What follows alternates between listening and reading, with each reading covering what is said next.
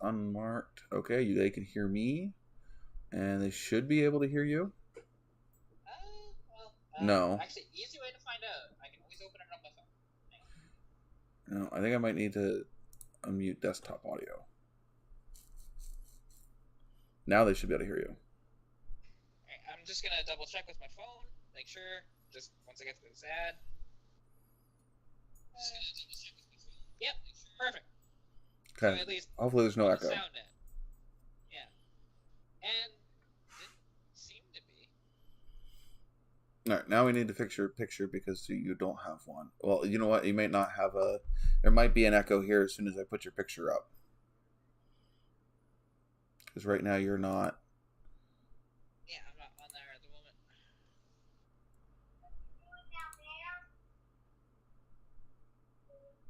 moment.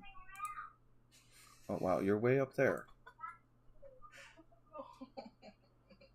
Oh, yeah, you can barely... Luca, lay down. That's a little better. And we need the window border. Bitching about him moving, and then Jaden was moving, so Luca bitched about him moving. They're having fun. Okay. I only want that. There we go. I think we're good. We can start a live stream, I think, maybe. Maybe. Hopefully there's no echo, because let me mute that end, because I think that you should be speaking as main active speakers. Can you speak for a minute? Lay down. Yeah, I can speak. Nope, you're not. It's not coming up with anything. Hold on. Oh, somebody's setting off fireworks. I'm waiting for the dog to freaking notice.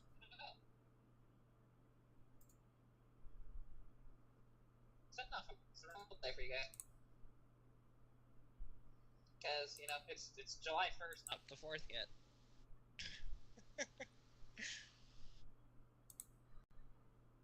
All right. Now you should be able to speak? Can I speak? Yes. Now, is it echoing? Let's see. I got my phone open. Let's see. No, I'm not echoing. I don't think so. Or if it is, it's very, very minor if there is. All right. I was hoping there was going to be people. Yep, dog noticed. Stop. It's fine. Relax. No. Lay down unless you need to get something. All of the distractions tonight. Got fireworks going on. The dog wants to doing a heck and protect. It's fine. Chill. No. I was gonna say, I'm kind of surprised that, hearing fireworks, if you were in Canada, makes perfect sense. But you're not. Stop. It's July 1st. So. Kennel. Go. Kennel. You're taking me with you. Kennel. Go ahead. Where are they going? Why are they coming? All of the distractions tonight. Oh, you done now? You gonna lay down? Lay down. Well, I don't know if they're coming down. I think, but Luca got down. Oh my God. Why do I bother? Yo. Knock your shit off. No need to do a heck and protect. No.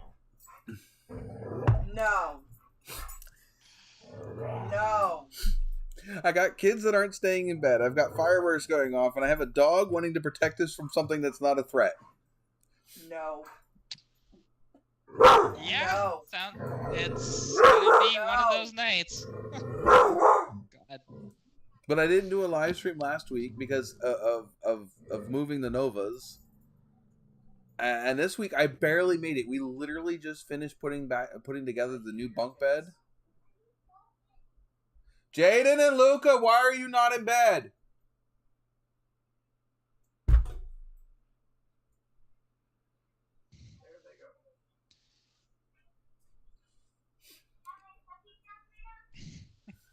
go.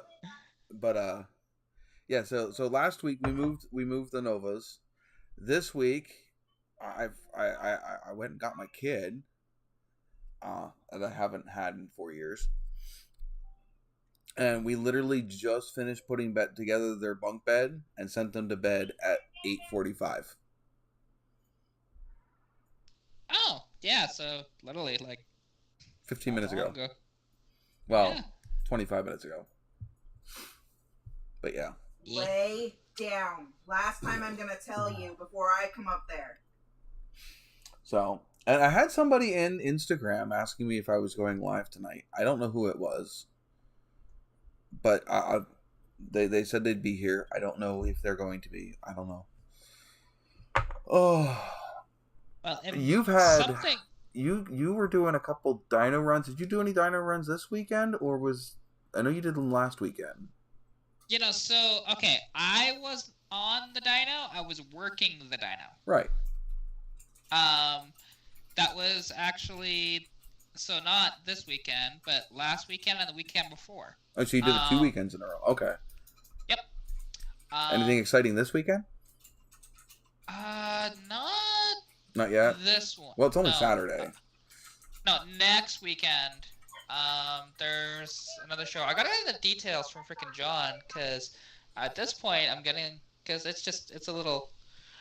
It's one of these things. Sometimes getting the details out of him, even though it's his dyno, of when I'm supposed to be working. You getting paid, right? Or is this pro bono? Yeah, no, I do get paid. It's not much, but I do get paid. It's more fun. You're getting paid to do something fun. Exactly. I get to play with other people's cars. Though I get a lot more responsibility this time around on the 8th, as long as weather doesn't screw us up, because it's looking like it might.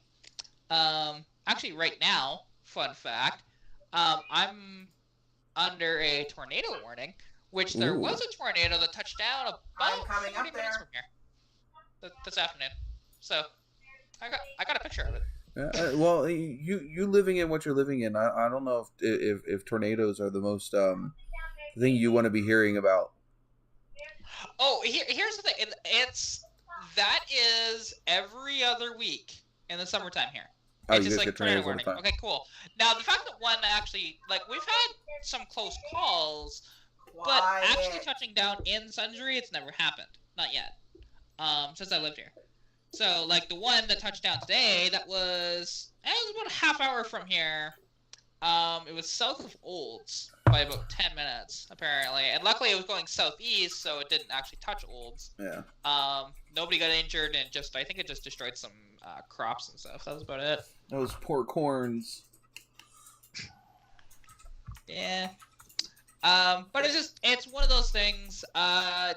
Last summer, actually, we had a tornado that was within about 20 or 30 minutes of Sundre, but again, traveling the wrong way. So it's not something you want coming towards your home.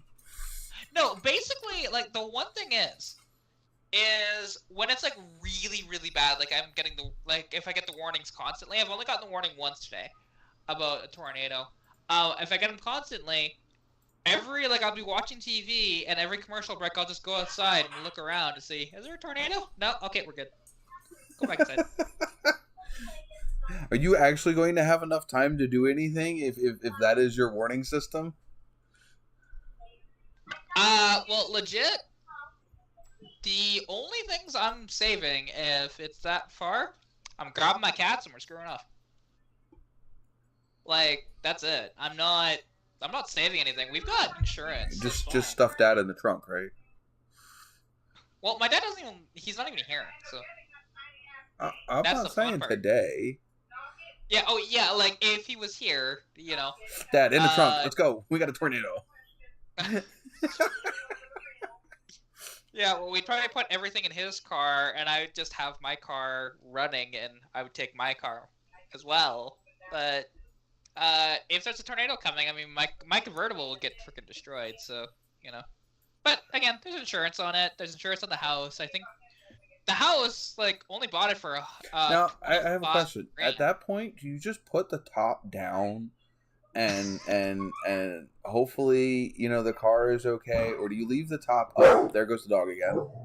Chill. Eat your bone. It needs a new top anyways. Right, but I would assume if you left it up, it would not only just rip the canvas to shreds, but it would probably twist the framework. To be honest, I think either way it would destroy it. Well, if it was down, then most likely the wind wouldn't catch it. Well, here's the oddly enough, I've driven that thing through quite the winds that are close to tornado quality anyways. Hasn't touched the top at all. So okay. That's fine. It's one of those things Because when I went on that trip, actually, this would have been a couple summers ago, when I, 3 summers ago, I can't remember, but drove that car to Medicine Hat for a friend of mine, and because that's just the car that we took to go down there to help her move the rest of her stuff back to Calgary. And that's when it was still on the original motor, and the motor just about piled up on that journey. That would have been fun. Because we were just gonna drive it to. It was actually Redcliffe, technically, which is near there. That's where they had the U-Haul station, and we were renting a truck and a little. It was supposed to be a trailer, but for some reason they screwed up on their end. And they got us a dolly. You're just like, well, I didn't want to put my car on a dolly. Yeah, I got a trailer when I did ours. Yeah, it's just trailer's so much better than a dolly. So it just said, screw it. I drove my car, and my dad drove the 5-ton. Or not 5-ton, but you know what I mean. Box truck, box van. Yeah. And then my bestie, she was beside me. And luckily we actually did it this way, because that would not have been a good, very comfortable or nice journey at all with 3 abreast plus stuffed in the front of the U-Haul. Plus her cat too. So instead we were in the convertible. We actually had a good time. There you go. But once I got it back to Calgary and I was filling up for gas, I come up to the pump and the whole thing's shaking and it's knocking, and I'm just like, ooh, is it gonna make it home? I don't know. It did, but it made it all the way till it wasn't in your possession, and then it went. Exactly. It was perfect timing for it to do that. But yeah, no, it's just one of those things. And like I said, tornado season around here, it's so regular. I remember the first time I moved out here, because in Lethbridge, as windy as it was, tornadoes weren't really much of a thing. Once in a blue moon, we get a tornado warning, and that's when you kind of panicked down there. But up here, you see kids playing around as there's a tornado warning. It's fine. I think Jess is looking for replacement parts for the bed we just got. There's a couple missing pieces.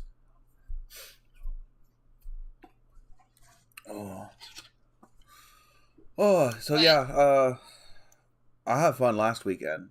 This weekend was all about the kids. So no real channel stuff, except for I did compile a list of prices and quantities for the rest of the wiring harness. So finally got that whole list done, and got my spreadsheet to work, and put in the amount per foot and all that of the different wire and stuff, and got all that fixed. Wire's expensive. Yeah. So far, I have the wires and the connectors priced out. I still have to price out the terminals. I don't think the terminals are going to be too bad, especially if I buy them in bulk and just buy the sizes that I need. And if I have ones that are only I need 2 or 3, I'll just pick up a couple of them. But I don't think that the terminals are going to be too bad, because a lot of the ones that I'm buying, the connector comes with the terminals. So if I'm going to buy them in kits where it's the whole connector, for the ones that I'm making, I need the whole connector. The ones like the Holly stuff, where all I'm going to do is de-pin it, shorten the wire, and put a new pin on it, and slap it back in the connector, then I'd have to replace the pins. But there's a few spots where I'm literally adding a whole connector, so the male and the female side. And so I need everything. I need the connector, I need all the pins, I need the seals, I need the little wire guide that goes on the back of it. And I can get them in a kit where it comes with all of the terminals, the seals, everything. So then I don't need as many terminals. But and hey, Jesse's in the chat.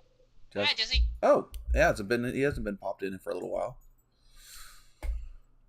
So I have a rough guesstimate of how much that's going to cost, so that way when I have some free money, I can pick them up.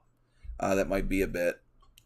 But we moved the Novas last week, And we'll get to. I do want to talk about her diesel pickup truck in a little bit. We'll get to that.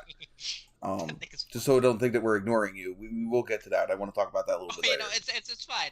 There's your stuff. I have a bunch of stuff too that we can chat about as well later. It's all good. Yeah, we got time.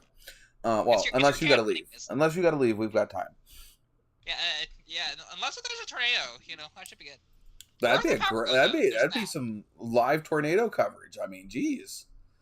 Well, if there's a tornado that close, it wouldn't have power. But you have a phone. Yeah, I would have to live stream. We would be mobile. We would be on the go. Yeah, which is quite dicey with the connection around here.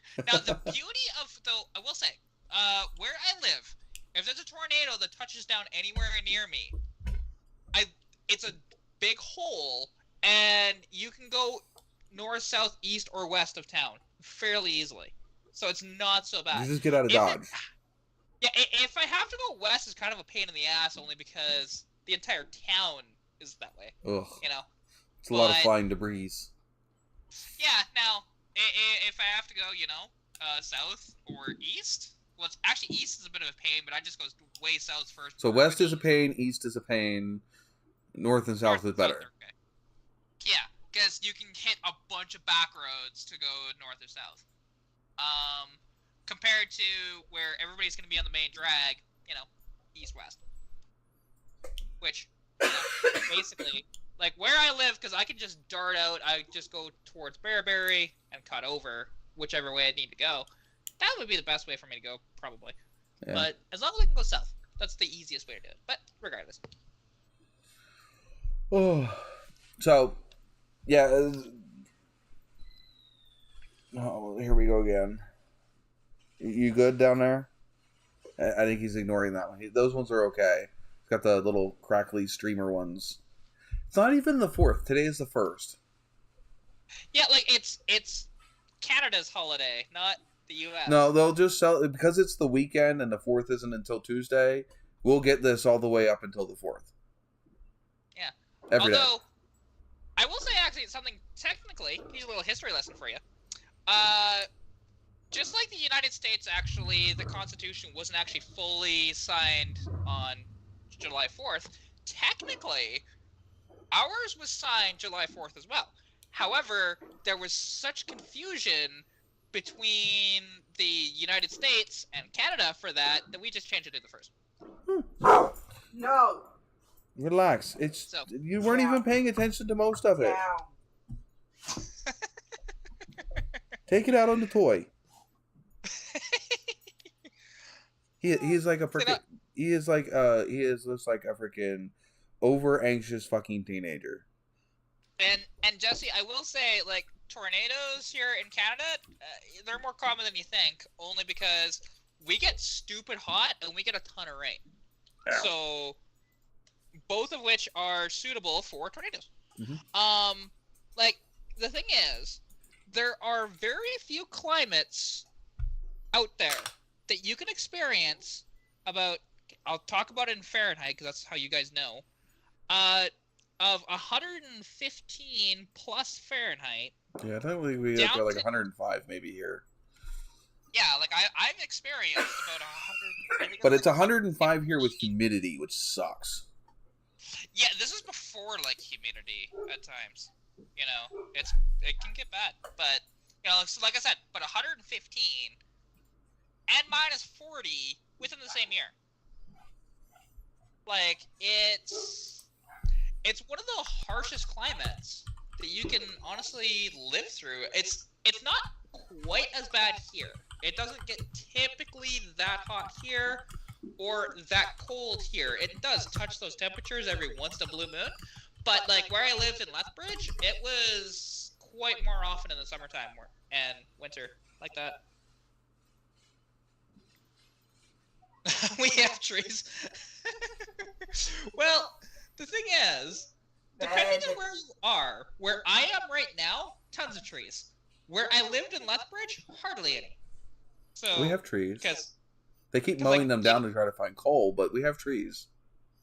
Yeah, and Lethbridge was a coal mining town. It was actually, it's funny because they don't talk about this side of it.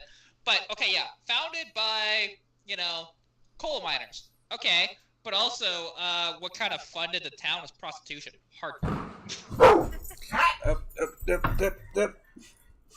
That's something that they don't teach you at the museum there. Can you guys hear the firework? Just the dog barking. No, I can't hear him. Can you hear the dog? The dog's like right there. Okay. Relax. Shut up.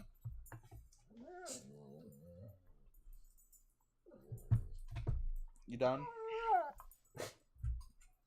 Lay down. Gonna take out my whole desk.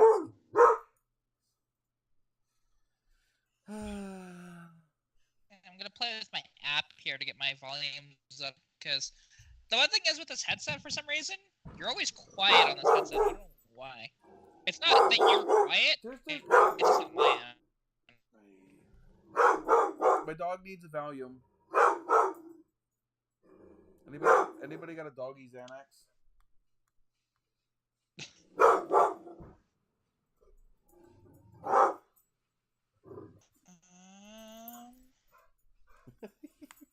Oh, that's what I was looking for. There we go. He took off that way, so the barking might be a little more distant. I love how you're hiding behind me now. What, I am? Yeah. Your screen is so small, it's almost all the way behind my screen. Or behind my my image. Would you stop? Lay down. I literally can't find replacement parts anywhere. They don't have anything open for another bed that's similar? I can find beds that are similar, but I can't find... Replacement parts? No, I sent them an email, but it says, like, we'll replace parts for free because there's, like, a 1-year warranty, but I didn't get it. I don't care if they're free. I don't care to pay for them. Buy replacement parts. Why don't you just have replacement parts? Because they want you to buy another bed. Try looking up on eBay or something, or somewhere else. There we go. That's much better. Finally figured that out. No. There, with any luck, I'll fill up the screen now. I was doing something else on my computer. Smokey, Kennel. Stop. Lay down. I'm gonna get you a set of earplugs. Stop.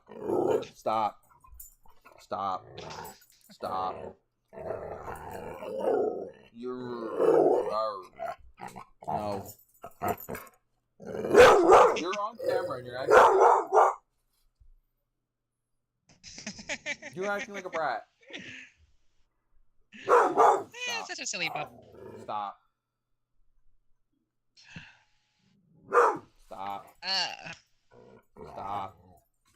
No. See, I'm getting viciously mauled by my dog. You see this? I'm about to say, fucking zip tie all this shit together. What do you call this? You're not even biting. Stop. That's the point. He's not supposed to. Sit. Big old ferocious dog. It doesn't do anything.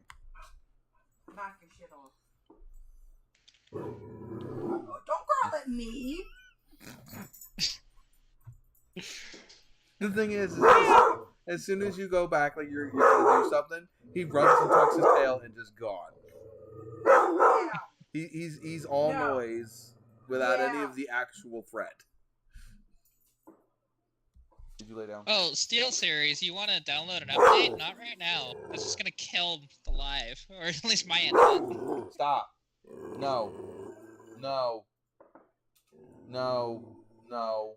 Deal with this for the next freaking week. No. This is coal cracker country. We're gonna be dealing with this for the next 3 months. It's not gonna stop for 3 months. Down.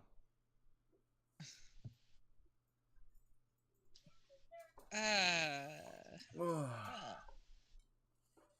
So I keep getting interrupted on the whole Nova thing. yeah. I got her over there complaining because she can't find the stupid parts for the bed. Bitch. I'm gonna just call him up on Monday. You gotta have a number. Well, there's some clips, but the wrong ones. I know that. Deal with it later. Go play I'm some gonna stuff. zip tie it together. Zip ties, duct tape, and super glue. That would be Do a it thing the you would. skook way. I said that would be a way you would do it. I mean, if you get like industrial zip ties, that work. Redneck welding. No, she's just gonna get the friggin' cheap. This is Jess. She is going to go to like the dollar store to get the stuff. She's not even gonna get good duct tape. She's going to get like the dollar store duct tape that sticks for like a week. No. No. Like duct tape wouldn't work for that. Zip ties. Well, you don't know. would. You don't know what we're looking. All right, so we got one of those bunk beds that has the bigger bed on the bottom and the smaller bed on the top. Now, and then I'm gonna weave it back and forth all the way through. I'm gonna make a whole ass little thing. you're just gonna make a duct tape netting. Yeah, I'm gonna weave it through. It's gonna take you forever. And But quite a few rolls of duct tape, yes. But I'll fucking do it. I'm gonna duct tape you and to the then wall. it won't move. I'm gonna duct tape you to the wall, and you're not gonna move. Stop So- it. Oh, it's like for the supposed Stop it. railing. I can't hear you. I have a dog. Down.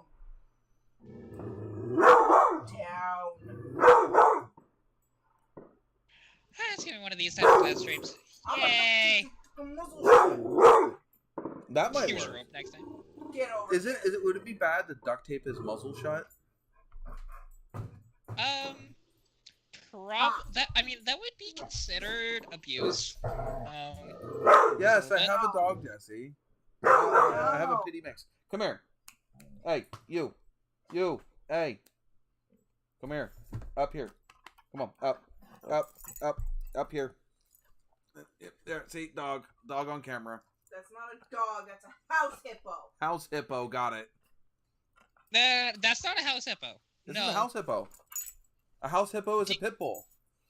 No, a house hippo is a Canadian thing. No. Down here in There was America, house hippo is a pit bull. Yeah, no, if you go search up house hippo, what pops up is a Canadian commercial over fake things For that what? you see out there. Huh? I'm dead serious. It's a Canadian commercial. It was put out by the government. Okay, and what is it again?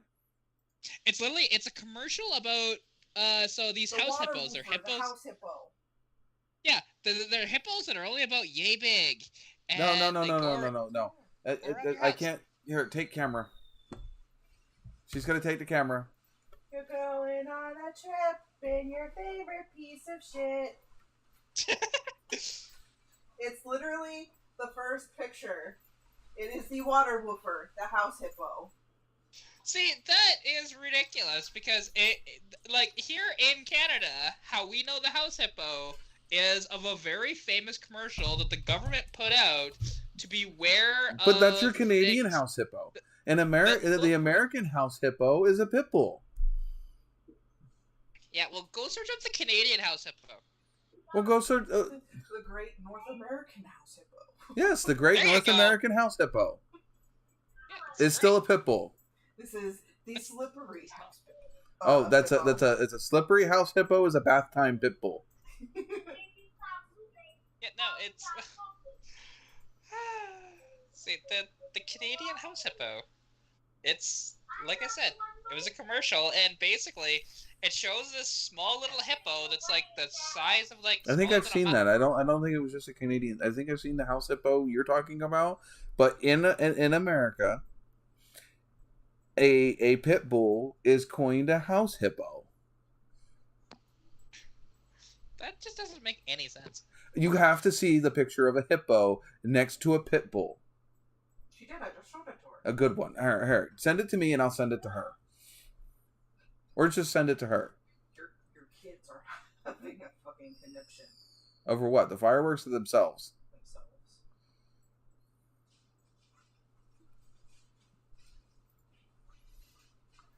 My cat found some catnip, and now he's all high. It's great. I wish I could find some catnip. I got beer. Hang on. See? He's high. It's a floof. See? Oh, no, he's all paranoid.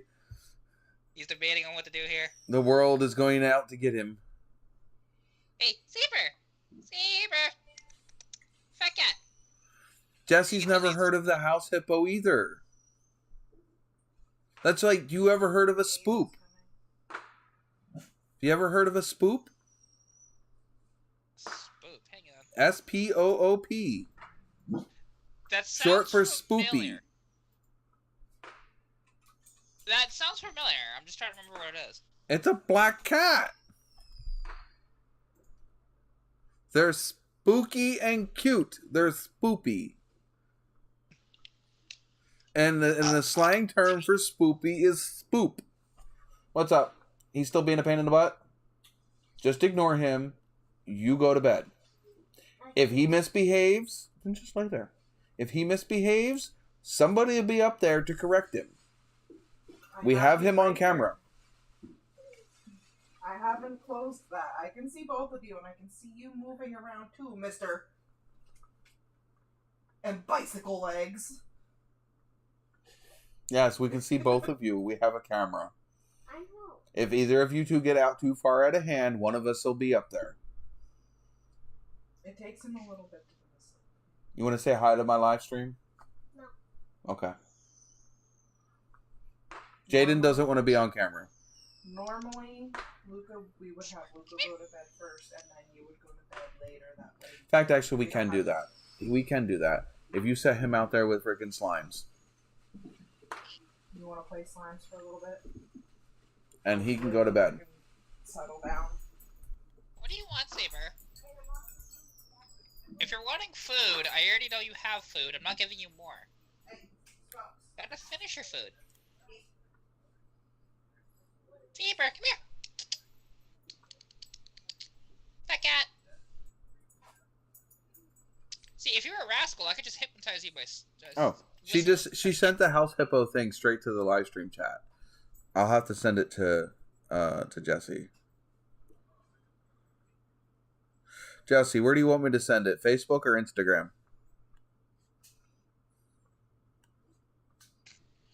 Yeah, see, that's no. Yeah, it's accurate. It's uncanny accurate. I mean, I see it sort of, but it's I grew up with the house hippo being a Canadian thing. Well, that's fine. That's fine. But as you can tell, we have an American house hippo. The great North American house hippo. Yeah, it's just a pit bull. Doesn't He is a house hippo. Skinny for a house hippo, but he's still a house hippo. Come here, you little shit. Yeah, that's exactly right. That's exactly what he is. Yeah, and this is a heffalump. That's a floof. You know. There you go, Jesse. House hippo. Old fat floof. He says he's awesome. That's fine. Go get him something to eat. He's not used to our schedule. There's chicken nuggets in one of the freezers. Or there's a PB&J we can pull out. We can get more PB&Js tomorrow. It's going to take like 20 minutes for it to defrost, though. Wow. Thank you, Jesse. There's a cat gone. I think we lost a cat. Here. Oh, okay. I'm here. You're still hiding, but I'm going to have to move you because you're hiding behind my picture. I wasn't until just now. Oh, okay. I was there the entire time, and then all of a sudden, because you haven't been paying attention to the thing, obviously. I've got all kinds of distractions. I'm an ADHD person with 50 distractions right now.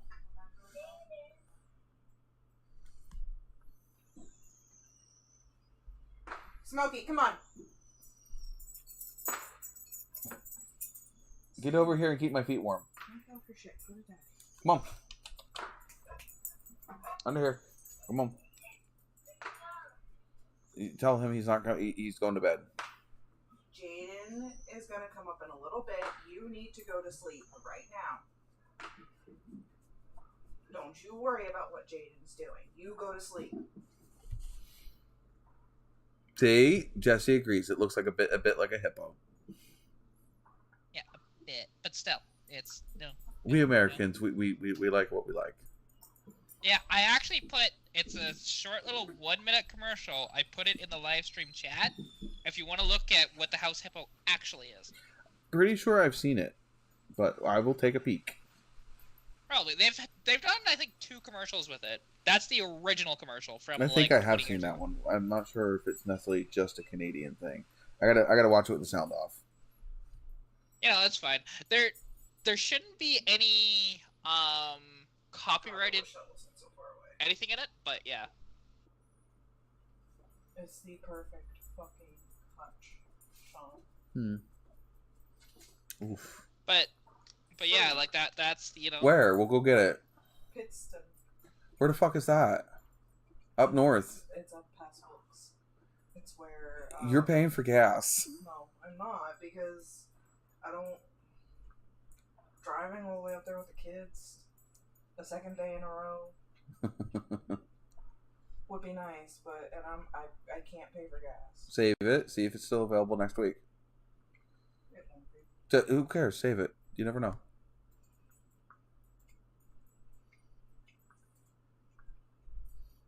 Jess has been looking for an old school hutch, and one finally popped up. But the problem is neither of us are really in a position to go get it. I just put a lot of money of gas in the truck today, and last week I spent $160 in that truck in a day and a half.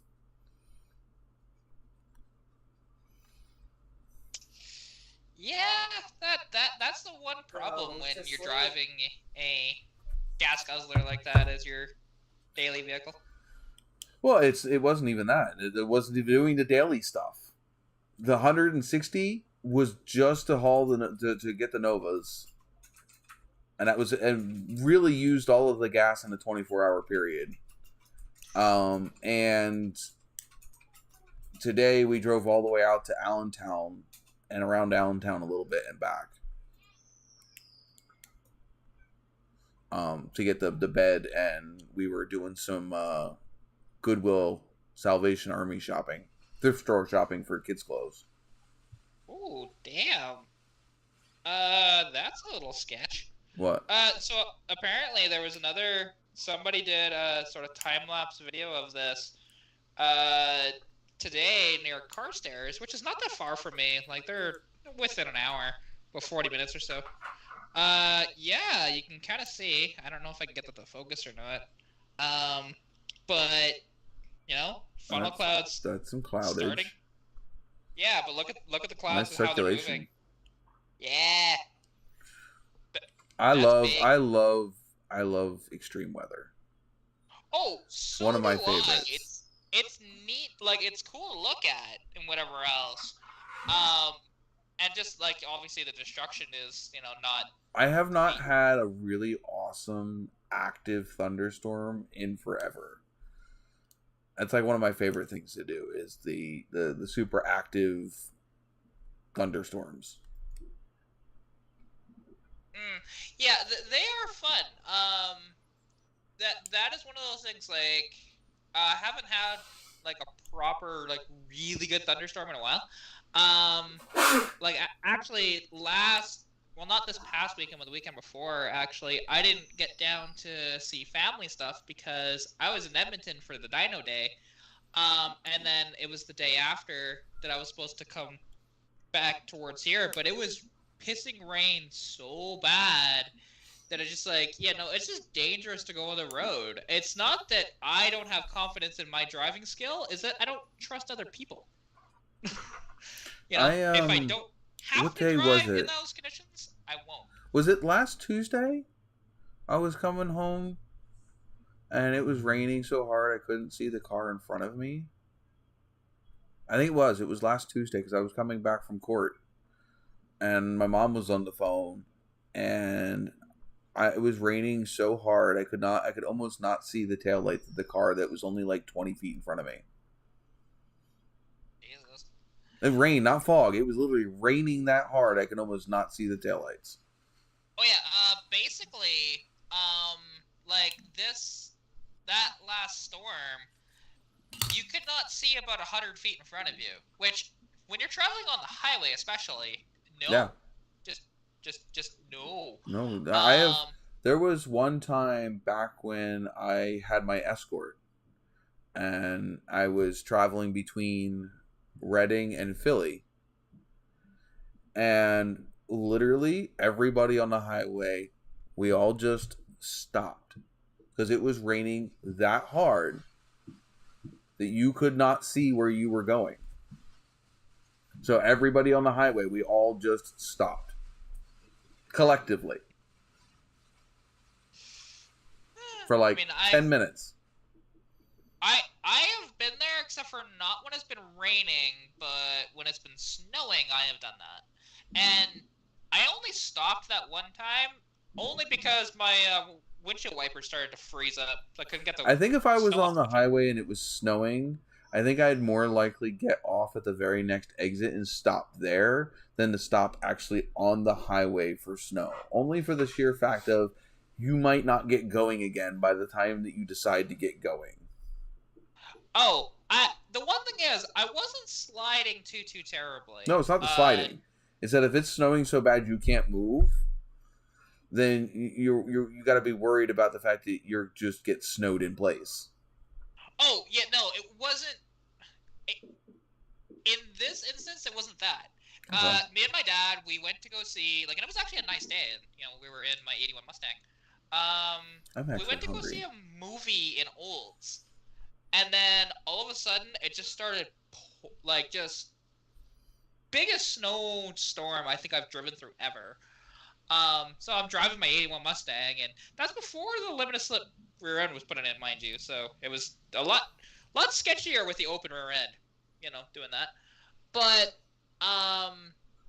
so driving down, basically what was happening is I had to stop about halfway between Sundry and Olds, because it's not a super busy highway, so it's not so bad. Especially when there's that much snow, there's not many people on it. There was like a total of I think 4 cars that I counted on that highway the entire time. But so I pull over to the side of the road only because the snow accumulation on my wipers was getting so bad that they were starting to stop working. So I had to quickly jump out of the car and just smack them on the windshield just to get them, the snow off of them and get them slightly unfrozen so that I can keep going again. That's all it was for.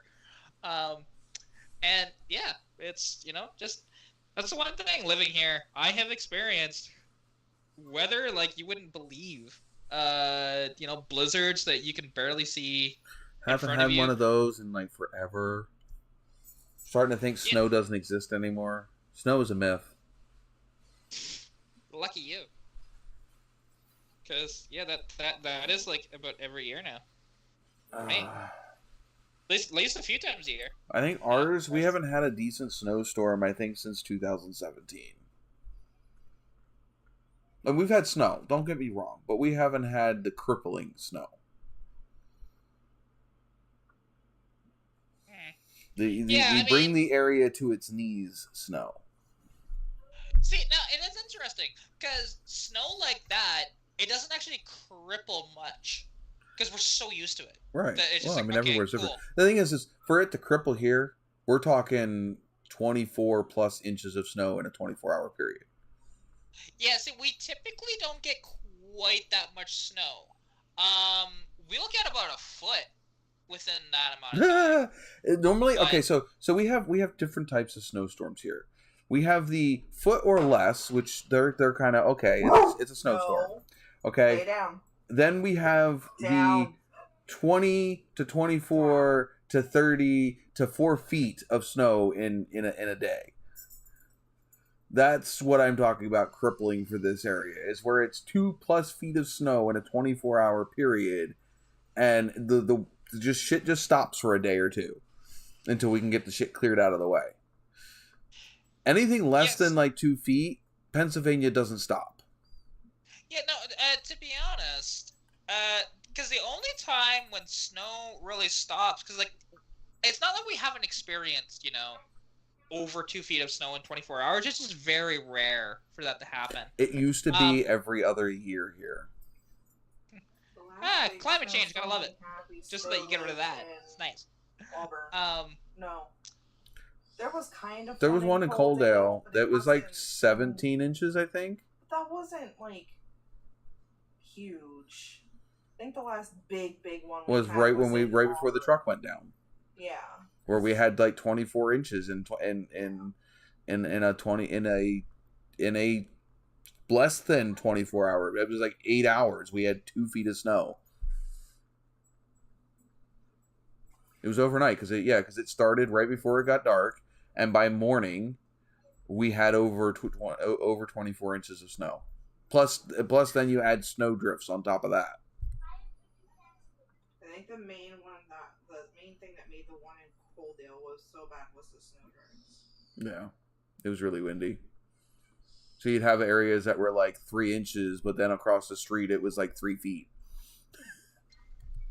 Because it would just push all the snow onto the other side of the road. But I remember as a kid, we had snow that was taller than I was. And it was all, like, it was not snowed the day before, and then you wake up the next morning and the snow was higher than you were outside. That was like 94, 96, somewhere around there. Yeah, see, like, here in Alberta, we don't, like, out east, that's where you get that type of snow more. Jesse, back then, I'd have been like 13, 14 years old. I probably would have been, at that point, probably around 4.5 feet. I don't know. I know that the top layer was hard enough that my little sister walked across the top layer of the snow, and then she didn't. And she was like 2.5 feet high. She just poof, disappeared. The snow ate her. I mean, we were literally digging out igloos. We weren't making igloos. We were digging tunnels through the snow. Yeah, I am so glad that I've never experienced quite that bad of snow.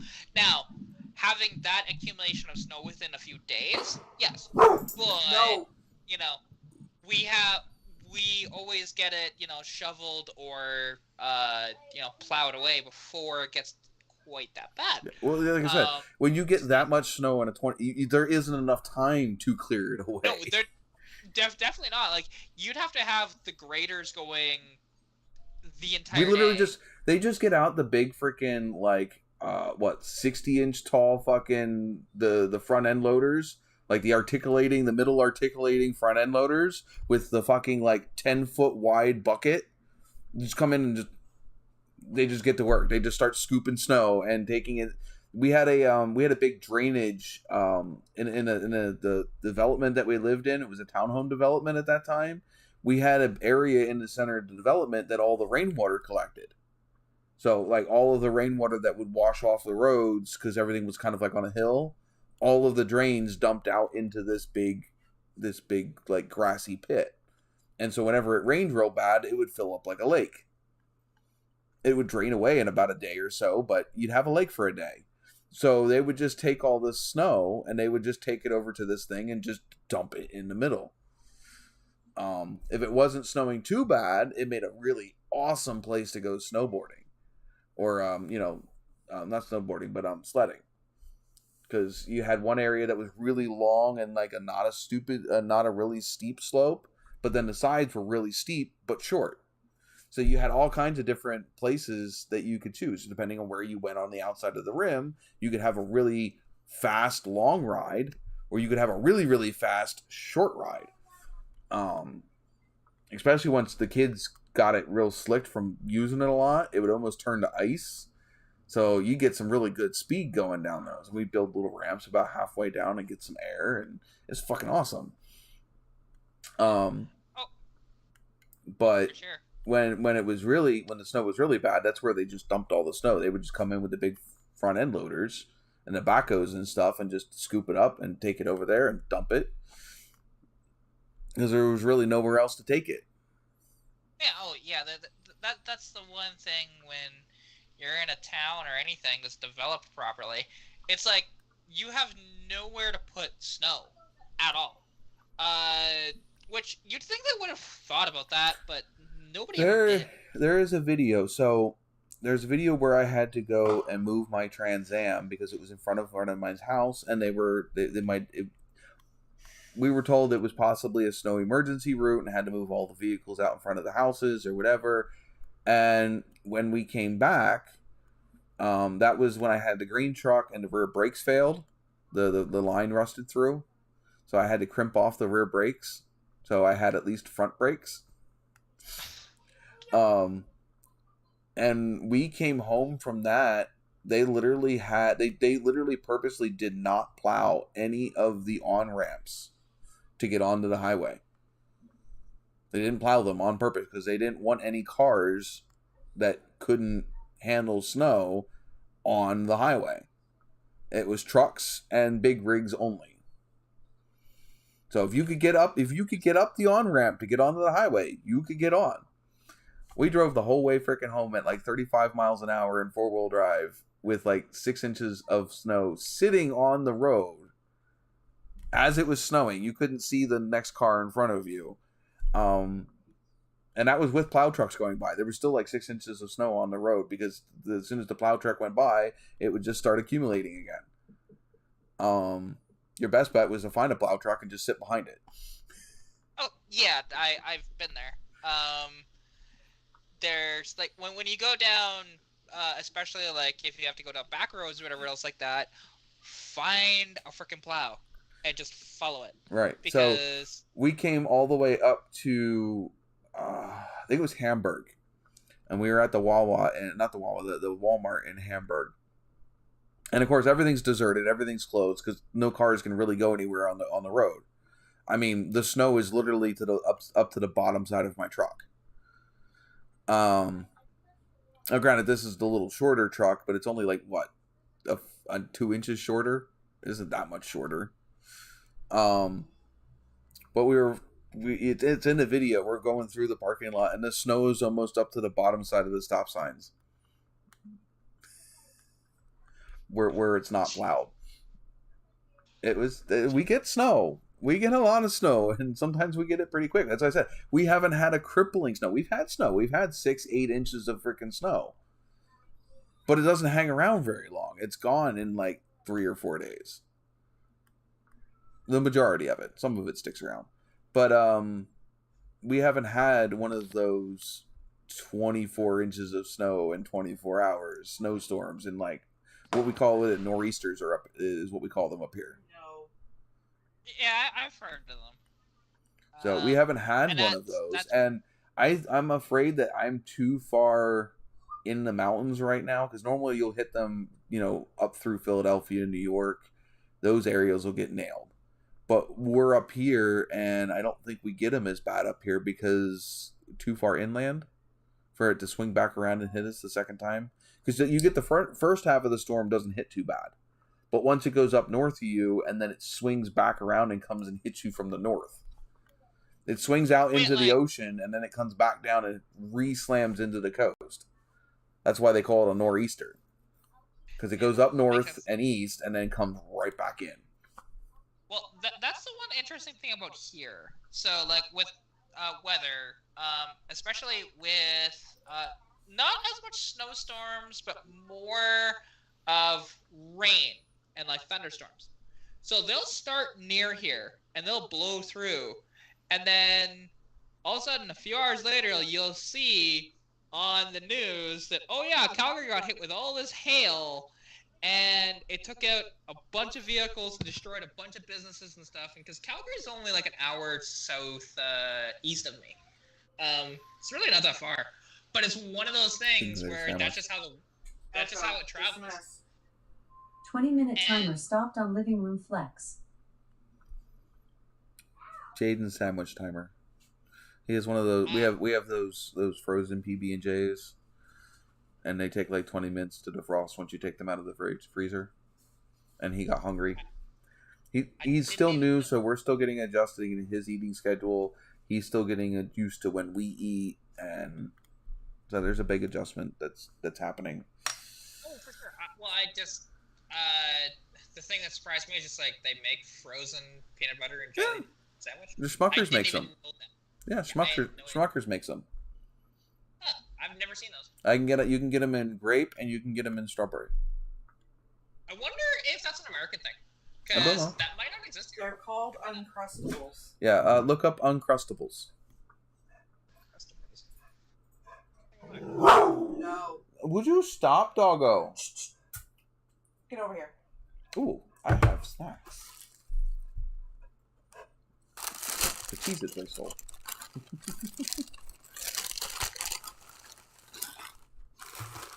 I still owe you a box of Cheez-Its.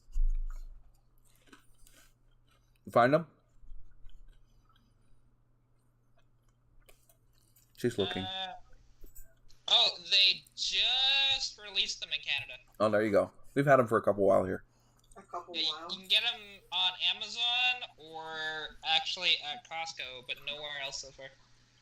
So yeah, that's why they're pretty good. I get them at my work has them in the machines at work, and I'll grab a couple on sometimes at lunch. Hey, trust me, there's a lot better, snacky stuff here in Canada over the States. So, Why? Well, there was these things. Yeah. I know, like, there was so many. She has a little canteen, and she warms up chicken nuggets for Bronx, and they're not like hot, but they're palpable. Huh.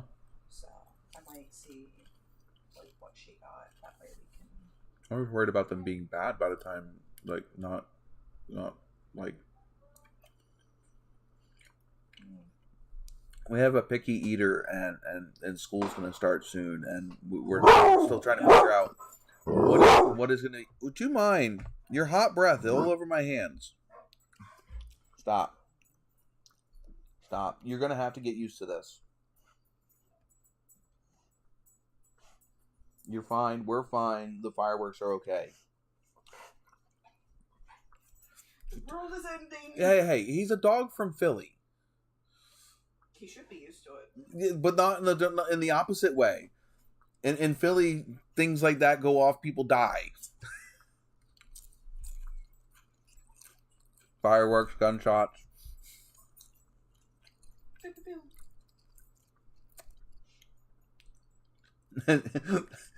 Jesse says you guys are so far behind. Yeah, I was reading that, and like I said, we have a bunch of snacks here that you guys don't. Like, there was these things, and because I know they might be in the States now, but when I was growing up, they weren't. These things called Lunchables. What? Lunchables? They were, yeah. We've had them since when I was a kid, we had Lunchables. But ours were better. Well, how are yours better? Because ours, depending on which ones you got, it came with better candy overall, because it always came with some sort of a candy. We get M&Ms and things like that in ours. Yeah, we got, depending, it was either Smarties, which you guys don't have. We have Smarties. No. Your Smarties are our Rockets. It's not the same thing. Hold on. Can you go get that bag that we have out on the kitchen table? I know. You threw out the whole bag? Why? My jawbreakers were in there. Poor baby. You're such a dick. Didn't even ask me if I was eating the stuff out of that. But yeah, no. I'm mad now. You threw out my bag of candy. Like, American Smarties are what we call Rockets here. All right. So what do your Smarties look like? they're similar to M&Ms, but not quite. Because our Smarties are like crushed powdered sugar. Like pressed powdered sugar. Yeah, see, and that's what we call rockets here. Like, you can literally... No, see, Skittles are different. This is my water dispenser. Is that my dad? Like, you can look up a thing... Actually, there's a picture online that shows the difference between, some Canadian and American snacks. And yeah, Lily, what you guys call Smarties, we call rockets. And because we have a separate thing called Smarties here. That is... It's made by Nestle. Which came first? Our Smarties or your rockets? Or your Smarties? Good. That's a good question. I know the Canadian Smarties existed in like the 50s, so... Because our Smarties is a really old candy. Let's just take a look here. Because that's like an OG candy here in the U.S. Yeah, there you go. So, so Smarties started in 1937. Your Smarties or ours? Okay. Ours. When did our Smarties start? American. Let's see. 1949. Okay, so your Smarties came first. Now, was that the original coined term Smarties or the beginnings? Because sometimes a lot of our candies, they have a journey before they end up becoming called whatever they finally get called. Yeah, they were called Smarties in 37. So. All right. And yeah, it's one of those things. Because they only existed in like Canada for a while, like in the United Kingdom and Canada, I should say, because they originated in the United Kingdom, and they came over here. And okay, so our American Smarties come from London. Wait, London? Which London? London. Okay. Smarties was founded in 1949 by Edward D., who was from a candy-making family in London that settled in Elizabeth, New Jersey, rented a garage in Bloomfield, New Jersey, where on a repurposed pallet-making machine from World War II, the company turned out small fruit-flavored pressed sugar tablets. Yeah, see, and those here are rockets. It's the exact same thing, but it's just called rockets. Same packaging and everything. Those Smarties. Where ours, I don't know if you actually have a version of what our Smarties are. I don't think so, to be honest. But you might. It's one of those things though, like, and our candy is different. Where like I've tasted like American candy, and American candy tends to be a hell of a lot sweeter.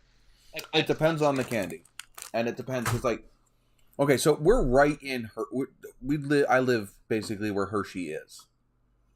I used to live less than 20 minutes from Hershey itself, and the thing is I don't necessarily like Hershey candy.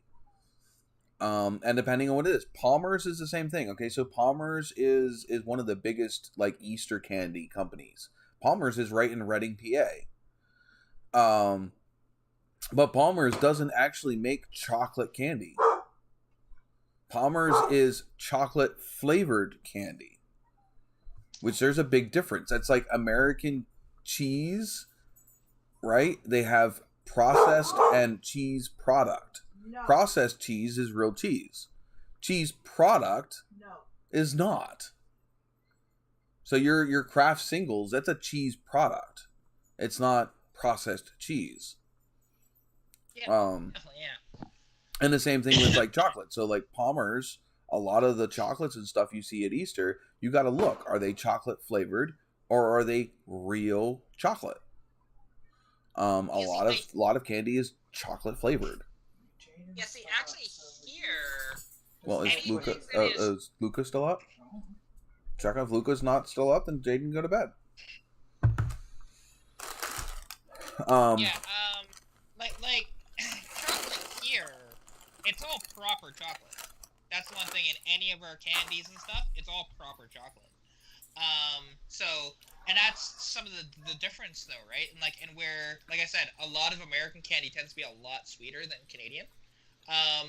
But like, if you actually taste the difference between American and Canadian versions of candy, you'll find like that the Canadian one typically, and even Americans, a lot of the time when I see them do this, they're just like, yeah, the Canadian ones just taste a little better because they don't just overload you with the sweetness like the American candy does.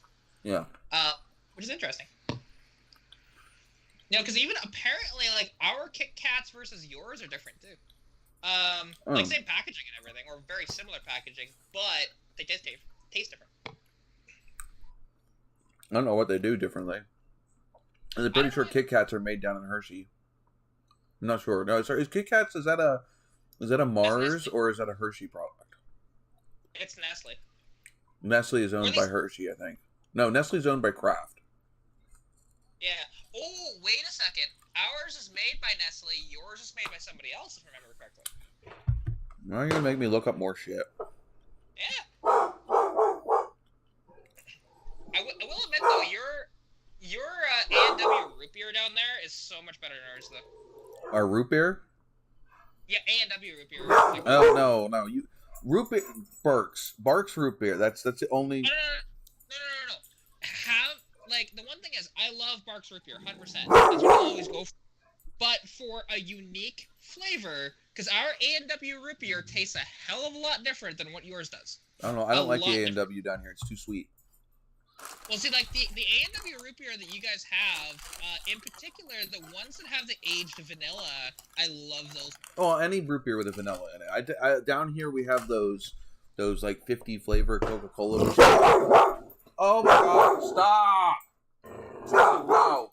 Oh, I'll get a headache.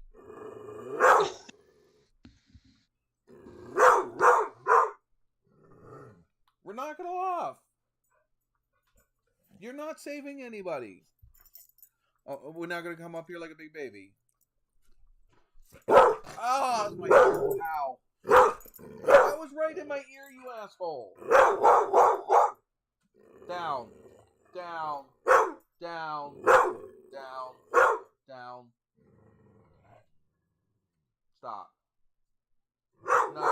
No. Down. I spent 10 minutes arguing with my dog. Down.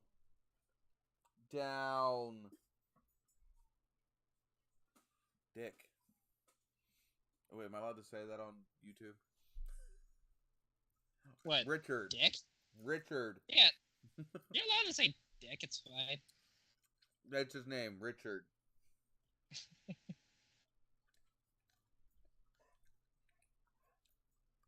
Canada Dry is one of the only ones that is actually a ginger root. Well, yeah, and I want to say they are. Seagram's and Canada Dry are the only two that actually still use ginger. Everything else is ginger flavored. I'm actually going to look. Is there a difference between Canada Dry US and Canada? Nope, they actually are the same, so that's cool. Have you ever had root beer made with yeast instead of CO2? Yes, I have.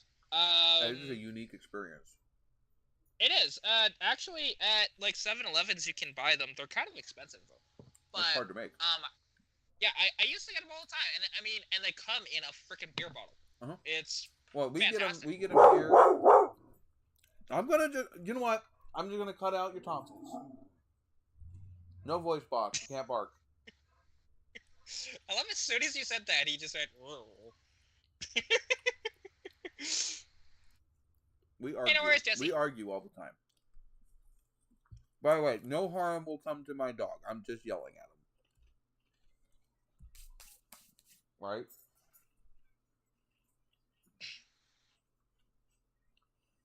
Yeah, but that's... By the way, we've had him for a year now. Has it really been a year? Mm-hmm. Wow.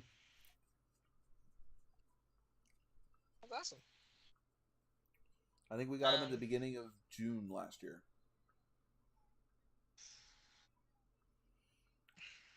Yeah, because we had the accident with the deer right before my birthday, and that kind of determined the fact that we weren't going to get a Connie Corso, and so she went looking for rescues of anything that was in something that we want: pit bull, Rottweiler, whatever. And she came across this guy who was in need of a home, who was losing his home out in Philly, because the typical thing of, oh my god, I hope you guys can't hear that.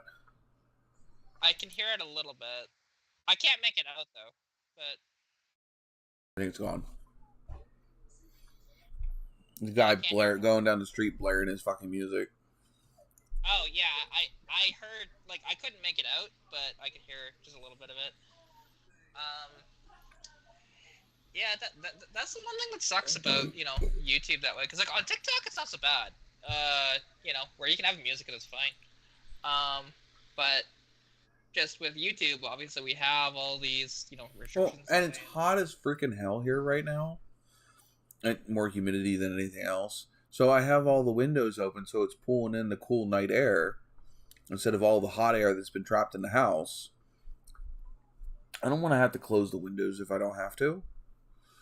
Oh yeah, like, I mean, right now, like, luckily, I don't really have too much of that happen. Like, people driving by, they're just in loud vehicles, not so much of, music blaring. What's up? But you're gonna be on camera. You come any further over this way. Is your brother asleep? I don't know. She just went upstairs to do something. I don't know what she did. She's probably going to bed. I'm gonna check your camera to see if I can see if he's asleep. Okay. Doesn't look like he is. You're on camera, by the way. Say hi. Hi. That's my middle child. You don't see him. He doesn't look like he's awake. So if you want to go upstairs and go to bed. I'll check, because... Just be quiet. Don't call his name. You call his name, he's going to wake up. I know. I'll try to be quiet. But if he's asleep, turn off your game and go to bed. Literally have not had him for 4 years. He was 3 the last time I had visitation with him. Wait, like, seriously? Yeah. And you saw the reason why, you know some of the backstory that I can't say on here, is the only reason I have him, because if it wasn't for that, I wouldn't. Oh, it's crazy. Like, I don't fully understand when that happens, like, prior to that, obviously, of why is it that the woman always gets priority? I never understood that. Well, I mean, some of this is the fact that I wasn't able to take her back to court. Money, time, mental health on my end, as far as just all the stress and aggravation with it. The fact that I have gone to freaking court and literally gotten my ass handed to me when I should have walked out on top. It kind of beats you down after a while, and you say, well, fuck it, why? Definitely could not pass this one up because there was no way she could win. But it doesn't mean that once she gets, once the situation changes and whatever, that she won't get him back. So hopefully not. I will take whatever I can while I can. Oh, for sure. That's and it's in a way right now, like, it's just kind of a blessing that way, right? It is. So I'm just amazed there was no visitation before. No. Well, and the thing is I had a custody order. And she just flat out refused to follow it. I did get like lunch dates with him once in a while, but yeah, that was an hour and a half drive one way for like a half hour to an hour hangout at a McDonald's, and then that was it. Like, and it wasn't even like every week. It's like, what is a half hour to an hour going to do, like, twice a month, if that? Yeah, I mean, Not to mention the 2.5, 3 hour drive. And Well, yeah, like at least give like a full afternoon or something at nope. minimum, And it had to be right? with her. It had to be with her. She had to be present. Now, was that court ordered No. that way, or No, was no. that... That's all her. Yeah, And when you pay child support to two different women, it's really hard to collect the funds to take somebody back to court because, you know, they can get their stuff waived as far as fees and all of that stuff because they don't make any money. Because I make money, I don't qualify for that because I make too much gross, which is before child support. They don't count how much you actually get to take home. It's all how much money do you have when work gets pays you. Yeah, before it's a taxes, before child support, before health insurance. Oh yeah, it's a percentage of your gross income, which is like it should be your percentage of net, not gross. And it should be if I'm paying somebody else child support, that shouldn't count either because it's not money I can put in my pocket. No, well, exactly. Like it's one of those things, and a lot of the time, because I know people that do pay it, and like luckily the one person that I know, he has a shitload of money, so it's fine.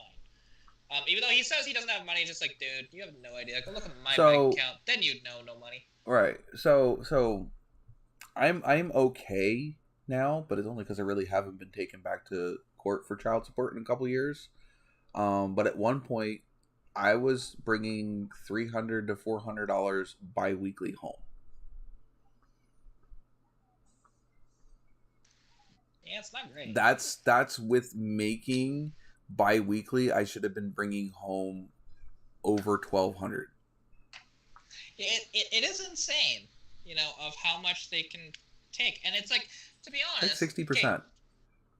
Like kids are expensive. Don't get me wrong. Oh yeah, but they're not that expensive. And I think the whole thing needs to be revamped. Number one, I don't think that you should be paying for somebody else's quality of living. Like, there should be this is basic needs is what your child support should be based off of.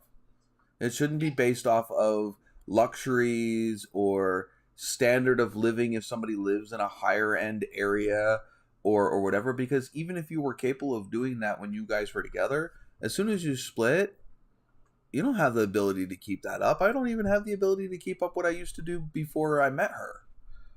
Well, and honestly, like, how it should really be is if you actually want to be in their life, and you're not, and obviously you're not a complete, you know, monster, because you're obviously not, you should have to pay a lot less. It's one thing if you want nothing to do with the kid, that's when you throw that at them. Mm-hmm. Because it's just like, no, you help make this child, you have to take care of it. But, you know, it depends. It depends, because there are women out here that have figured out that system. Oh, it's not a matter of you helped make that kid. They trick you into having the kid.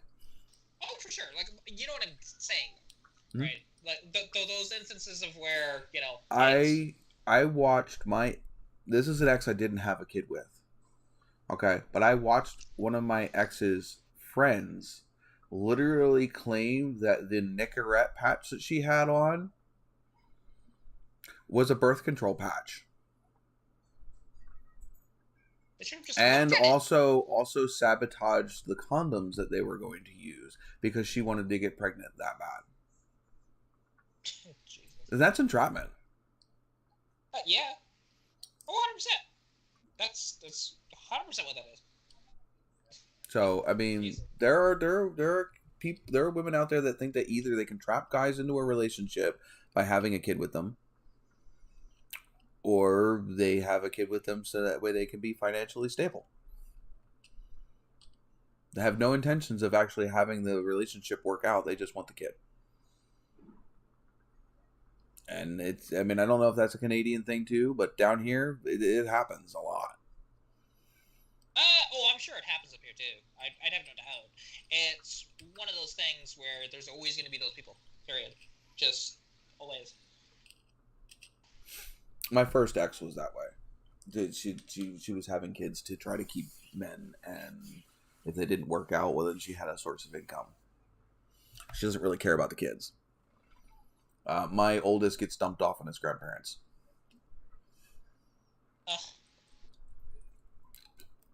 That's just like I don't understand that at all. And but yet the court is, still award her the custody. But what I don't get is why is it as well like that? You know, when they do custody checks, because I know that they do occasionally. Why don't they ever talk to both parents? And I don't understand that, because they should. Guys really don't. I mean, it's changing a little bit here, but guys really don't count. Oh, I know. Unless if, you know, guy lies through his teeth in the court and also gets other people to lie through their teeth in court. Fun fact, that was my family. So, this is something interesting. My brother, so I have two brothers. And shortly after I was born, I was maybe 1 year old, if that even, when this happened. So all of my siblings, other than my sister, we share the same mother, different dads. It's just how it worked out. And so my brother Davey, who is he's the middle child between, you know, me and my two brothers. And his dad lied through his teeth and got other people to lie on his behalf in court to get Davey taken away from us. And yet we still had visitation and everything with, you know, his. Yeah, you just didn't have primary custody. Yeah, like it was just one of those things where they had separated, and you know, my mom had moved out, but it's not like, hey, you couldn't see your kid. That was totally fine. And yeah, it got it got really bad. See, down here it is harder to break up siblings. So like if one parent has most of the siblings, they will most likely, that parent will get custody. Oh yeah, that's typically the case, but it's just because of how this one went. Right. And they tried to take, so they ripped my brother Davey away when he was about 3 years old. My brother Alex was only 4. And the thing was, like, it totally ruined my brother Alex for a while. Like, it was about a year where he didn't talk because of that. And they tried to actually get Alex, too, but they said, that's not your kid, so you can't. Which, just, wow.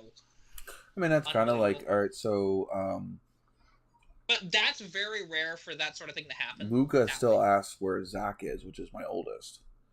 Because Luca was old enough to remember Zach when that stuff happened. What's up? I was wondering if you could play a different game on that. No, you are either going to play that, or you're going to go to bed. So, is he still up?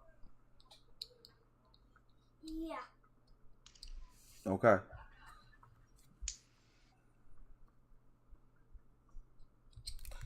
Doesn't look like he's still up. We have a camera in their bedroom. I figured. They've always had a camera in the kids' room. Yeah, we're just smart. Yeah. It's cool. It's got night vision, so even if they turn the lights off, I can still see everything. Yeah, see, those were like really expensive when I was a child, but now they're, you know, not so bad. They're not too bad. And this one's on a swivel, so I can literally like spin the camera around and shit. Oh, that's nice. I can see a majority of their room. There are some spots that are blind spots, but for the majority, I can see everything. Yeah, I'm assuming it's like what like a 180-degree camera or so. Yeah, it's by Waze. WYZE. And it works with our smart. I can literally pull it up with the Amazon stuff. So like our Amazon screens, I don't want to mention their names because it'll all start listening and piping in. We had to change their names.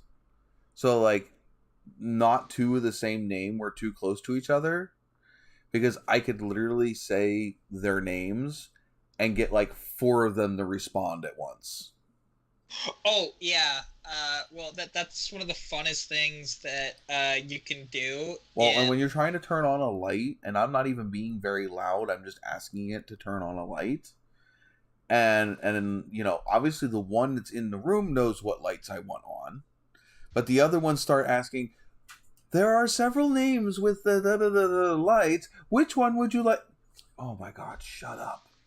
Or when you're talking and the one in the room doesn't hear you, but the one down the hallway is start asking to respond. It's like, no, I don't want you. I want the one in the room. Well, you know, it's like every once in a while in stores they'll have those ones that, like in Costco especially, that Are active. you can go up to them and you can activate them. And when you activate like the Apple and the Google and the Amazon, because they're all in close proximity to each other, and you start talking and asking it questions, and they will just basically be talking back and forth with each other. It's a never-ending loop. It's so fun to do. You That have to sounds ask funny. it certain questions, and it will do it. But you have to say like, "Okay, Google, hello," or "Hey, Amazon," watch the Amazon ones, because Yeah, we use and every name that they have, and there are there are at least 2 within voice range of this computer. A third if it wants to really stretch its hearing. That's dangerous. I It's don't have any of gotta that stuff in watch my what house. name you use, because there's one in the kitchen, there's one in the living room, there's one in this room. We used to have one in the entryway room, but I think we moved that one. Did we move that one? Or is that the one that ended up in here? No, we moved it. Where did we move it to? It might actually still be in the entryway room, but in a different outlet. There's one in the bathroom in the kitchen. So there's a bathroom right off the kitchen that has its own separate one. So that's on this floor alone. That's 1, 2, 3, 4, possibly 5. And then upstairs there's 1, 2. I think there's only 2 upstairs right now. And I have one out in my garage. That's quite a lot to have. Like, holy crap. Usually it's like A lot of them are just ones that we had, like that are just a voice one. We also had a bigger house or different laid out house before this one. But a lot of them, like the bathroom ones, they're in there so that way all you got to do is tell it to do lights on, and it'll turn on the lights in the bathroom. Whereas if you had it in a different room, you'd have to go through a little bit more than just lights on. You'd have to tell it what room or what group of lights you want on. Whereas if it's in the room with that device, it'll turn on the ones in that room. Which is great, because if we're not home and somebody forgets to turn a light on, you can turn your lights off. Or if you're not home, you can have the lights randomly turn on and off, so that way somebody thinks you're home. I like that feature, because if you're not home, you can still make it look like you're home. Yeah, oh yeah, no, it's one of those things. Actually, what's funny, because actually my friend Kelly, she has those, I think she has the Google Home, not the Amazon one. But yeah, ours are all Amazon. But the one thing is, she has one that is at her. Well, actually, now she sold the apartment finally, so it's not as much of a problem anymore. But so one at her apartment, or not even at her apartment, at her house, and one at her cabin, right? So whenever she'd ask it to turn on certain lights, it would trigger the one that's in the other house and turn on the lights there. Yeah. Instead of, your main house. Well, that's why we have multiple devices. So, like, we have this one in here. It sits up there in that corner. You can almost kind of see it. The blue. No, you can't, because it doesn't have it's not up high enough. So there's that blue tub. You see it there on the corner next to the privacy accordion doors. There's that blue tub. Right behind that blue tub is one of the ball speakers. And it's really good for sound. There's one hiding right there, And if the light in here, if I could put a regular light socket in it, it would already have at least one or two. Because then I could just tell it to like go into studio mode, and anything that has a Bluetooth light source, I can have it control and immediately turn this whole room into like live stream mode. Especially if I had like the hue like colored strip lights and stuff. I can literally have this room completely turn into whatever studio I want it to. So whatever mood, say I'm playing video games or doing like a Twitch stream, I could turn everything purple or whatever. But just by telling it to, hey, go into this mode, and it would change all the lightings and, you know, maybe silence alarms or whatever. You can have it set to do different things. Like when we tell the one upstairs that it's bedtime, it shuts all the lights off that it can. So any lights off that's in the house, and it turns all the night lights on the plug-in ones. So the plug-in ones have a nightlight on them. And it'll turn all of the night lights on and turn off all of the lights.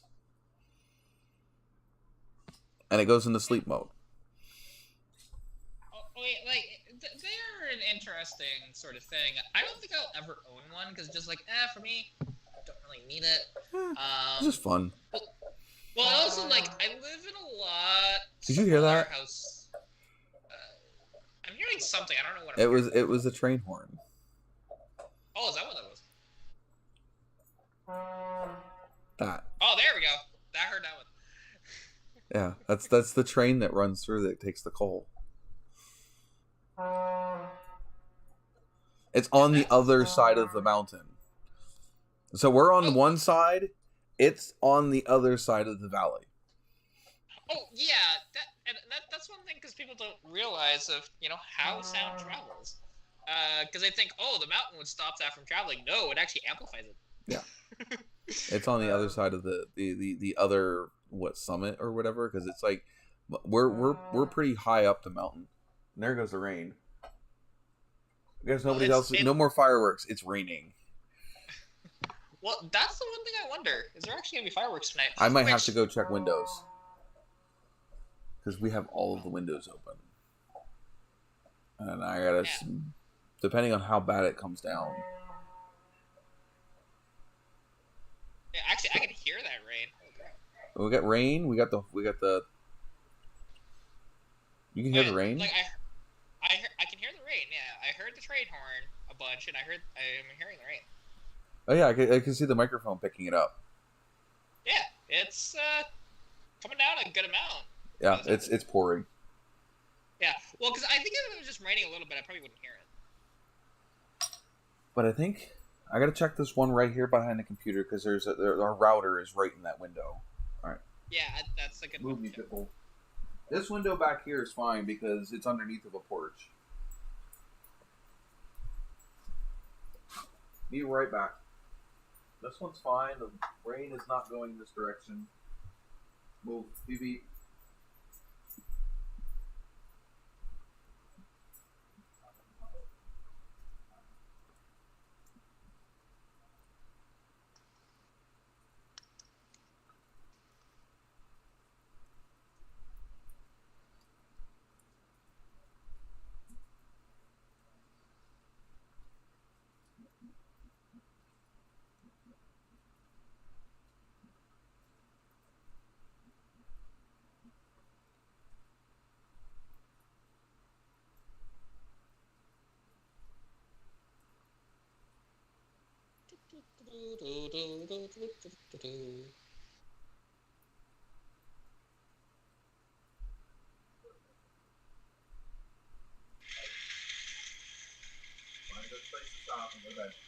Love you. I think we're good. When some of the windows I thought that we had open weren't open, I chose this time to go grab a beer and a Snickers that was in the fridge. You can have chocolate. Well, there you go. So, I mean, well, I don't think there's anybody in here besides me and you anyway. Yeah, I think so. But I mean, and even if I, chat actually wouldn't be next week, it'd be the week after. Even if I chat about this stuff again, it's fine. Cause like there's fun stuff that I've done. Like there's that that truck is hilarious, honestly. Cause I don't know, did you see the videos I put out on it? Cause I only put out a couple. I've been so big. I have been with everything going on. I haven't watched too much, and if I did, it probably was more all of like the not your typical ASMR stuff, but for me, ASMR like the machining channel, Bourbon Moth. He's doing an Airstream trailer, those big aluminum Twinkies. Yeah, I have it there. It is. It's an aluminum Twinkie. Put people inside, now it's cream filled. But anyway, so with that thing, because okay, so it is a 1990 GMC Sierra. It's like a square body, right? Not a square body, OBS.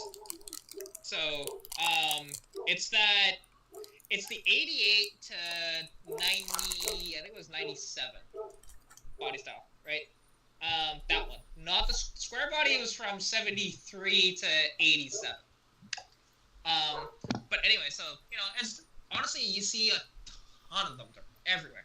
So this thing has I don't know where this was taken out of, because we thought it was out of a forklift or something, but turns out any of the Nissan SD33 diesels were all painted this yellow color for some reason. It looks like it's straight out of a piece of Caterpillar. Yeah, and it's the same color as a Caterpillar stuff. That same yellow.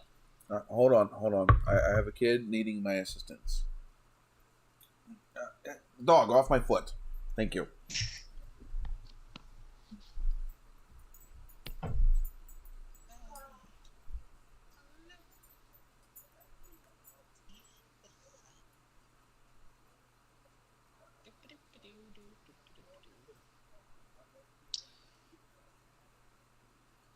For anybody that's watching in the future, apologies.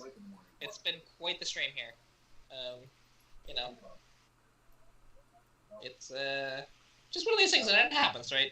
There's can't be distractions and stuff like that. But that's why I like this. This isn't a professional live stream. This is just a bunch of people, kind of like you're chatting in the garage, drinking a couple beers, maybe stuff like that. Which I mean, anybody watching this far probably knows that, but you never know. And that is too. Yo. That's cool.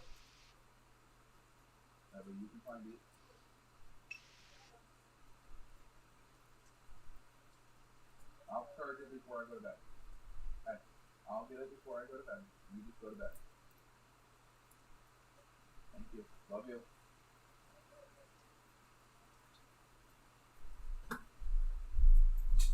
Oh.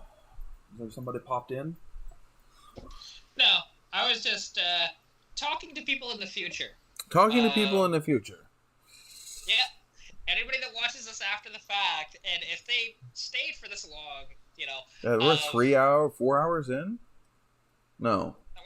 We're only like an hour 40 in. Is it? Yeah, it's 8:42 here, which for you that would be 10:42. No, oh yeah, we're an hour and 50 minutes in from the time I hit go, which is the 10-minute beginning. Yeah.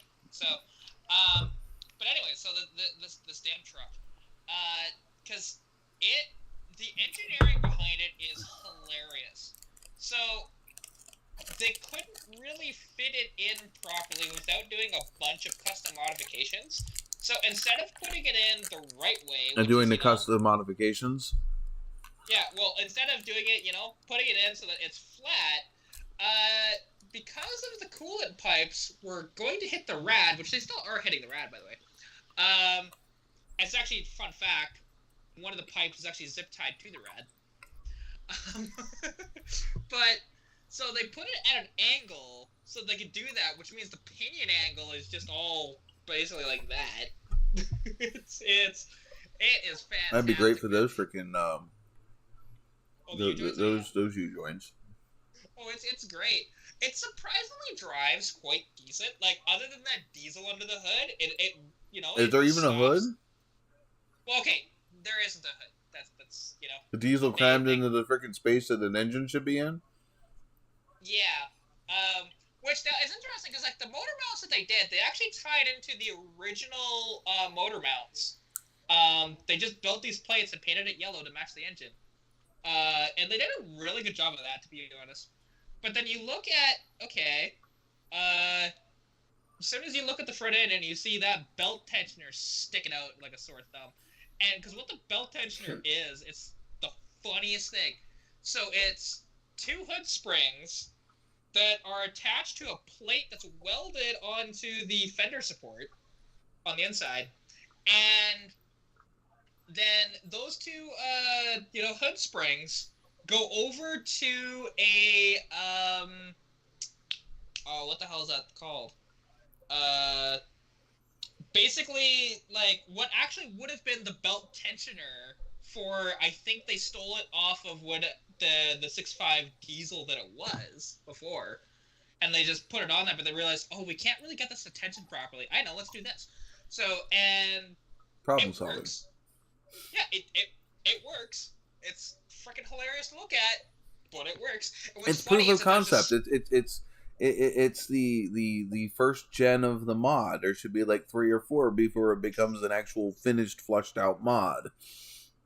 But then the funniest thing is, though, is this because when you open the glove box and because the bolts aren't in for the glove box, but there actually is on the door, though, on those trucks, they have 2 little cables that hold it. So as soon as you open that, it just falls straight down, but it's still held up by the cables.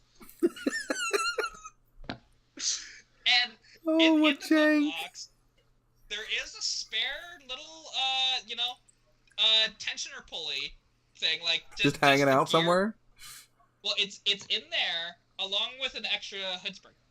Just in case they did go twing. Exactly. Just in case it spits it out. And now the one thing is, because when they now wait. How much you want to bet they ran into that problem and they went flying off into the stratosphere somewhere? And they're like, oh shit, now we don't have anything. We should put a spare in case this happens again. Probably. Oh yeah. It's just, it is just magnificent. And now to start the thing, because there is no starting it from the inside. No. They didn't set any of that up. But you need to get a can of something flammable. Oh. Just. Well, you're a girl. I'm sure you've got a can of hairspray somewhere. Yeah, because I totally. You're a typical girl, right? Yeah, totally. I mean, I might actually have hairspray, but that stuff's like 10 years old. So. That's okay. I got the got to be glued, if you know what that is. Oh, nice. I have the yellow can. Hey, there you go. Nice. You can go in the pool with your hair up, and it still will stay up wet. Oh yeah, that stuff is pretty good actually for that. Highly toxic too. It's great. That's okay. Just spray it right in my mouth. If it's good hairspray, it's a severely toxic. That's how that works. But so the one thing is, when starting this diesel, so it's a full mechanical diesel. Like they Nissan started building these like diesels the first gen Cummins or whatever. Yeah, except for it's before that even. Like these SD33s that came out, I think it was like 1969. And they were actually, it could be optioned out in 1971 in some Dodges. Fun fact, this engine. The shed was stuffed in the Chevy. Yeah, well, there's actually one for sale that I saw. It wasn't actually here in Alberta, just in one of these groups. And it was a 4-door 71 Dart that had that motor in it. I'm like, oh, it's painted yellow. Okay, so that's what they're supposed to be. That's something just interesting to know. And also they came in trucks, again, only for that 1 year. and they put them in like like the Can you hear the equipment and rain? stuff, and not anymore. It's louder than it was and before. Well, then also they put them in Nissan Patrols as well, which and Nissan Patrol, if you don't know what that is, similar to like an FJ Cruiser, actually. I think I've seen the them, yeah. old school ones. I think I've seen them. They're cool. They're very, very rare to find now. Like, I think I've had a few FJ of those Cruiser. as Matchbox cars. Probably, yeah. That makes sense. But anyway, so like to start this thing, like you need your can of flammable whatever. We ran out of ether. We said screw it. We don't care. We're using brake clean. I've started a car with brake clean before. Yeah, it works. It doesn't have the detergent that ether has, so it can wreck your motor. But we don't really care. So we literally paid $500 for this pile of crap. So you spray that in, and the one thing is, there's one little wire that's connected to the starter, and you have to take that wire and put it on the positive terminal to start the vehicle. Yeah. But you have to spray a bunch of crap in there too. So basically, you start turning it over, then you keep spraying until it starts, and then you have to do a couple more sprays, and finally it will spring to life properly. It's just priceless. And to shut it off, because again, nothing inside to do that. Yeah, there's a little lever on the side of the motor, which is right by the throttle cable, that you just have to tilt backwards, and it'll shut it off. It is great. Now, I have only been able to get it up to about 75 kilometers an hour, which is not even 60 miles an hour.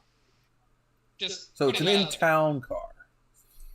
Yeah, it's severely slow. And also because we found out, like, driving it around the first time, it's like, it doesn't really shift properly. What's up with that? And we look, because they adapted it to the GM transmission. Whatever that transmission is, I don't know what they used in the diesels. I'm guessing they didn't hook up any of the vacuum shit to it then? Oh, no. It's not that. Because it's I think it's 700 R4.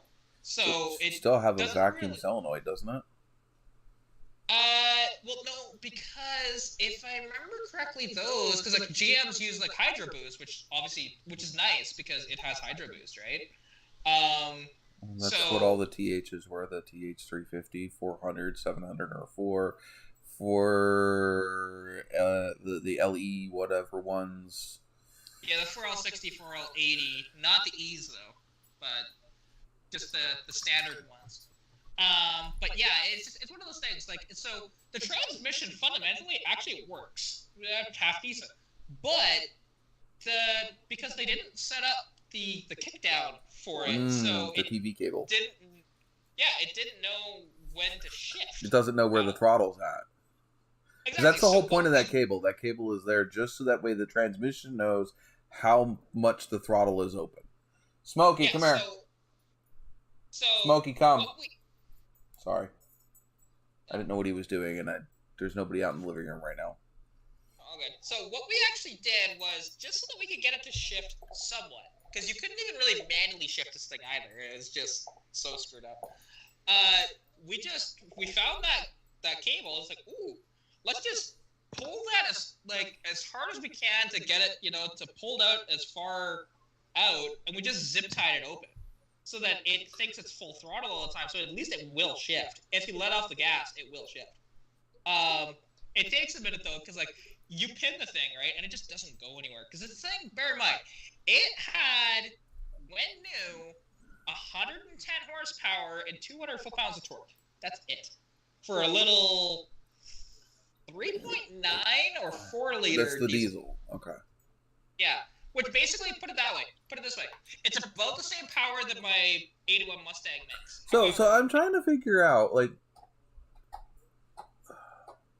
other than just fuck it and just do it, like, did they just have this engine laying around and the truck took a shit and maybe they're on like a farm or something and they just need to get something in it to move it? Or because that's a lot of effort.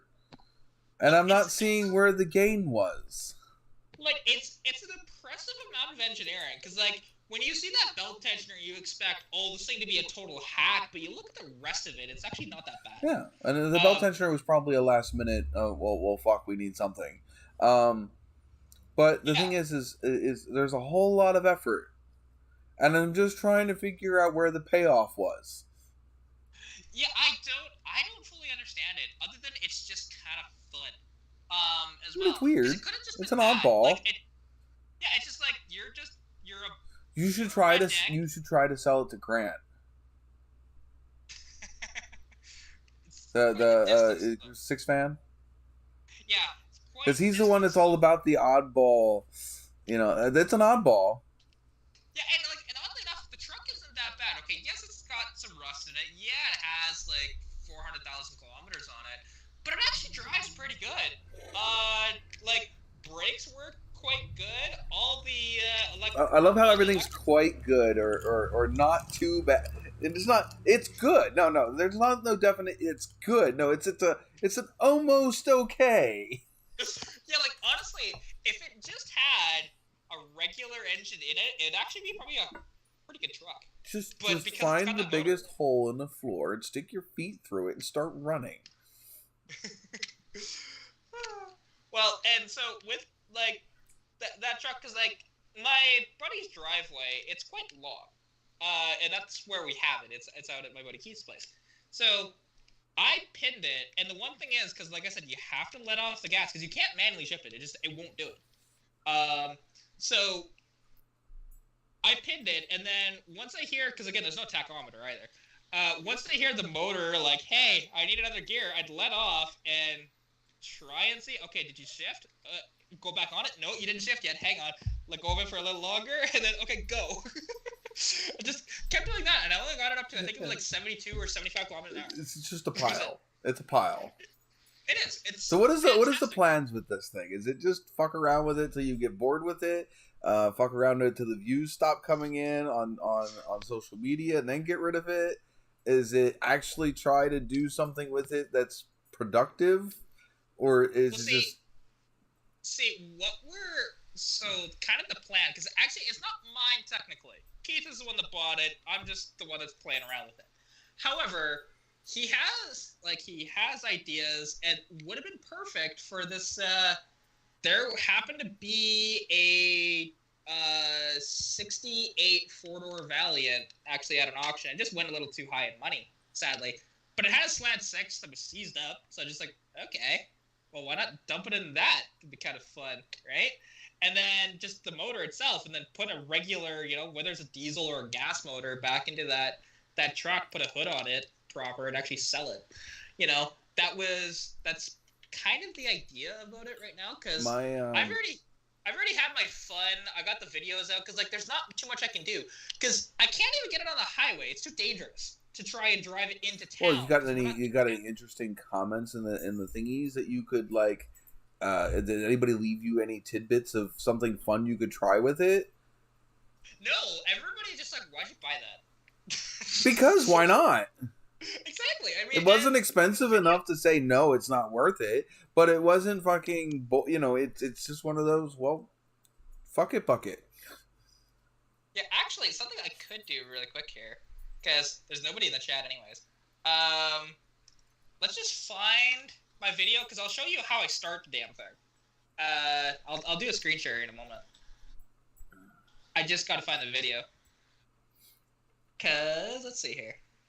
So, while you're doing that, the Valiant thing, while my brain is still on it. So, one of the buddies that helped me patch the Nova after the tire let go, if you go back far enough on my Facebook page, the NOVAtazz Facebook page, you'll actually see his cars. But he has a bright yellow Valiant that he uses as a test mule for engines. So it is set up to take all of the normal engine combinations from Dodge. Everything from the inline sixes, all the way up to the big 8s. It is literally wired and set up to run any of those engines at a drop of a hat. Just pull whatever out, slap whatever in, hook it up, and go. He was actually on the front cover, or on the front of something for Maple. Was it Maple Grove or Carlisle? It might have been Carlisle. That car was on something to do with that. But yeah, he has this bright yellow, very unassuming Valiant, and it can have anything in it from a straight the slant 6 all the way up to like a 426, 440. You know, so you never know what that thing has in it when he takes it to the track, because it could have anything in it. You know, just because last week it was there with a 440 doesn't mean this week that it's still got a 440 in it. Nice. Okay, get rid of that. That's such a great view of me right there. Oh wow, it is. That's a profile picture. Totally. Okay, So, they can't see it because I don't have that on just yet. Give me a second. Yeah, no worries. And you can see, like, this is just a quick little minute. This is just under 2 minutes long. So this is just like how you start this thing, and also just seeing some of the engineering under the hood. Welcome back to Katarina's Garage. My name is Katarina Lloyd, and today, well, we're going to do a massive, cold start on this really terrible 1990 GMC 1500 with a Nissan ST33 inline-6 diesel. Rain shield. Which I think is out of a... So like over here, you see where my mouse is. That is the coolant overflow. So you can see the piping going to the, and you can see the engineering, like I mentioned, with the belt tensioner here, which is just the greatest thing. So basically, those are tied into the bolt that holds it in. That's funny. Right? Right? And then, you'll see, when this thing, and it runs like absolute ass for quite a while until it finally warms up. And it actually doesn't run too bad. It blows a ton of blue smoke, too. It's great. Forklift, just because of the yellow. So, anyways, and to start it, you need that wire, and you connect it right to the battery terminal there.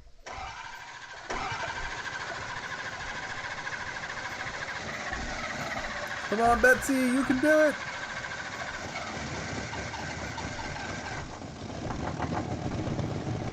I feel like I'm watching the beginning of like one of the Diesel Brothers videos. Oh yeah. I'm trying to start one of those ancient ass caterpillars out in the middle of bumfuck nowhere.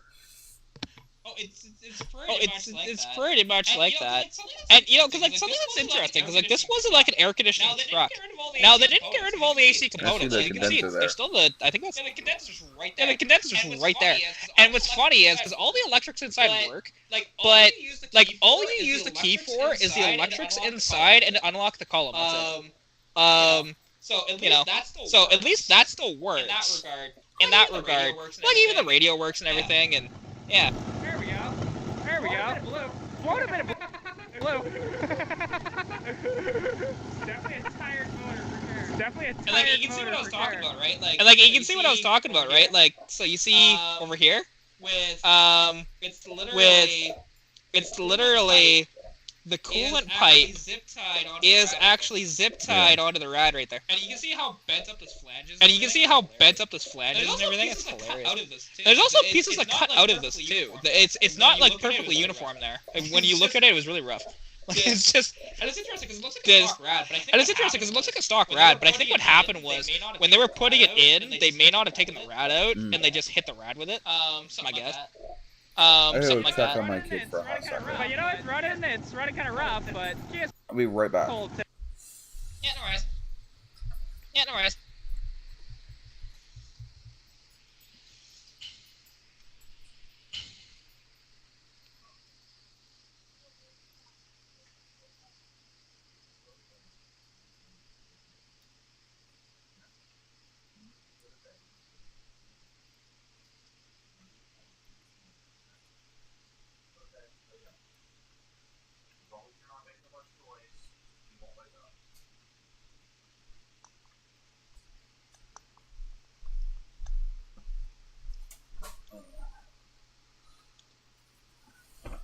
Yeah, I'm like, I heard the gate, and I didn't see him on the camera.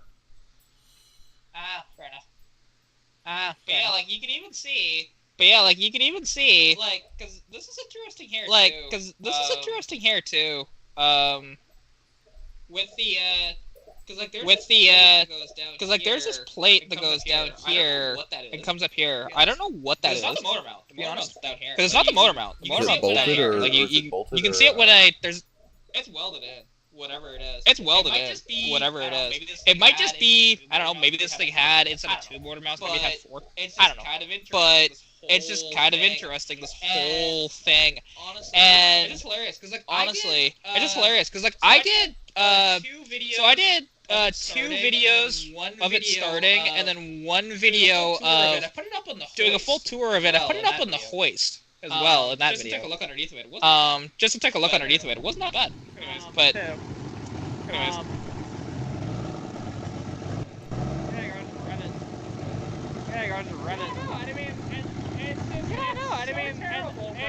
It's so terrible, but it's awesome.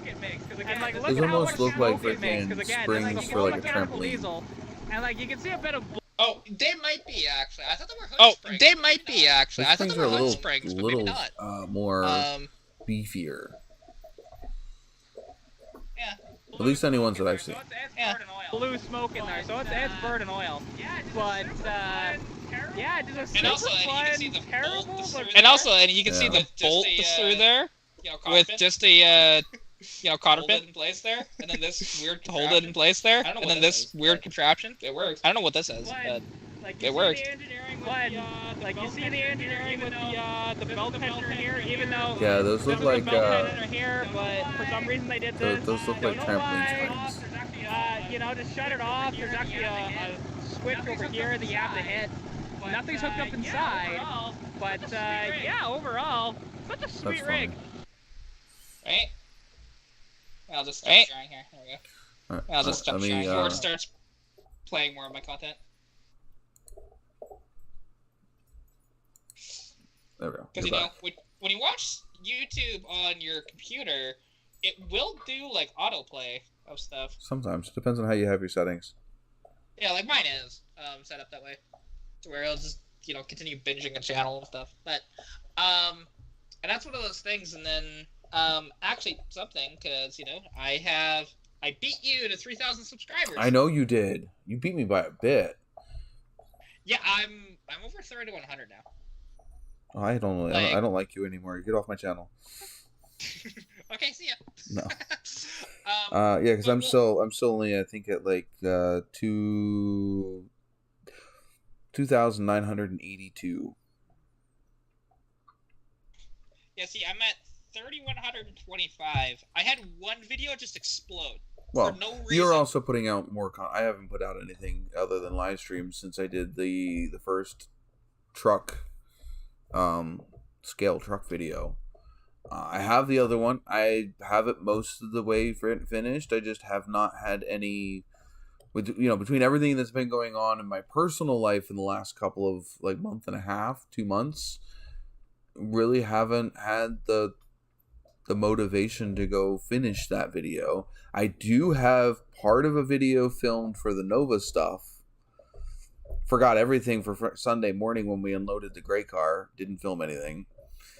But I do have to go back up there and move the cars into the barn itself. We kind of just dumped them off onto his lawn. Because it was 2 hours down, load up the cars, drive 2 hours back up, drive 2 hours back down, load up the other car and come home. That would have been if it would have been perfectly flawless on all of those steps. But this is me, and none of my shit ever goes to plan, and none of it went flawless, and it fought me the whole way. The truck fought me, the cars fought me, time fought me, the weather. I mean, we went from being cloudy to full-on downpours to completely baking hot. Yeah, had it all. So yeah, that was an adventure that was not necessarily the most fun. No, it doesn't sound like it. Well, yeah, I mean, there was also all the setup before we even did it, because I what? It was only a month. Got the fact that the $200 storage bill for at the beginning of the month, and I'm like, no, screw this. I want these cars out of there before I have to pay another one of those $200 fucking storage bills. And so immediately I started making plans. I ended up having to pick up a winch. And then I had to figure out some way to mount the winch to be able to pull the cars up onto the truck, because I knew that I was going with a U-Haul trailer that you can't mount a winch to. And I came up with this weird double hitch mounted winch contraption thing. Worked beautifully when we got it to work. So I bought all that. That was not cheap. The whole thing was expensive. And then I was going to pick up... The plan was to pick up the trailer the night before, so we had everything ready to go, until I found out that they went, like... I think I used to be able to rent a whole U-Haul for like $50 a day, plus mileage. A freaking stupid little trailer was $60-some. Oh! Per day. It's how they are, sadly. Yeah, because I think the one time we tried to rent just a regular pickup truck, it was like $25 a day. And a trailer is $60? It doesn't even pull any. You don't even you pull something on it. It doesn't even run. Oh yeah, it doesn't make any sense to me with that. Like, to be honest with them, it makes zero sense. But anyway, I'm like, so if I would have had the trailer the whole time that I wanted it, it would have been $60 for 3 days. It would have been like $160. I think total. It was like $160, $170-ish to rent it for 3 days. Which, like, don't get me wrong, it doesn't sound like that terrible, but at the same time, it's like, it's just because. But it's not necessarily that terrible. But when you got to think about it, I'm running on a very short budget. Oh, for sure, I get that all too. I'm not saying like, hey, that I understand that. For me, I couldn't even afford that. Now I'm broke. Like that's why it's so nice that my channel has been doing really well. Like, especially after there was one video in particular that just decided to take off for no reason. I can't figure out a reason why. It was nestled on the side of the river, and a current came by and snagged it and threw it right into the jet stream. Yep, because it has 14,233 views. 13.2K of those are YouTube recommendations. Wow, yeah, you hit the algorithm. Uh-huh. I don't get it, because it's touring a 73 New Yorker. Like, why? Oh. Why? Somebody thought it was cool. There's also, over 100 comments, too, on it, which there are a couple of things that I messed up in the video, and people were pointing that out in every single comment. Oh, yeah, of course. I'm pretty sure helped the algorithm, too. But it was a perfect storm. And it's, literally, it says, in the past 48 hours, that video has done 1,270 views. That video has gotten me 98 subscribers. That's the reason why I got over that 3,000 as quickly as I did. I just can't. That's... And that video has only been up for... How long has it been up for? Let me take a look. Why did I upload that? Go content. Because it hasn't really been that long. It's been... Well, it says 2 weeks, but you know how this thing works on here. I put it up June 15th, right? And it just basically, it started out kind of slow, and I saw it, and oh, okay. It's only got about 100 views within, 3 hours. It's probably not going to do anything. And then all of a sudden, look the next day, holy crap. Then getting all these notifications on my phone of all the comments and stuff. And, that video is going to make it so that I get a paycheck 2 months in a row, which is nice. Because I've made over 70 bucks. I used to be one of those people that got that every month. I'm now lucky if it's once every 3 months. Yeah, this is the first time ever Yeah. Hey, you earned it. Oh yeah, I'm just it's amazing because of all the stuff because that video was part of about I think 5 or 6 different videos that I actually did when I went down to Vulcan that weekend there because I was going out and basically a friend of mine paid for me to go down there because he's selling these vehicles and he just wanted extra promotion on them. So that one's got a lot. Yeah. You should show him the views on that one. Oh, he's seen it. He keeps paying attention to it. He's just like, holy crap! Like he's amazed, and so am I. Because I never expected that video to do that well. I expected maybe 1,000 views if I'm lucky.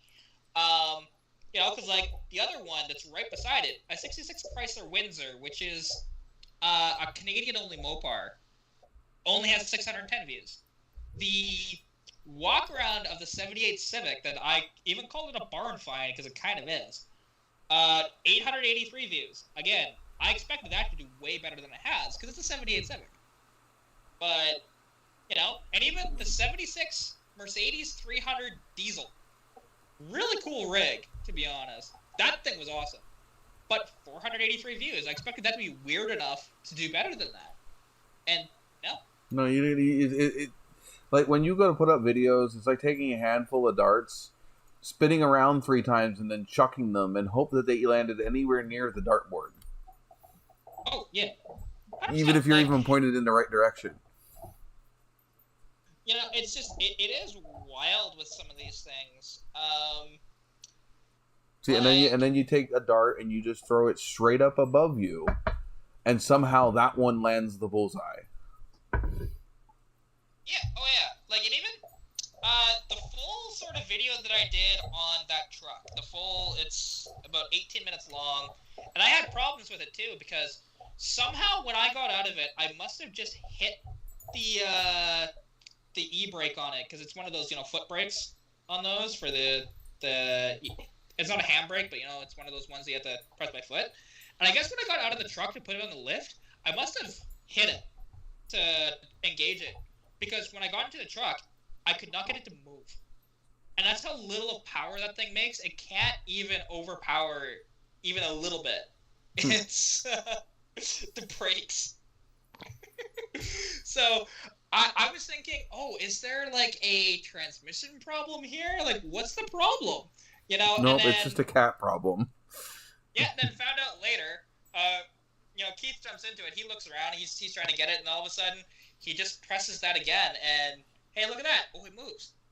And it's like, really? And because I didn't press that. It must have just gotten, me getting out. I must have just nicked it with my foot or something, just barely engaged it. It's just, wow. Oh yeah, that thing, it's a riot. Like that thing is just, it's so much fun. And like, because I got it up on the lift and looking underneath of it, you look at it, it's not bad. Like the pinion angle's hilarious. But other than that, it's okay. The engineering for like the motor, like I thought that's gonna be Mickey Mouse together. It's really not. They actually did a really good job on that end. Hey, don't insult the mouse. You know what I meant. I have no love affair for Disney, so yeah, you can insult the mouse. I mean, I like some of the stuff they put out, but I'm not some of those people that fanboy the Disney stuff. Yeah. Oh yeah. I'm. That's one of those. Actually, something. Because did you see the video that I put in our chat about taking the generator out of the RV? Yes, you just yanked it. Yeah, with the Dakota. Which, that's not my Dakota, that's actually his Dakota. Yeet. Yeah, Lily. That's the epitome of tying tying a string to the tooth and then attaching it to the door and slamming the door shut. Yeah, except with way more destructive. Because like I posted that video in the Sloppy Mechanics group, and people were like, "Why would you do that? Why not?" Like, well, I needed the coil off of that generator, and it's like it was kind of a pain in the ass to access the coil, so we said screw it and just rip it out. It's literally that RV, like, because somebody actually commented like do you know how much these are worth? You know, not this one. And that one was terrible. Like, because we had to pull it out from where it was. Well, that's when you say maybe some of them are worth not that much, but this one's not. No, he paid, which actually was a good deal for, even though it's a piece of crap. He only paid $150 for it. It's got a 440 in it. You just drag it to a scrapyard, they'll give you $150 for it. No, they won't. No. So it's mostly wood. You have to pay them because there's not much metal in them, period. It costs them more to get rid of all the materials that are inside of it than actually scrap value. That's the one problem with those RVs. So, but when we is the engine in it any good? Yeah, actually, the engine does run. So I said good, not run. Yeah, we're gonna pull the. Well, I mean, as good as. What is it? What is the platform? Is it a Dodge, Ford, Chevy, something else? It's a 440. So it's a Dodge. It's like the one Freiberger pulled out to put in Mayhem. Yep, basically the same sort of RV actually. I believe that was a Winnebago too. So, and I don't know what year it is or anything. It's probably a low compression 440. You know, it's fine. Basically, yeah, just swap out the heads and there you go. You got your power back. Like every other fucking Chevy made in the fucking early 70s up into the 90s. Yeah, it's not the bottom ends that they freaking neutered. It's the top ends they neutered. Exactly, it's the same thing with Ford did the same thing too. Like, we don't know how to beat this emission shit. Let's just freaking choke the shit out of the engine so it can't produce anything out the other end. Okay, well, it's like when you come across because if you ever wanted to build up a 460, actually, this is some pertinent information for you. If you find, because the cheapest 460s you can find are the late 70s ones. They have the lowest sort of power, whatever else, but you can pick one of those up for fairly cheap, like $300 basically for a motor. It's not too bad. If you want a 460. Basically, all you need to do, swap out the heads, and actually, if you swap out the timing chain for a 429 timing chain, I don't know what it is with that particular timing chain and those. They were just really bad. It's probably advancement. Or you mean the swapping it out not because it's going to add power, but because it's going to not grenade itself?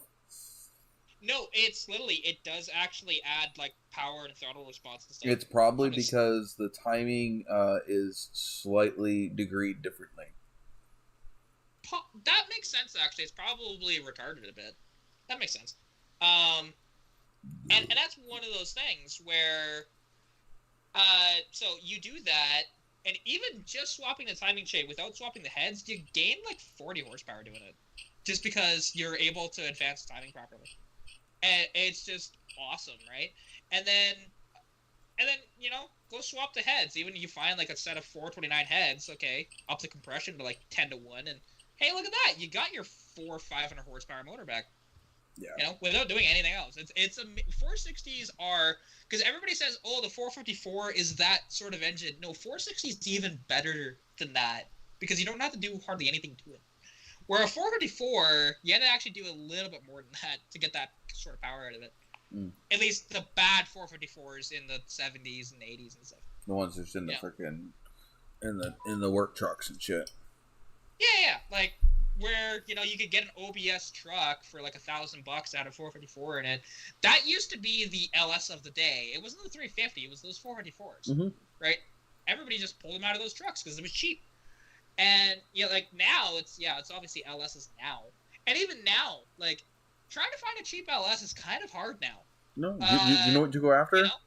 You go after the box trucks. Yeah. Oh, for sure. Except for that's actually becoming a little bit harder to do now too. The box trucks, the mini trucks, the Escalades, the Denali's, because they had the iron block 6.0s. Yeah, actually, because I saw there was there's this meme that's floated around where they said, "Hey, rented this U-Haul that had a 6-liter in it, and I had a 4.8, and I just swapped the motors around." Yeah, they do that. Which is just, it's so... That actually caused U-Haul to actually have to start labeling their engines. because it became that, because it does not take long to do that swap. You can do that swap in an afternoon, and you take it back to the U-Haul place, and the truck acts just like it did before until somebody loads it full of fucking shit and it doesn't go anywhere. But you can't tell the difference between an LQ4 and a 3.8 liter, or the whatever, the 4.8, the 5.3, whatever. You can't tell the difference from them when they're all loaded up. Oh, exactly. It is just like, and because when I heard that, like, I didn't realize that actually was a problem. Oh, here in it the US makes sense, but it's funny, like, honestly, to think about that. And now, because, like, and I understand, an LS, you know, they are a really good engine, obviously. They, you know, make a bunch of power. They're very reliable, or at least can be. You know, well, I mean, you can take that iron block 6.0, makes what, 200-300 ish stock. Just throwing a tune at it, an aftermarket tune, you can get it up to 500 or 600. You swap the heads on it, there's another couple bucks. You know. Hey, Jesse's back. Put a cam in it. Welcome back, Jesse. I mean, you can get those up to almost 700-800 horsepower with not too much. And then, you know, God forbid you throw a power adder at it, like nitrous or a supercharger or turbos. And now you're looking at a junkyard 1,000 horsepower engine. Jesse, we're talking about a 6-liter iron block LS. And yeah, like that. Well, and any of the LSs really, but the iron block will be able to hold a lot more. Well, I will say actually, if you're trying to boost an aluminum block, you will grenade it at like 10 pounds of boost. Mm-hmm. While a stock block with nothing done to it will hold about 25 to 30 pounds of boost, no problem. And that's just one of those things. Hey, Chevy junk goes to the racetrack with you know, you can go from it sitting into a junkyard to it in a vehicle at a racetrack in a weekend. Well, and I will say though, because like there was actually that, because actually I haven't really been on the live stream since that Dyno Day, I suppose. Well, and the other thing is but that 1,000 horsepower Coyote. You're talking bank. I mean, we're talking. You yank a freaking engine out of the junkyard for $50 to $100 freaking bucks. You throw it in your freaking vehicle. Even if you blow it up that weekend, you're back at the junkyard for another $50, $60, and you're back at the racetrack the next weekend. Yeah, versus a 1,000 horsepower Coyote. You know, you're into it for a shit ton of freaking money. Yeah, you can get a junkyard Coyote, but you ain't getting a junkyard Coyote for no $50 to $100. You know, I've actually, because the junkyard had one, and I just for shits and giggles asked them, because they had it in when I was at the Eiffel U-Pull, they had an F-150 that was it was a 2014 that was smashed to the rear end. It's like, oh, perfect, so the engine should be fine. You know, if it's the front end collision, you kind of worry a little bit, but rear end, that's fine. And I asked them, so if I pulled that out, what would you actually charge me for it? Because it's not a typical engine. Yeah, it was $1,000. Yeah. Well, and the thing is, Jesse, at that point, it's not a matter of good stuff costs more. It's called how much fun can you have with the least amount of money. And when you're going to the racetrack all the fucking time, it's not necessarily about having the most expensive, nicest shit. It's what can get me there to go down the drag strip and have some fun. Yeah, like don't get me wrong. The LS, it's a fantastic engine, and it's one of those things where I'm not a big fan of it just because of how they're everywhere, right? Mm-hmm. But the thing is, like a couple of weeks ago, I was actually, you know, working a dyno day, and there was this really cool sleeper Fox body that came onto the, you know, thing. Now you could tell it was built. And when I saw it actually, when we had the rain delay, I went to go take a look at it. And you can see these big old turbos under the hood and stuff Speaking like of that. rain delay, yeah. it's Well, pouring and, again. and you look at the motor, and okay, you see these big turbos on it. It's okay, that's cool. Then you see the motor, and that's not an LS. What is that? And the guy wouldn't give me too many details on it. But when I talked to him, it was small block Ford based, and it made 1,110 horsepower and 1,347 torque.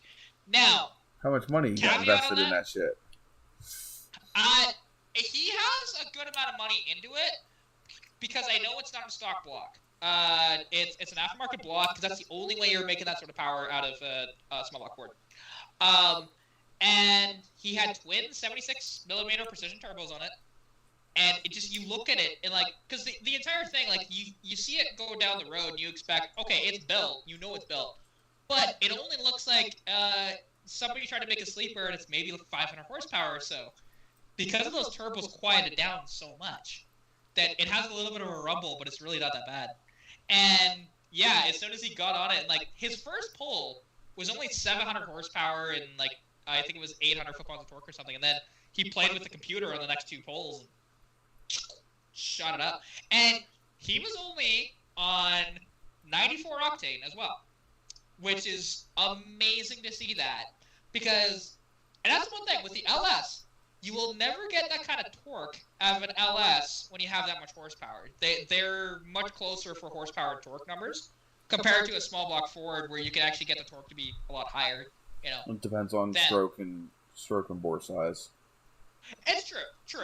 But a lot of these, sort of junkyard builds, if you're going to make 1,000 horsepower, you're making 1,000 foot-pounds of torque with those. It's because of the geometry of an LS, and it doesn't matter what LS you're playing with. It's the proportions of the connecting rod size to the piston, and it's just the way it is. It's just like if you're dealing with something like the Cadillacs a lot I like to play with. You're going to see a hell of a lot more freaking torque than you are horsepower. Just again, because the size relationship competing to the piston to the connecting rod. Oh, yeah. Which I do find it interesting, though, because of the LS, if you really look at it, it's based off a small block Ford. They saw the small block Ford, and they're just like, that's a good design, and they just made it better, to be honest. But yet, they made it so that it's that sort of style. And it's fine. There's nothing wrong with that at all. And they're a fantastic engine, obviously. You can push them so fucking hard, and they're amazing. Where, your average small block Ford, they'll pop at about 550 horse. That's just when the blocks decide to go stock blocks anyways. But you do those aftermarket blocks, and yeah, they can hold right around 2,000 horsepower. Give or take. It's just depending on all the rest of the components. But that thing was just so awesome to see it do those numbers, to be honest. Because, yeah, we've seen, when you see on the dyno, a lot of the vehicles that are making anywhere near that sort of horsepower, it's either a Hellcat or a diesel. So to see that was cool. And he did it the hard way, because he did a small block Ford instead of doing LS. So... Yeah. And you can get numbers like that in the Camaros and the freaking Corvettes, but you're talking, you're talking somebody that has been playing with pulley size. I guarantee you they don't have stock heads on it. It's got a cam in it, and like I said, they played with the pulley size, and you're getting 1,000. You're getting what 1,200 out of a the Corvettes and the ZL1s with those kind of mods, without changing the actual power adder that comes from the factory. Now there's aftermarket superchargers that they have for those cars that'll get you up above 1,200 horsepower, but yeah, oh for sure. And it's just one of those things. I like to see when people obviously. When they do it differently, because everybody else would have just put an LS in it. It would have been cheaper. And I really miss my Caddy engine. I would have loved to have built that and played with that because it would have been something different. Oh yeah, 100%. That's one of those things when, and And I know how different those are, just because not only from, like, seeing the sort of stuff, like, on Roadkill and stuff like that about them, but even driving, not that it was for very long, but driving, Teen Mechanics Caddy. And that's a neutered hog of an engine, the one that would have been in his car, compared to what they would have been in their prime. Oh yeah, and it still freaking hauls ass. Like, it's amazing for a. Can you imagine a performance version of that engine? Like I said, aluminum heads, aluminum intake, and not a sunken intake like the factory, but an actual like Ram Air fucking Torquer 2 or whatever fucking Edelbrock intake, fucking aluminum heads. You can't really do too much with the bottom end, but I mean, you're talking pump gas, naturally aspirated, well over 800 horsepower. Yeah. Oh yeah. It would be insane to, and especially like having that kind of power in. Because you're also talking, you're talking 800 horsepower and 1,000 foot-pounds of torque. You haven't even added a power adder, nitrous or anything, and you're making well over 1,000 foot-pounds of torque, and your horsepower hasn't caught up. Which means if your horsepower hasn't caught up to the torque, you can still make more power. Yeah. Oh, definitely. It's one of those things that it would be fun to play with one, but I just know the gets cost expensive of doing it. Yeah. That's the I mean, I come across that even with my inline six. But I'm doing it the cheap way of just having connections and stuff like that, and finding used stuff. All this different stuff. That's how I'm doing it. Yeah, unfortunately, I never got to play with that engine past playing with the heads and port and polishing it because I lost it. And it's so sad because that could have been like it could have been fun. Would have been interesting. Like instead of this whole thing of you said, hey, I want to go to a this LS thing from a Caddy, right, in your Nova. Instead, put that in the Nova. Yeah, the engine. There's two engines that I'm looking for. There's the cheap route, which would be in the Iron Block, the LQ4, which is the Iron Block 6.0. That's the cheap route. Or actually, the cheap route is just to throw a carburetor and a distributor on the 350 that's in it now. Yeah, which I would do that before it's built. That is all right. So yeah, I never got to explain this. Okay, so. We know the cars are safe. They're up here. They're less than 15 minutes from me right now. They're obviously getting rained on right now, but that's okay. They have no body plugs in them. Everything's just going to drain right out the bottom anyway. But the current plan is pull the black one apart, okay? Because I need the whole front subframe. I need the drivetrain that's in it. I need the rear end that's in it. So pull that one apart, and then I can cut the body panels off of it that I need. The second thing is then pull the gray one apart, throw all of the stuff from the black one on the gray one. Okay? Throw a front seat in it, throw enough wiring in it to get the engine to fire up. I'm not looking for it to have lights and everything else. Just enough wiring in it to get the engine to fire and run. Okay? It'll run, it'll drive, it'll move. That is the plan with that car. Get it moving under its own power. Because once it does that, and I have the TA running and driving under its own power, then I can pull things in and out of the garage under their own power and work on whatever it is I want to work on. Yes, would it have been more convenient to be able to have the gray car all the way down to just the body to do the body work on it while it's apart? Yes, it would have, but it's not convenient for what I have right now. I would have much rather been able to throw that chassis up onto a dolly and be able to go to town on it. But I think it's better to get it as a running chassis. Yeah. And work on it.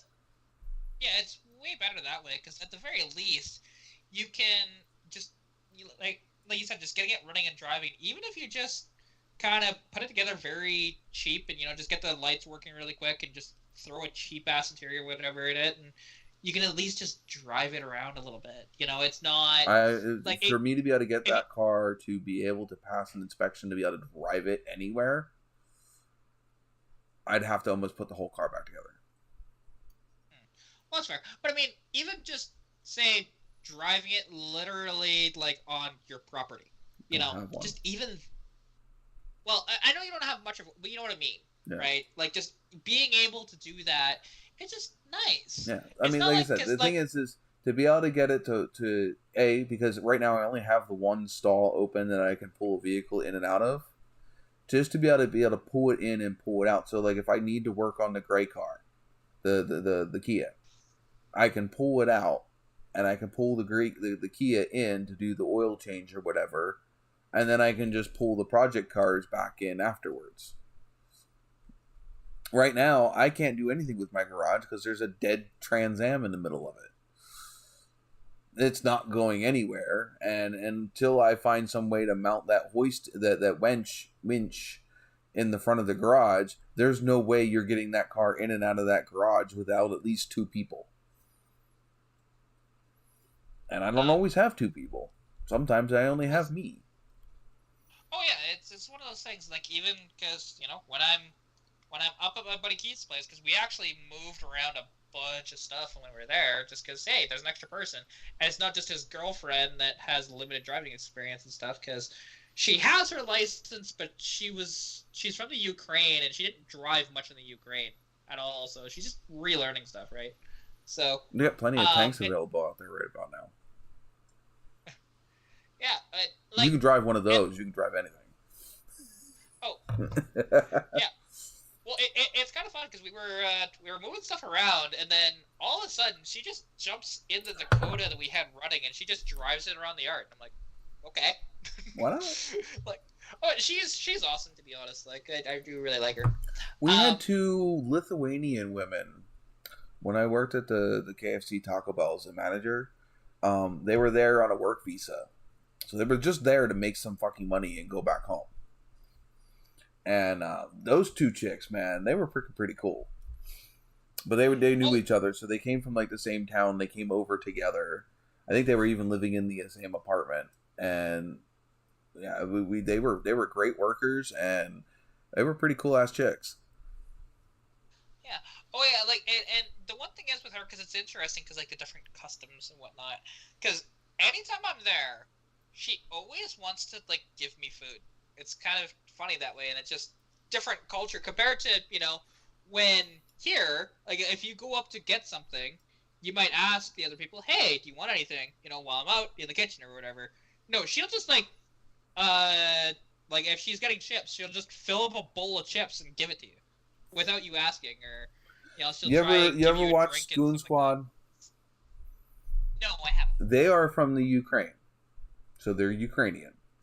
And you just watch, like now that the whole family has gotten used to them having the YouTube channel, and like the whole family doesn't mind being on camera now.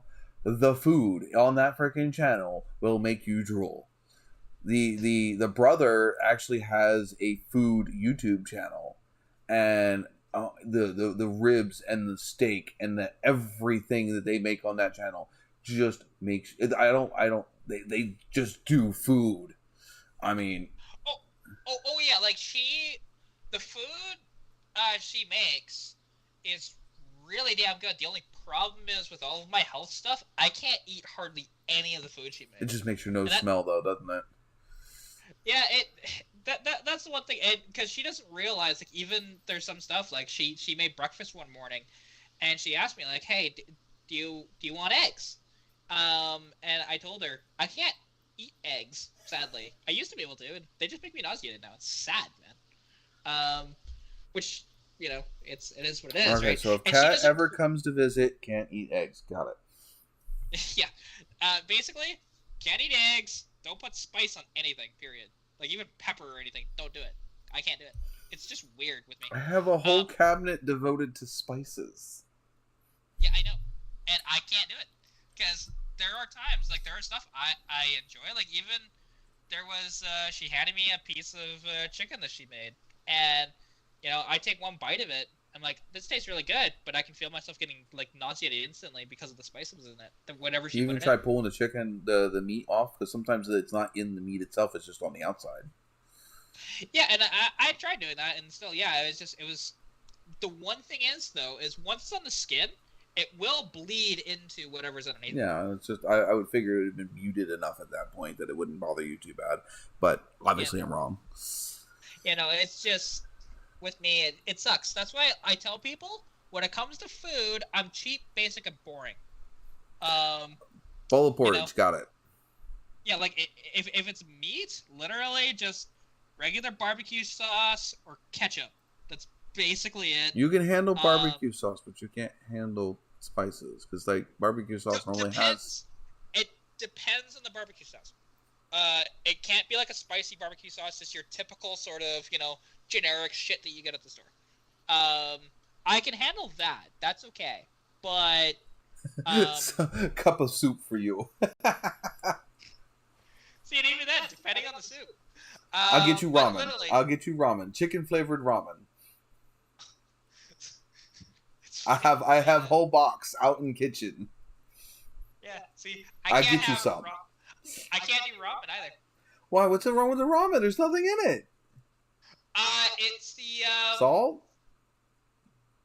Yeah, the massive amount of that, which is funny because of my condition with POTS. The one thing that all the people say with it is just carry like packets of salt with you. Because Jesse says if mac you're and feeling cheese. symptomatic, mac and cheese. You see, I can do mac and cheese. No, do you have a favorite mac and cheese, or is it like you have the guilty pleasure blue box mac and cheese? I am actually so snooty with my blue box mac and cheese. It's got to be the spiral. I can't do the regulars. It's got to be the spiral ones. Yeah, see, I can't even do the regular Kraft mac and cheese anymore. What I actually eat it's the fancier stuff. The Devourers, or it is still Kraft. It's their deluxe series, and I do the. So it's like the Velveeta stuff. Yeah, the Velveeta on shells is what I do. Yeah. I like the shells the most. But they don't make up here in Canada, anyways. You don't get the Velveeta with the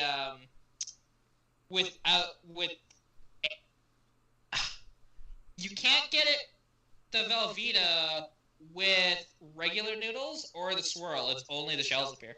Yeah, well, that's all it is really down here. You don't really get it other than the shells. Once in a while, you can find them in some other stuff, but the staple is Velveeta and shells. Though, if you're like my family, who had the whole Velveeta hack, we just go by elbows and you mix up your own Velveeta sauce straight out of the block of Velveeta. Oh yeah, you definitely can. It's cheaper that way. Yeah, it's just Velveeta and milk. But it's not like I haven't. Once in a blue moon, I'll do this. I like Velveeta and milk with broccoli. Well, see, for me, I just want it with just the cheese. Don't put anything else in there. Just no. Well, the milk. All the reason you do the milk is the milk. No. I know, like the milk for me is fine. But like the broccoli, no. You can. No. It's the broccoli.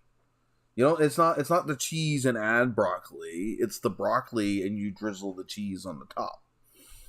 Oh yeah, okay, I can see that. But it's just one of those things with me, and it's the reason why I don't actually eat the greatest, is because I can't. There's a lot of fruits and vegetables even my body goes no to, which is just what the hell. Nope. So not my house. Yeah, I pretty much just eat majority meat. We know you love pizza. Yeah, I do love pizza. I eat a lot of meat. I eat a lot of pizza, and even today, I barbecued myself a burger today. That was my question. My dinner. This is ADHD going off. Who likes orange soda? Oh, I do. That is the correct words. That is the correct words. But how does it go? What do you mean, how does it go? You don't get the reference, I'm guessing. You just got lucky. No. Did I have one here? Yeah. I No. don't know. It's a Keenan and Kel thing from All That on Nickelodeon from the 90s. It's a whole ass skit. It's Who Loves Orange Soda, and the bigger kid, I think that's Keenan. Asks the skinnier, taller one, who loves orange soda, and he goes into this whole spiel because he just like instantly sets him off, and he's like, I do, and it's this whole skit. But yeah, I grew up with that. Who loves orange soda? I don't know if I ever watched that, to be honest. Gotta watch the classics, all that, because they tried to reboot it.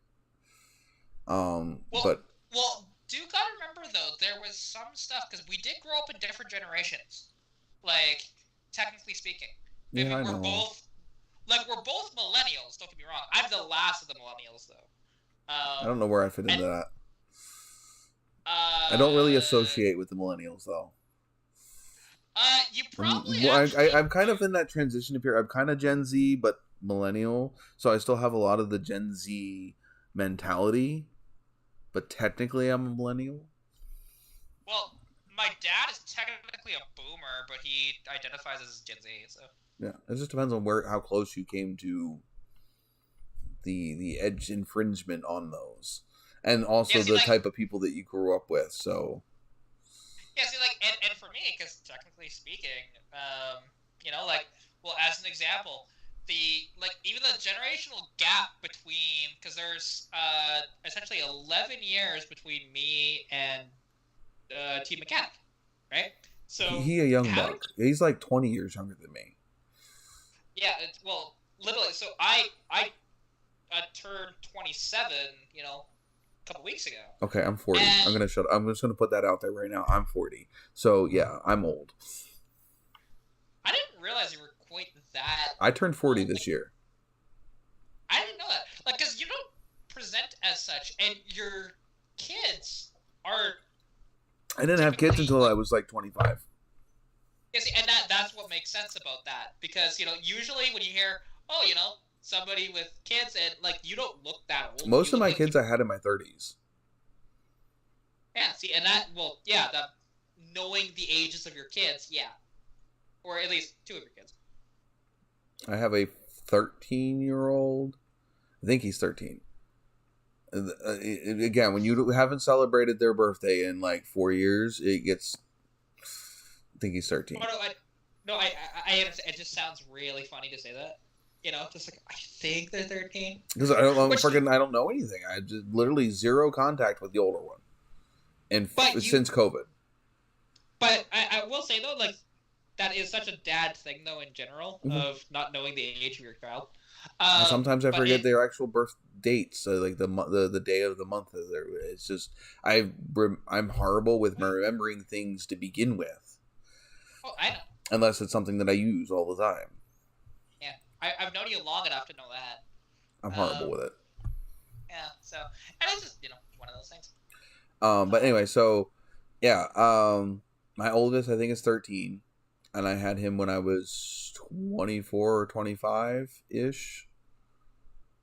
You do math; it's in there somewhere. And then I had the other two in my 30s. Two of the three were not planned, and one of the three was. One of the three was a second attempt. The first one. It's like having a souffle and bumping the oven.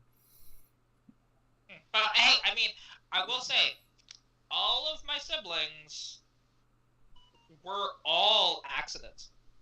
All my mom's kids were. Every single one of my mom's kids, she was on birth control when she conceived. Well, it gets worse with my brother Davey, because he was a condom baby. Condom broke. Which does happen. It's rare, but it does happen. No, I know exactly. I know someone that used to, not in certain anatomy would eat the condom. It would be on there, and then it wasn't. You had to go fishing. But yeah, different story. But yeah, so my oldest is 13, and then I have a 7-year-old and a 5-year-old. So, and up until very recently, my middle kid, the one that was just down here earlier, I stopped getting visitation in 2019. My youngest I've always had. And then my oldest, his I stopped getting visitation with him, and everything went radio silent at COVID.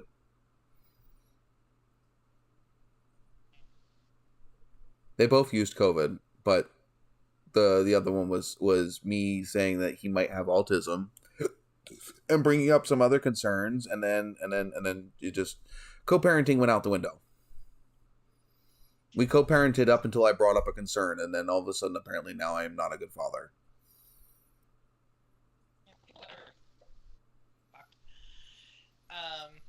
I don't get her at all. Like, I was technically a mistake, because I was not supposed to happen. My mom was 16. They were using the proper precautions, and I'm still here. Yeah, like I'm a pill baby. My sister's a pill baby. My brother Alex is a pill baby. My brother Davey's a condom baby. Yeah. I almost killed my mom, but that's okay. My mom is 5'3". She weighed anywhere from 80 to 100 pounds at her most. Right? I was an 11-pound baby, 1 month premature.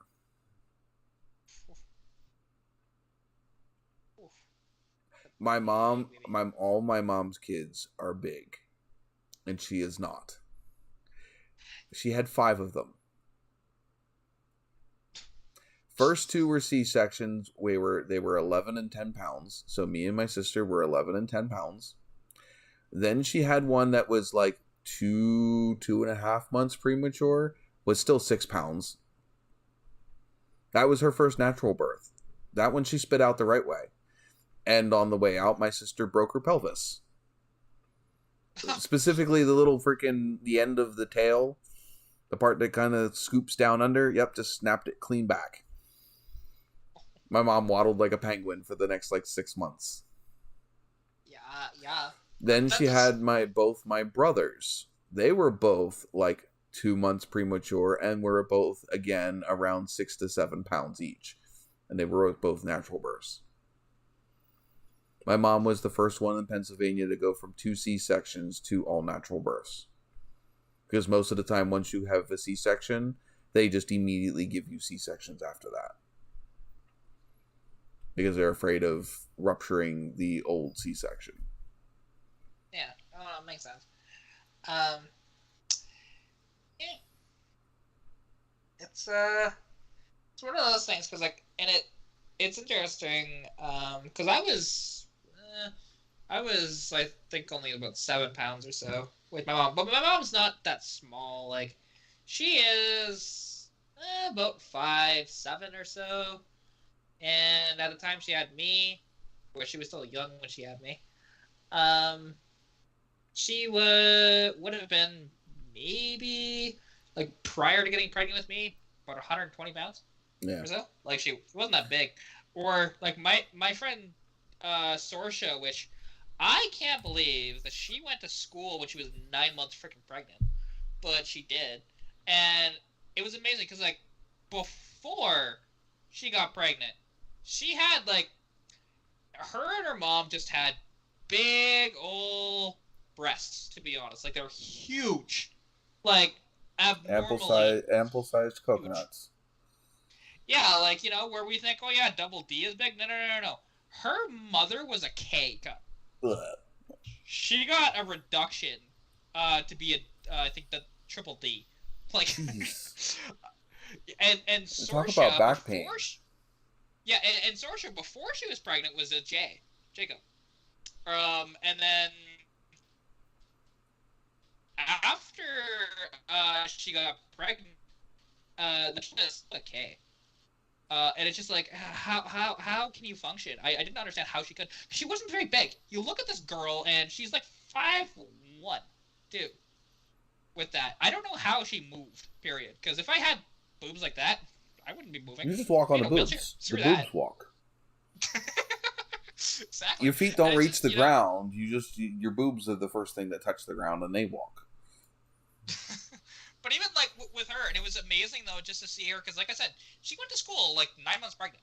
And not only was she going to school, but like she was actually doing things. Like I saw her like about 8.5 months, like when she was about 8.5 months pregnant, and she's carrying shit into the school. Like You after, do realize that with most teachers. adult grown-ups that have jobs tend to work all the way up until they give birth, and then they might have a week or two, maybe 3 weeks here in the U.S., and then they're right back to work.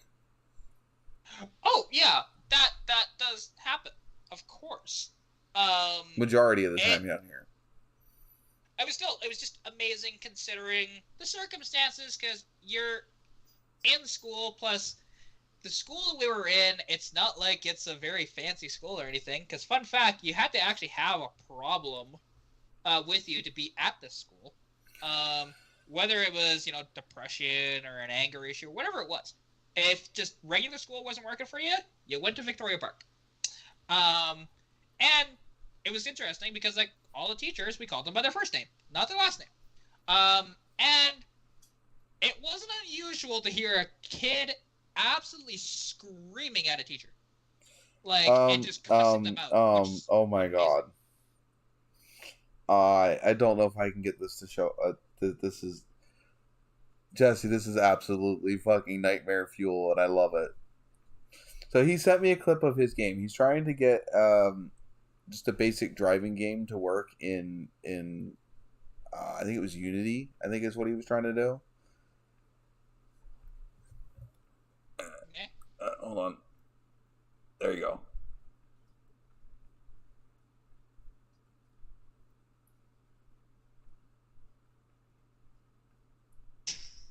Look at the wheels.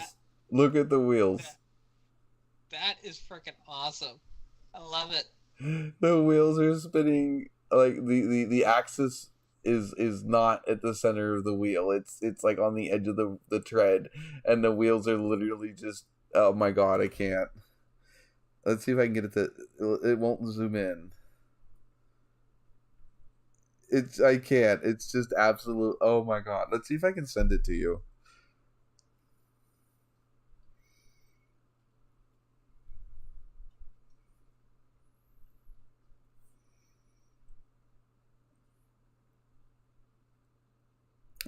I think I got you.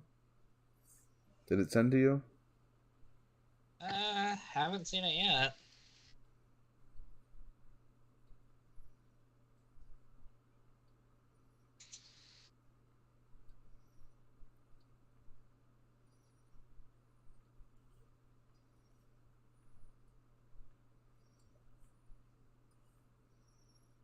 Why can't I send it now? Yeah, I sent it. There we go. I just got it now. No, that's the wrong thing. That's just the single. Oh, it says, yeah. You said videos. It shows. Okay, Jesus, Daryl. Like, I put the. No, it says I only sent a picture. It does say video. It says it does say photo initially, and then when I open it up, it says video. It says video photo. Yeah, but it's just a thing floating there. That's not what I wanted to send you. Oh, yeah, actually, so, okay, that's weird. The last thing you sent me was actually Jesse's tailgate working. Yeah. I got the notifications for those just now. Wow. That was April 22nd. Yeah. Okay, I sent you the what it's supposed to look like, because he sent that one, and then the one after that is the actual video that he sent me. Oh, there, I see it now. What the? Look at the wheels. The wheels are absolutely fucking a gem. That is amazing. Yeah, that is just wild. I love it. I love it. Oh, that is great. That's great. Oh, I don't think Big E is on Instagram. I don't know if I can send that off of Instagram.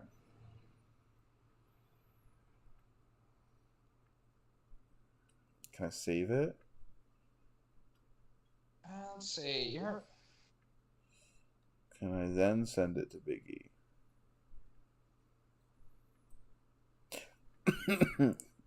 I want to see what Big E has to say about that.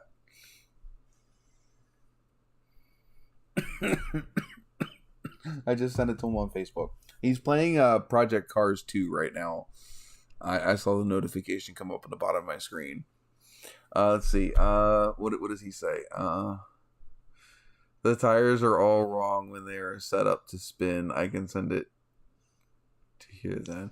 I think I need to make the CAD file different. Yeah, I would say so. Your axis point for the tires is not on the right axis. No. Well, it's funny since we're talking about the games we're playing. Before this, I still have Oh no, you're definitely not getting stuck in the mud. I don't know how those tires function. They must be Bluetooth. Well, and actually, because you guys are talking about, Project Cars and everything that you're playing. Well, no, I'm not. He is. I watched the. Right now, we're stuck on playing 7 Days to Die. But well, go ahead.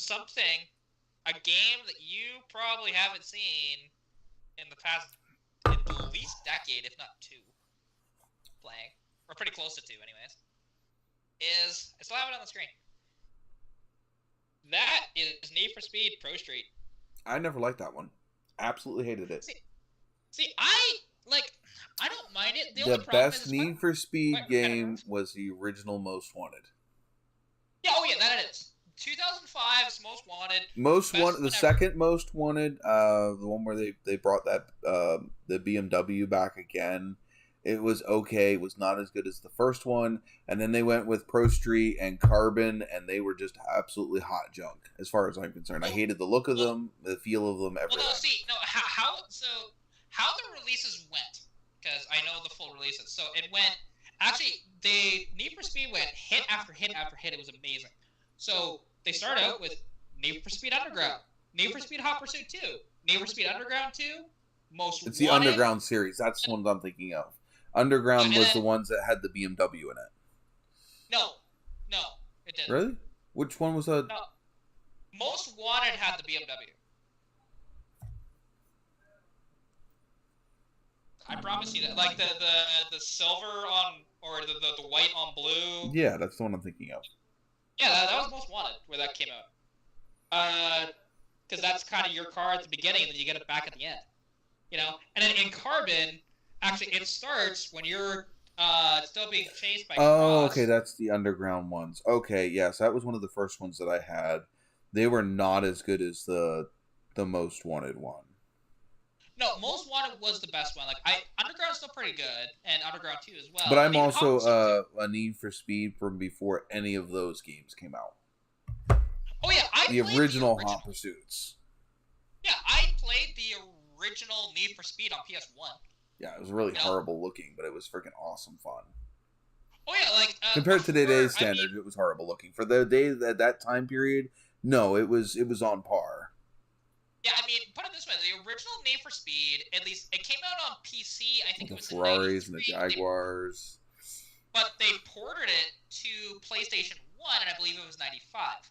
And I played it on the PlayStation 1 with the controller that did not have an analog stick. That was before the analog stick. Oh, yes, before the analog sticks. Or the PS1. Yeah, you had to tap it right, just the right consistency to get it to freaking do the thing. Yeah, and you had no pressure sensitivity buttons at all. Nope. It was full on or not. It was on and off. It depends on how fast you tapped it. Yeah, and it's just, it's one of these things. But, I've wanted to replay Pro Street again because I've been thinking about it.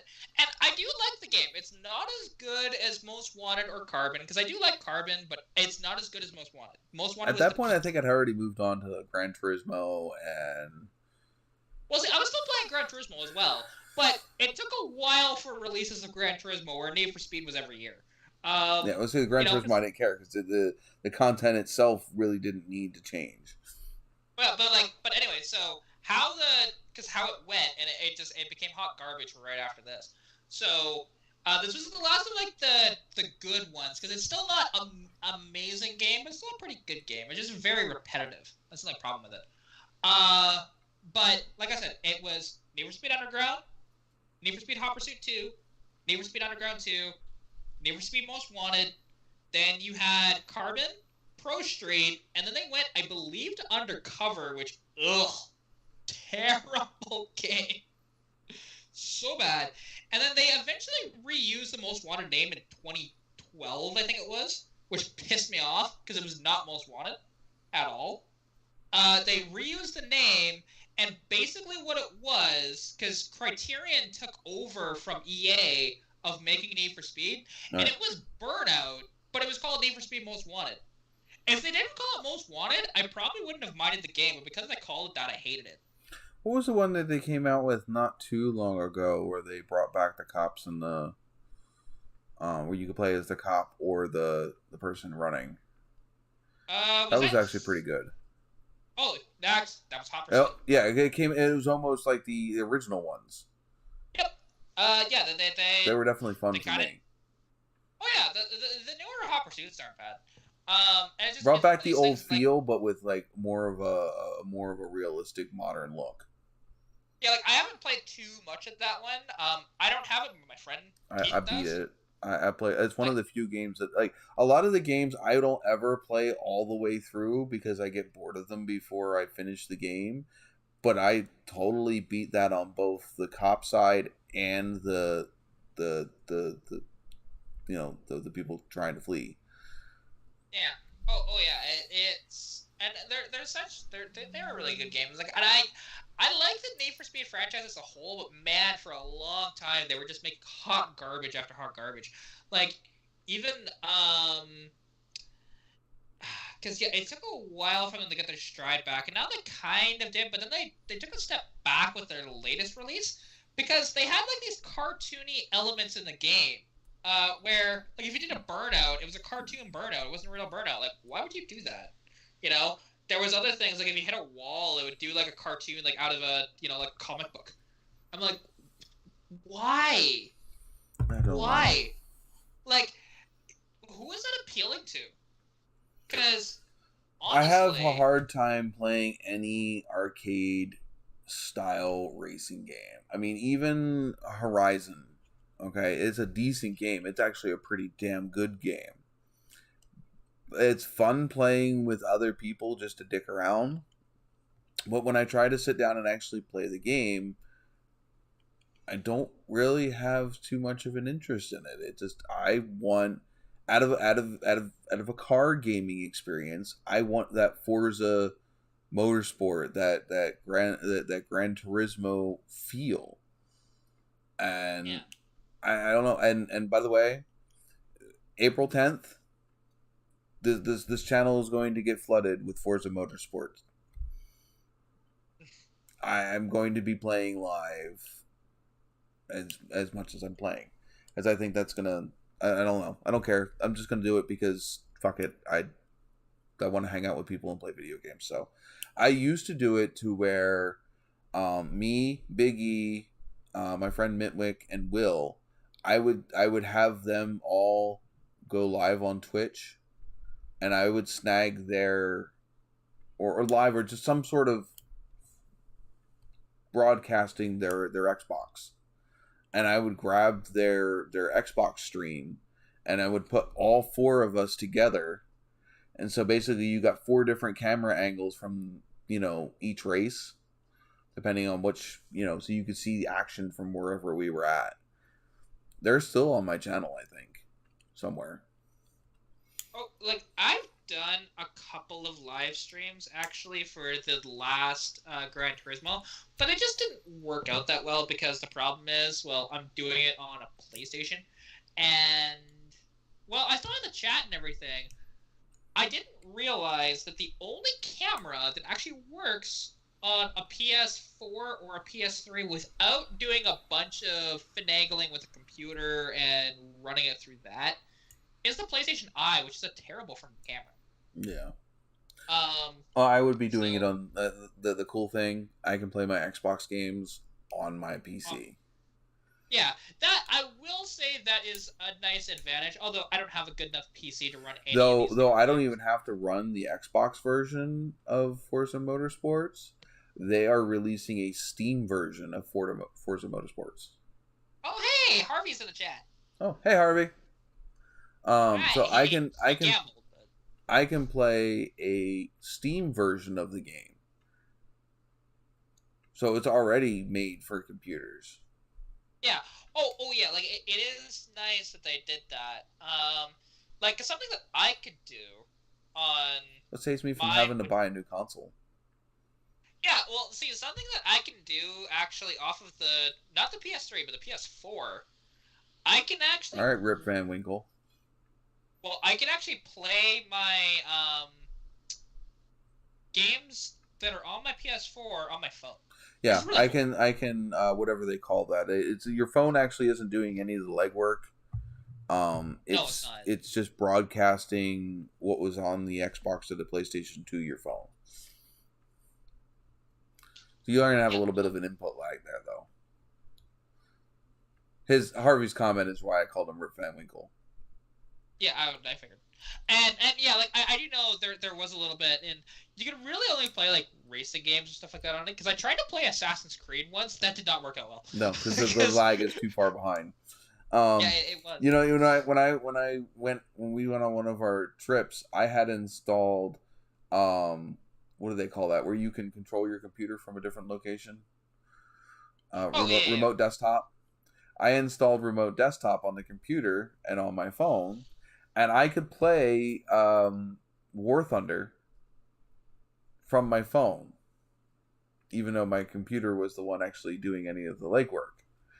And it was mainly just so we could log on. I could log in when I was away on vacation to do the loot whatever thing to keep up, because I had like almost a year and a half, and I didn't want to lose it. So I was like, all right, fine. I'll just go in and log in from my phone. And just enough to get the daily login, so I didn't lose it. Well, it wouldn't wake my computer up.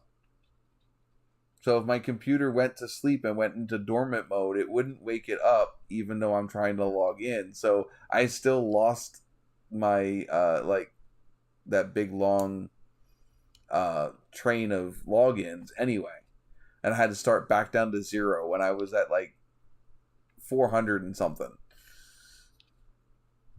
Days logged in. Yeah. It fucking sucks. I think they should give you a fucking grace period, because if you go away on a vacation or something, you should be able to, you know what I mean? That's kind of bullshit. That is. Like that.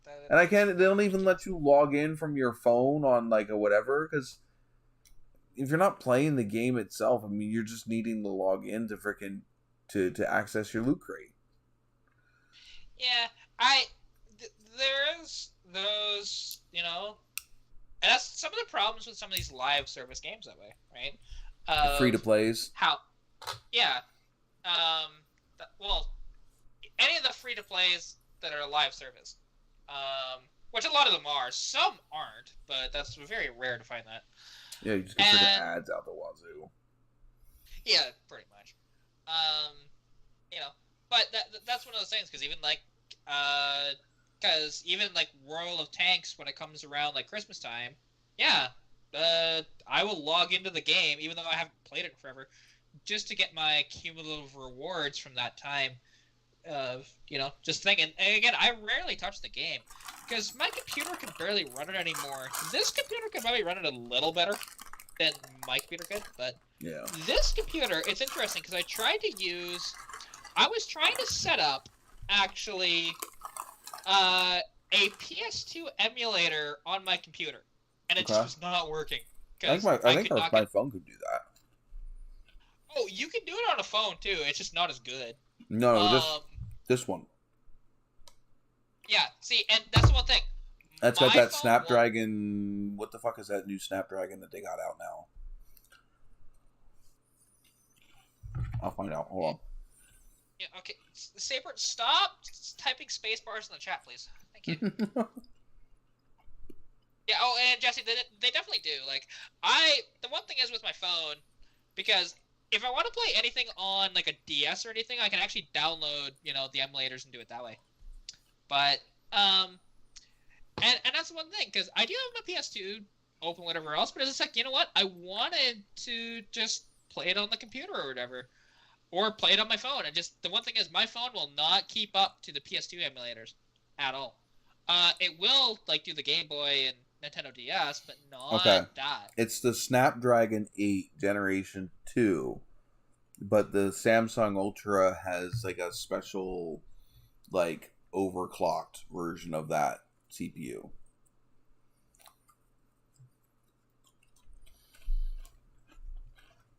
I can play some games that are better looking than some of the stuff I can play on my computer.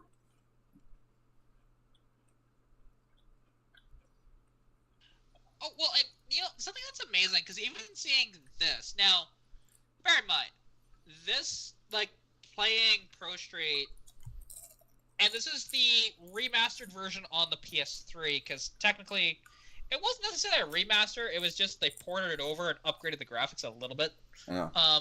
That's all they did, and they just changed the controller inputs as well, because a PS3 controller is much nicer than a PS2 controller when it comes to, like, using, the triggers for your gas and brake, as opposed to pressing X and square, which were horrible. I remapped mine when I played that stuff. Well, see, trying to play it on the PS2 with having it that way, because they just don't work well that way. I think my PS2, I had the ones with the analog sticks. Well, see, it's not just like the, because I can. Where's that controller? Is it close enough to me to where I don't have to get out of my chair? I also don't think I played with stock controllers back then either. Yeah, see, that's the one thing. There were aftermarket controllers that were actually pretty good. There were some they were really better than the stock ones. Yeah, there were a few that were actually much better. There were some really bad ones. Like, I remember, because one thing is, if you got any of the, like, Mad Cats, they weren't that good. We had, because when we were younger, we went through a few controllers, so instead of our parents buying us brand new PlayStation branded controllers, they just got these Mad Cats controllers, which was cool because they were wireless, but they were bad. There was some good Mad Cats ones. You get some higher end ones. Yeah, but these are like bottom of the barrel that were just the wireless ones. That's it. I had a controller that I could literally, that all of like the D-pad and all that stuff, they were all in pods, so you could swap them all over the place. You could make yourself a left-hand controlled fucking controller, where it was exactly opposite of a regular controller. Or you could put both of the freaking analog sticks on one side of the controller, like the D and where the normal one would be. You could put them both over there and have your directional buttons and your A, B, whatever buttons over on the other side. You could swap it however you wanted to. That was pretty cool. It was great because if you had played like a fighting game versus a racing game, it sometimes it helped. Yeah, for sure. That actually is quite nice. And that's one thing that I like, because now, 20, 30 years on from some of these things that we've always wanted in controllers, companies are finally starting to make these controllers that are actual, like, PlayStation, proper controllers, or even Xbox proper controllers, right? Not just third party, which is kind of, they're expensive, of course, but, it's like nice when you go get the upgraded Xbox controller and it's $150. But even a regular fucking Xbox controller is still $60. It's ridiculous. Which makes no sense for the Xbox controller. I get why one of these can be that expensive. Makes perfect sense. The technology within this controller compared to the Xbox controller, it makes perfect sense. However, the Xbox One makes no sense because, especially when you consider it still runs off of fucking AA batteries. Or AAA, I think it is. It's just like, what? I don't know. I haven't had batteries in my controller since I think the PlayStation... As soon as the PlayStation came off of a wired controller, I don't think I've run batteries in my controllers in forever. I've always had... they're batteries, but I've always had the battery packs. Yeah, the rechargeable, just... Yeah, which is it was kind of an interesting concept. It was their way of cost cutting, where PlayStation, they just said, screw it, let's just put the battery in here. And what's beautiful about this controller here, because this is a PS3 controller, this controller, the battery is only like, I think it's 400 milliamps, but it has a standby of 29 hours. It's wonderful. Even just playing it, because I think the last PlayStation I owned was a PS2. I never owned a PS3. I've never owned a PS4. I've had them in my house, but I've never owned them. I switched over to Xbox after the PS2. I haven't looked back. That's fair. I mean, there are pluses and minuses to both consoles. I think the last Gran Turismo game that I sat down and actively played, like I was actually, not just a casual, just, hey, what's this? Was that Gran Turismo 5? Or Gran 4? Turismo 5 was on the PS3. Gran Turismo 4 was PS2. Maybe it was PS4. I mean, maybe it was Gran Turismo 4 was the last one then. It was the one with the GT40, I think, on the front cover. Yeah, it was the Ford GT, not GT40. Yeah, whatever. Same. Let's just drop the 40 out of it. No, they were completely different cars. Well, duh, because one was from the 1970s and one was the reboot. I know. I watched the whole freaking the upgrading of the GT from concept before it was even a freaking car. Yeah. Oh yeah. I was super interested in that car. Yeah. Oh yeah. They're so cool. And actually, because something. What's her name? Because I think did she change her name Amelia? on YouTube? Yeah, I'm pretty sure. Yeah, she changed her name on YouTube. I didn't notice. I have her as a subscriber, so I didn't notice. I just see her videos. Yeah, she just bought it's a kit car. It's not an actual GT. Yeah, I know. Because she traded plus cash for the Daytona, which was a kit as well. Factory 5. And she got off the guy, and then she got the GT40, which is a proper GT40, not a Ford GT, and it's one of the nicer kits too. I haven't watched any of the ones except for the one where she first went to look at the GT. I haven't seen any of the ones after she acquired it, so don't spoil anything because I haven't watched them yet. I have a backlog of people that I just haven't watched because I haven't sat down and watched YouTube. Yeah, that's fair. Yeah, no, it's really neat and just seeing that, because I would love to have one of those. That would just be like so cool. I don't care that it's a kit. That Daytona or a Cobra is what I want. Yeah, see, I would take the GT40 over any of those. Like, just I just love the Daytona. Kits, yeah, like the Daytona is really, really cool too. I love the Daytona. The Cobra's obviously really cool, but you see the Cobras quite often. Yeah. The Daytonas you almost never see, and nor do you see the GT40s. But and just that shape. Yeah, I don't care if you see the Cobras all over the place. I've always wanted one. Oh yeah, well, the one thing is, because actually I know somebody that knows somebody. So it was interesting when I first met this guy, because he was the one. I don't know if these louvers are ever gonna get made for my damn car, the proper metal ones over the plastic ones that I have. But regardless, though, it's bad. I'm almost ready to go get the plastic ones. I listen to I can find a set of metal ones. We'll see, and actually something, and I need to look into this further, because with my plastic ones, I've thought about, well, can I just get them like rhino lined or something like that, to where it's just as good as metal at that point, because it's just like basically bomb proof. But the reason I don't like them is they're too thick. The ABS ones that I see for the Trans Ams compared to the Kreger ones is just bulky. They're too bulky.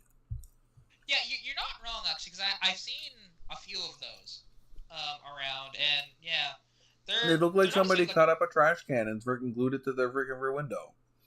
Wait, it's not pleasant looking. If they actually made it all of like one piece proper, it wouldn't look that bad. It would actually look pretty good, but the fact that there's 3 pieces as well, I hate it.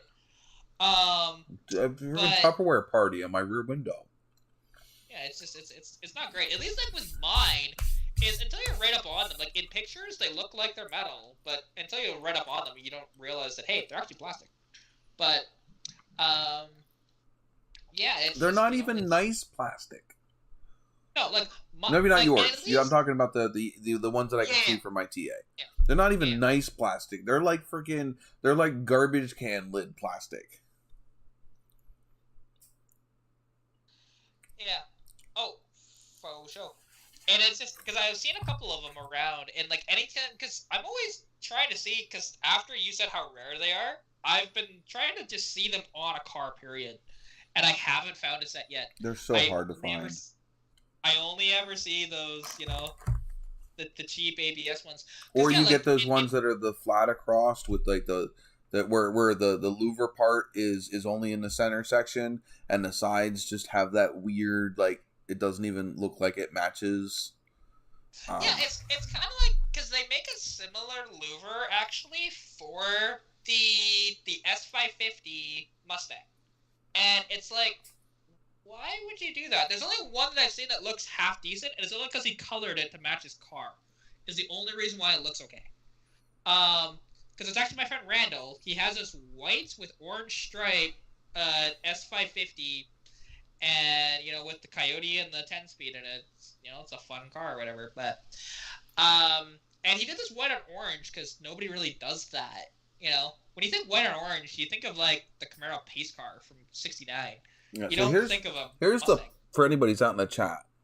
There's the plastic ones for the car, for the Trans Am. Yeah. Okay. Versus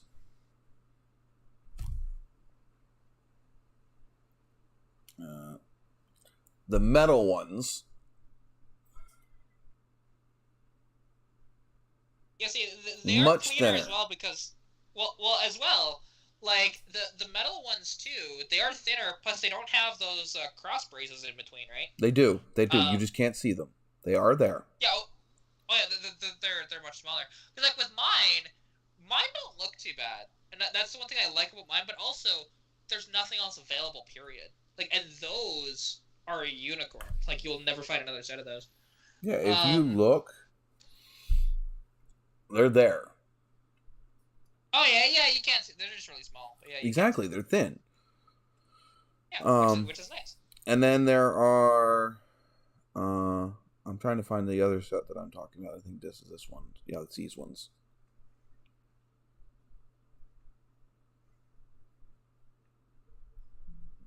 Is it gonna?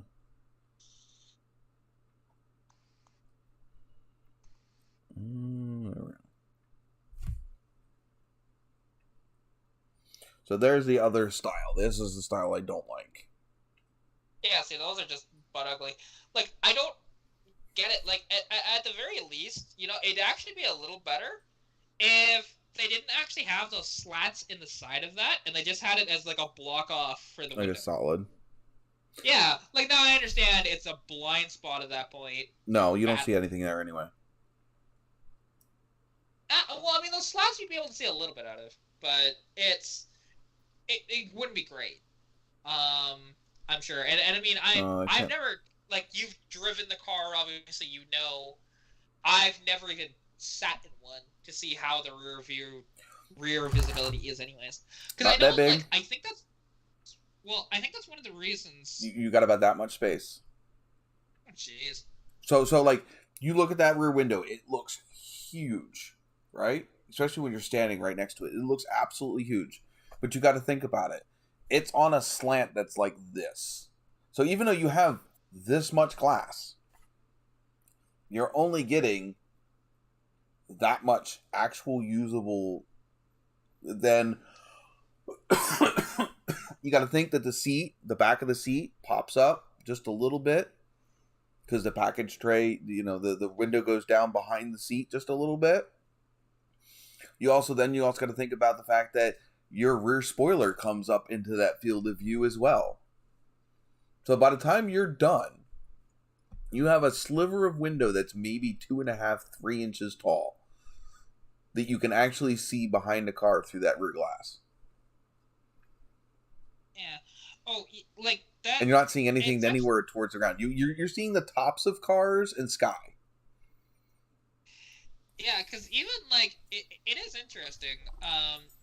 Even driving, because actually something that I did while I was up in Edmonton, actually I was there for about a week and a half. So, because when I was up there, it's funny because I don't know if you remember me telling you about, and actually it was on my channel for a little bit, an 81 Mercury Capri that me and my buddy picked up from Calgary that we only paid $600 for it, but it had a 208.96 just like my car, and automatic, and it was like bone stock. It didn't have any modifications done to it at all, other than a really terrible kind of like converter delete. I don't know if I think I remember seeing that one. Oh, well, this gray, Capri, which the Capri is just... yes, that was your buddy's car, wasn't it? Yeah, it is.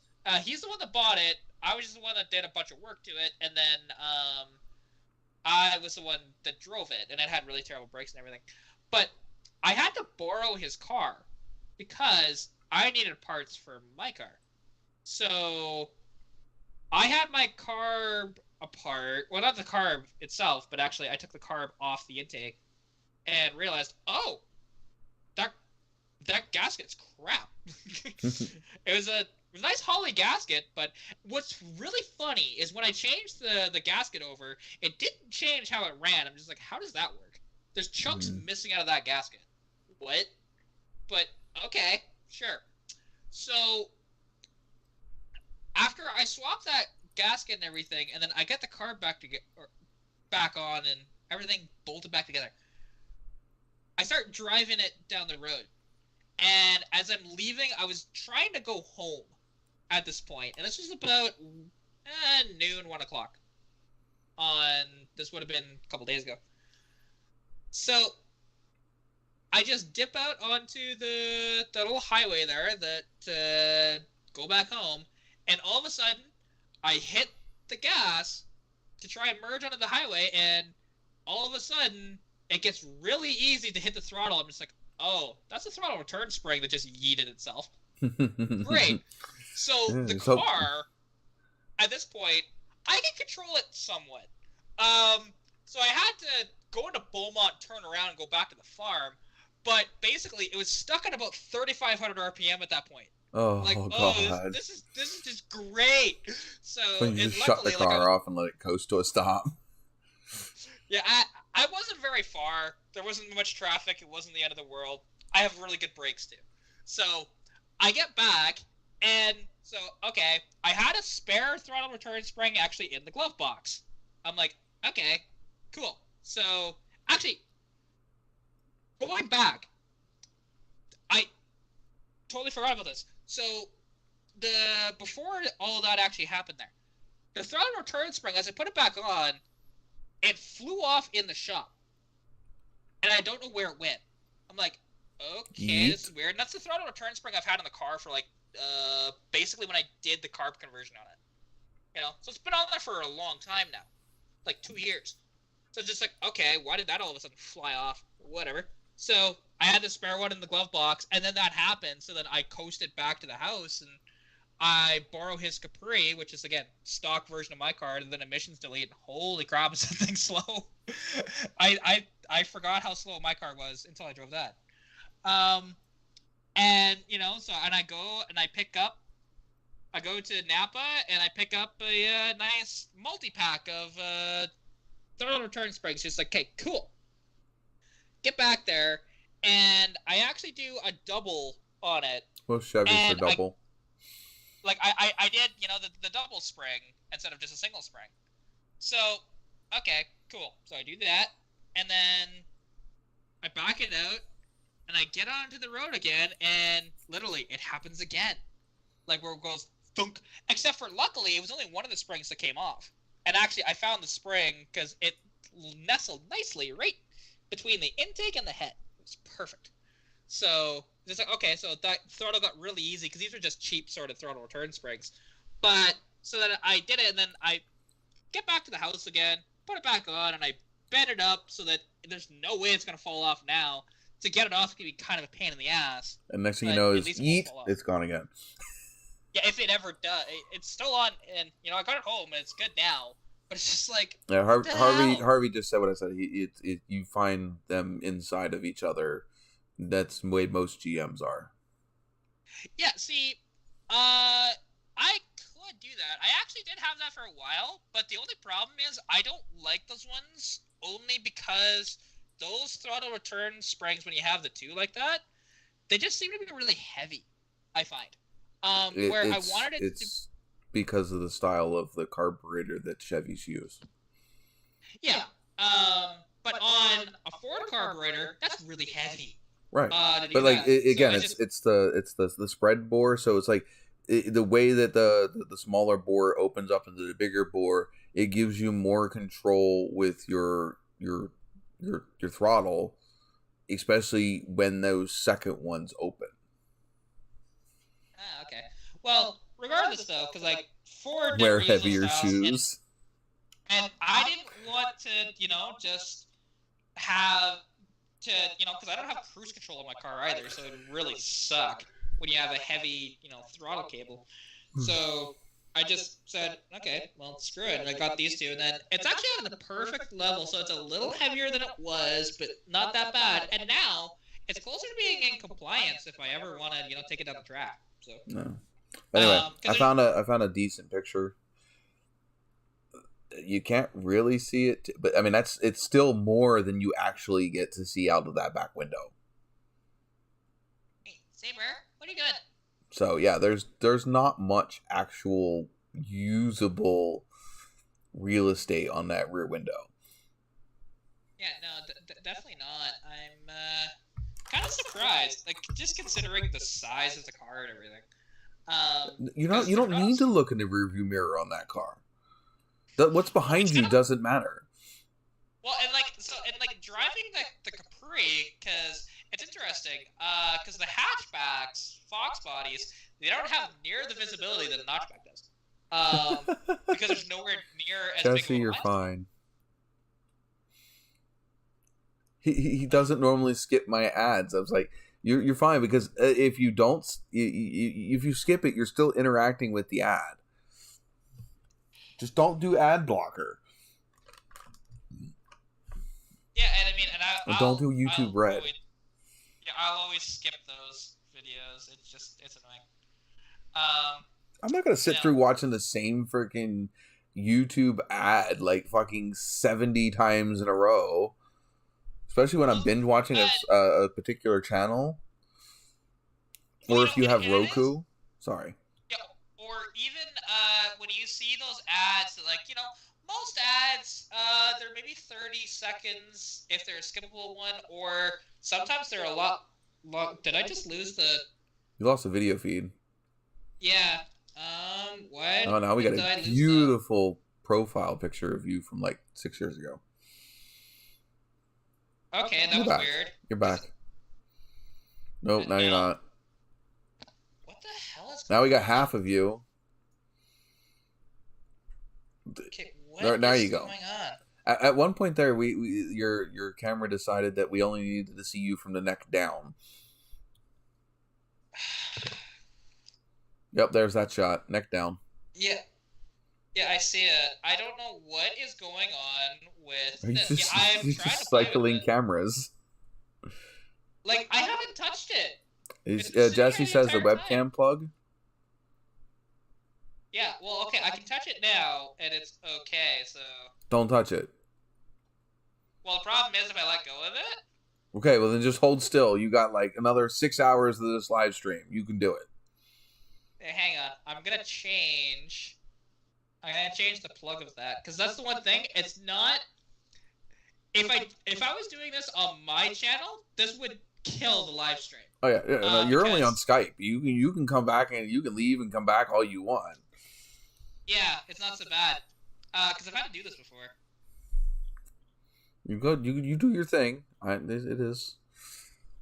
I'm gonna go grab another drink because I'm now out of drink. So, if Do you want me to do a be right back screen real quick? I got it now. You got it? I'm good. Yeah, I can talk to the adoring fans. Oh my god! As long as you don't start singing like the Backstreet Boys or something, I'd have to freaking murder you. Backstreet? Oh my god, no, right. I'm out. I'm leaving you guys here with her. Full on concert mode.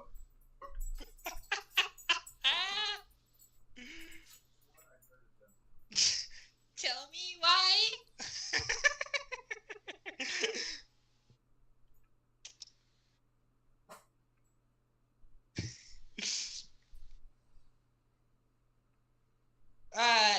Now all we have to do is the Brooklyn Nine-Nine thing, which it's so funny because people who didn't watch the show before that's what got them into the show, 100%.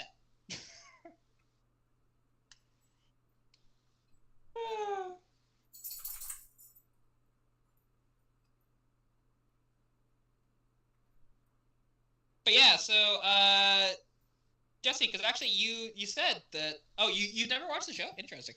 I haven't, like, I've watched it, bits and pieces of it, but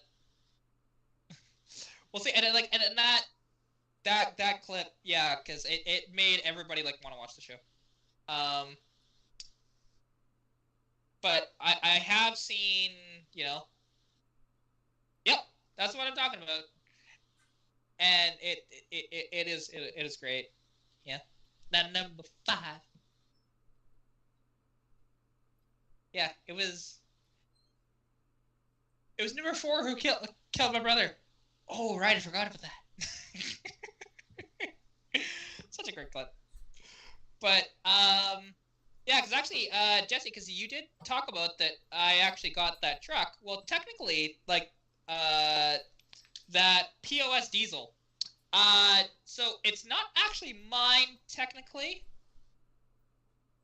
It is my buddy Keith's. However, it's still a fun thing to play around with, and I got my videos out of it because I don't know what else I can really do with it, because you can't really drive it on the road properly. Like it's just so goddamn slow.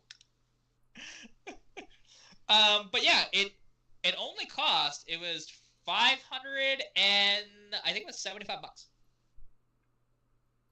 But actually, like, the one thing is, okay, so because of the motor, it's not great. But the actual truck itself is actually a good truck underneath of it. But, like, I don't know if you saw the full video I did on it or not. Oh, it really is. Like, that swap, it literally makes no sense of why they did it. And, but it's just hilarious, and I love it. The interior is actually in pretty good shape on it. And everything inside, like, it works. Okay, you did see the full video, so you saw how bad that pinion angle is? Because one thing is, like, I saw it, and, like, because I kind of undersold of how bad it was. But literally, so that pinion angle, instead of being like this, it was like that, basically. It was really bad. Like, I'm amazed that it really actually, that it runs and drives.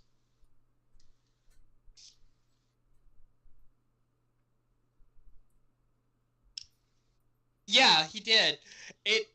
Like, because when I saw that, I'm like, that's a flywheel on an automatic. Like, because I didn't really process it when I was looking at it, but that's a flywheel, not a flex plate. Like, what? And it's amazing, because, like, and that is, because I think it's a 700R4, I think. But I don't rightfully know.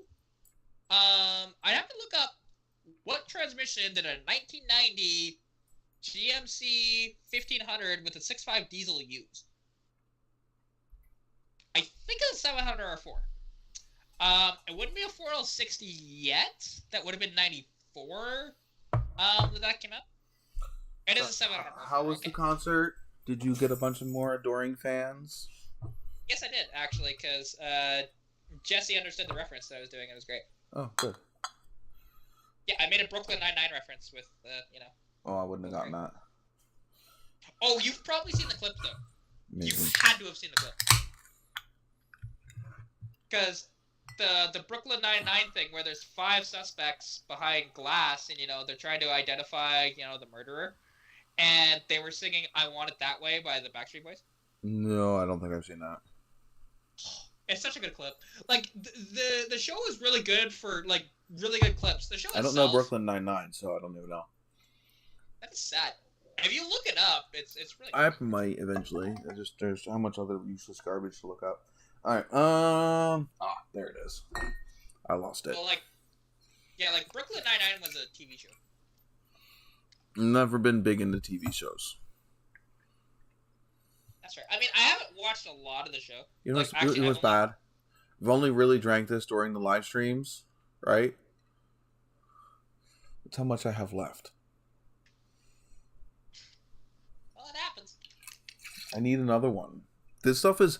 I think I'm a changed man. I think that I have found my new whiskey. Jack no longer fits in that spot. It's now Jameson's.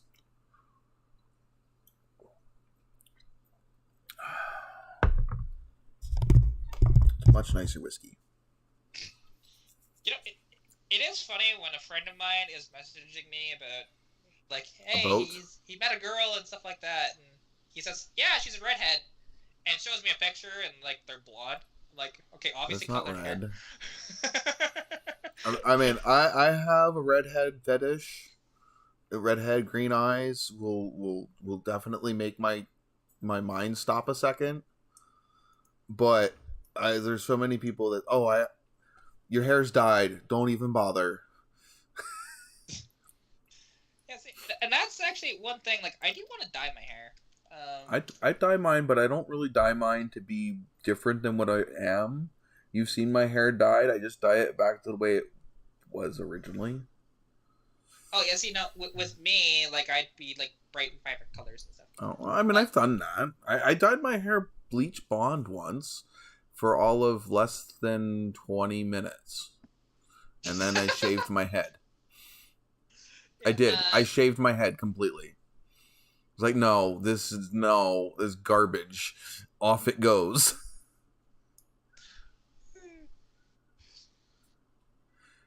Yeah, it was to hide the I have done it just to brought back my red because anybody who knows anybody that has red hair, especially males, you're lucky if it isn't a full head of white hair by the time you're 45.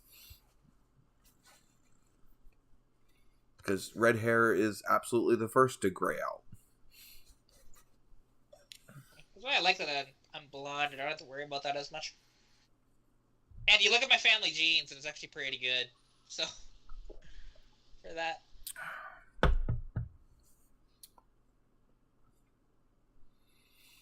Oh. So, you guys know that I'm putting a rear view camera on that TA, right? I didn't know that, but it makes perfect sense. Yeah. And the thing is, I'm going to be able to do it in a single DIN radio. How are you pulling that one off without drilling the dash or anything? What do you mean? I'm not. I'm literally I'm using a radio that is the same size as a stock radio. Well, a stock radio has the 2 posts. I don't have that at all anymore. If you've watched the video where I did the dash, you knew that it was completely fucked when I got it. They just booger hacked the shit out of that hole. And me and my stepfather made a somewhat fix back in 2015. And I revisited that fix and then also made a bezel for it in the last time when I just recovered the dash. Oh, see, I haven't seen the video, but I don't watch too many of your videos. I think we both do that. Yeah, it's one of those things. We're friends, but a lot of our content doesn't appeal to each other, and that's fine. Yeah, I still support you. I still support you. Still share you where I can. Okay, that's what. Wait, what? What just? Is your thing doing a thing again? I do that? The world may never know. Get that reference. I am so confused. Why am I seeing comment? Okay, I have the live stream up right now. Right? Like on YouTube. When I scroll down, I'm seeing comments from the freaking diesel truck video. Like, what? Yeah, that's weird. Why am I seeing this? Because you're awesome? The fuck? What is this? I have never come across this. Because I still have a live stream chat on the side, but I scroll down on the page and I'm seeing those. Like, that is what? weird. It is weird. Like, that... Okay. That has just broken my brain right now. I shouldn't be seeing these. Are you gonna zombie? Not even on that video. What if I reload the page? Maybe. Yeah. Because it's like, it's not like it's interfering with anything, but it's just weird. Because there shouldn't be comments down there, period. Because we're live. Yeah. Yeah, okay, no, reloading the page made it go away, but that's fucking weird. Don't you love it when it throws you for a curveball? Yeah, like that was an interesting one, I will say.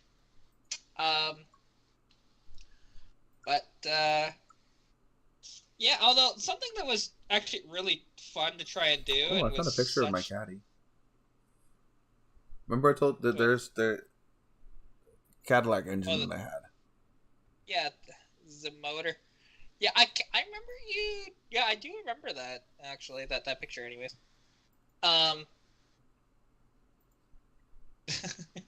But because actually something that we were doing out at the out at Keith's there, because he picked up this tow truck that just it runs like crap, and we were trying to get it to drive, or just actually just to get it started because it's all propane, and so just like, okay, well here's an idea. Why don't we just tow it behind your Dakota and pop the clutch? We got it to run once, and holy crap, that thing run like a bag of ass. Like, it was bad. That 460 is just cooked. That's in this. But, so, I popped the clutch and get it. I took a few attempts, and then I had to keep the revs up because it's on propane. Then I hacked your computer. But, and so we get it running and stuff, and then once I let off the gas after like 3 minutes of being on the gas, it just dies. And then so we tow it for about 10 minutes around the property, trying to get it to start again, just popping the clutch each time.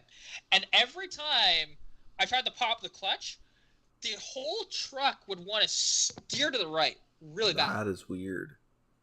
Right?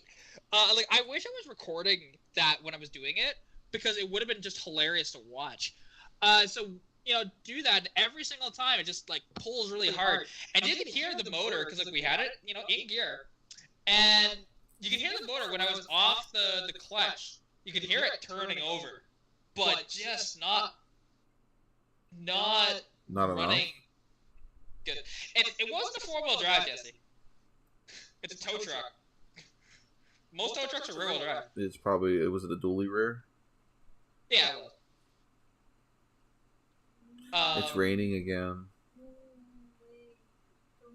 Yeah, see, and that's the one thing. Like, a lot of tow trucks up here, they're not 4x4. Very rarely do you find a 4x4 tow truck. But I don't think a lot of I'm not sure. I haven't really paid attention to whether the ones up here are four-wheel drive or not. But, like, this truck, because I think it's an 84 Ford. It's got a Holmes record on the back of it. And it's actually in pretty good shape overall, but again, the motor's just cooked. Just need to swap out that motor. Because... you can't really see it. It's not that great of a picture. I did find out before we fixed it how bad it was hacked into. Yeah, it doesn't really give it justice on that. Oh yeah, see, and it's one of those things though. Like with that thing, it was just a pile, and but pulling it around, it was interesting because how fast he was going. Because I told him just speed up a little bit because maybe we just need a little more speed to get it running again. And I think just after it stalled out, it's dead. I don't think the rotating assembly still rotates, but that's about it. So like maybe there's a hole, like maybe it's just freaking there's a hole in the bottom end or something. I don't know. But regardless, it is just one of these things. Yes, and there might be stock valves too. Okay, I can see that a little better. There's nothing. There's the hole, really... and there's nothing left of any of the support structure. See, Jesse, no, it didn't knock. That's the one thing. It ran like it didn't run like really amazing, but it wasn't knocking or anything. So it's just like, but the motor it's really tired and it's just dead. The Echo has returned. Echo? What? There's nothing been changed. Yeah, nothing has been changed. Yeah, and that makes the most sense, to be honest, Jesse, that there's just no compression anymore. But it's just... I can turn down the volume a little bit, but then I sometimes have a hard time hearing... Yeah, like, there was a slight, very, very, very minor echo. It was not really that great. It was okay. Or I should say, it was fine. But, yeah, see, Jesse says, like, has a slight reverb, which, yeah, actually, that makes more sense than the echo. But anyways, like, I can only fix so much. And it may actually be from your end whenever your internet decides to play stupid. Yeah, it could be that, because my internet did kind of bog out for a minute there. Yeah, Harvey, that was my end. That was my internet being a pile. Because also you noticed too that my camera went really small in that instance too. Yeah, when the picture up on the screen starts trying to hide behind my picture, her internet's taking a dookie. Yeah, it's just one of these things with my internet, and I can't really afford to, like, it's fine now, but it's one of these things. But yeah, so with that tow truck, it was funny though because like how fast he was going, I don't think he realized how fast he was going. But also, there was no brakes on this thing. Period. Welcome to a Ford that sits, because they almost never have brakes. Who needs brakes? Yeah. Where we're going, we don't need brakes. That tornado, it wasn't that close to me. Like it was. It's close enough to suck up them Wi-Fi's. Yeah, it ripped through a field. That's what that tornado did. It was fine.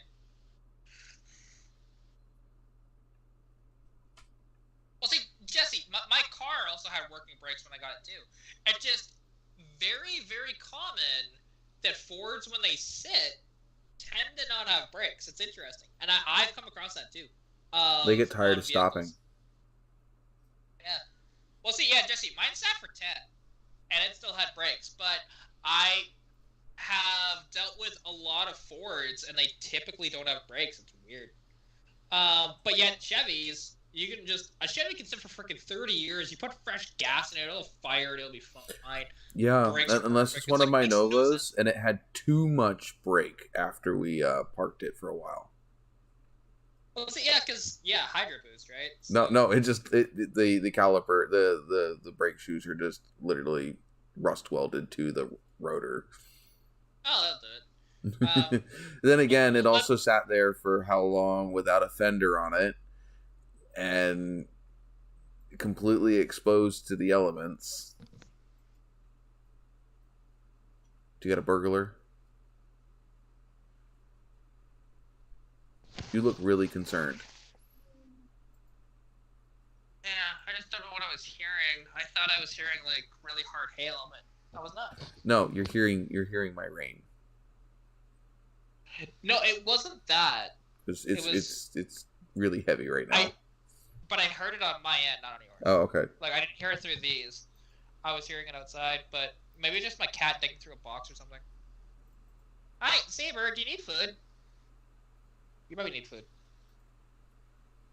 I mean, and that Capri, we don't know how long it sat for, but, you know, it seized both the calipers, which was fun. And so, here's the thing. So, I'll still be on the mic, but you won't see me, because I'm feeding my cat. Okay. So, because it's 11 o'clock at night, and he hasn't had food for a few hours, so, you know, he keeps complaining to me, so I'll feed you. Hang on, buddy. So, yeah, for you guys out there, this is the fix that I did for my radio plate. Now, that was painted black afterwards. Oh, don't do that. Whoa. Ugh, okay.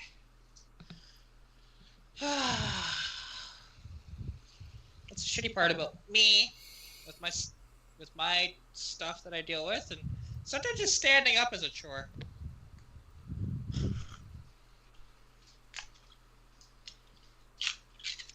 It's not the sitting down, it's the getting back up that's the problem. Well, yeah, sitting down is the easy part. It's the actual standing. My God, the rain is so loud. Yeah, I can kind of hear it a little bit. Let's see if I can take this over here far enough without knocking a bunch of shit over. No, Saber, that's not your dish. That's not your dish. That's yours. I can hear it, yeah.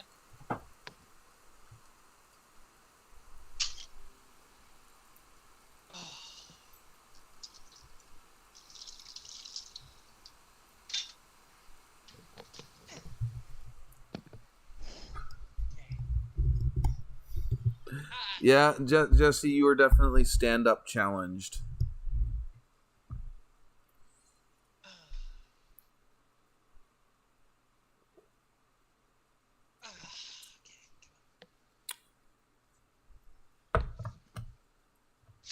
Oh! Fuck. I had a few times in my life where standing up made the world go black. Oh yeah, that's called the stand-up quick fall down. Son of a bitch. Fastest way to end up on the floor is to stand up. Yeah, and fun fact, it just unplugged. Oh no, it didn't. I thought.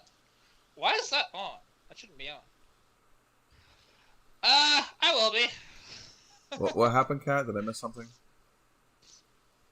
Yeah, I fell. Oh, we're not allowed to see your face again, Kat. Okay, I'm trying to figure this out. I wonder what camera it's using. Is it using your webcam camera? Yes, it is. And not your actual camera? Yeah, I need to go back into the settings of Skype. I don't know why I did that. Because that's what happens with that. Because when that happens, it's trying to use this camera here. Yeah, the one on top of the laptop. Which is interesting, because it shows, like, that the Logitech is working. It's all blue. It was funny, though, because whenever you do that, and it uses the laptop camera, it kept only showing you from, like, here to here. So it was the most perverted angle you could use. It's just no face, no nothing, just chest.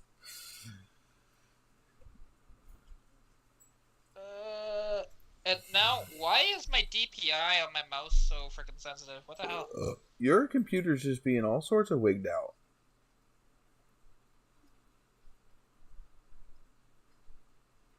Oh, I'm hearing fireworks. That's what I'm hearing. Okay. Now you've got fireworks? There's fireworks outside of you. Oh, there we go. No. Why? Oh, why? Oh, why? Why are you being a POS? And anything I can do just to freaking get under your skin.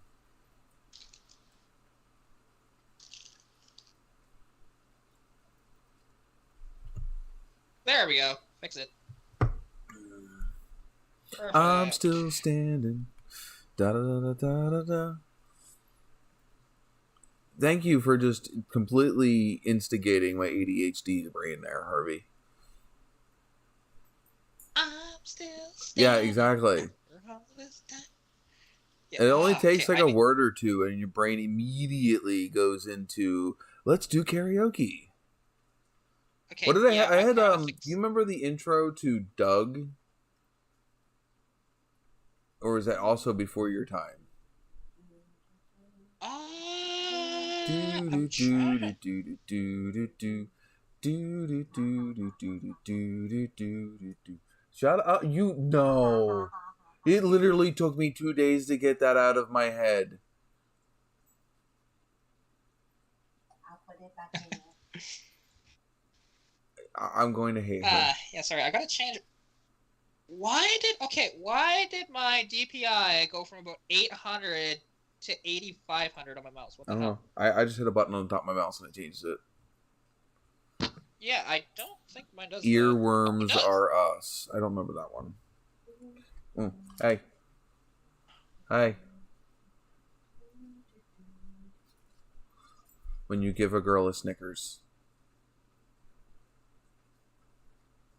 What? You don't have to eat it now. Wow. I ate the other half. That half is yours. Eat it when you choose. Perfect. What tunes are stuck in my head? Right now before it was the I'm Still Standing, and now it's Doug. And if you don't know who Doug is, Jesse might. I don't know. Everybody here might. I'm in a total different time zone apparently.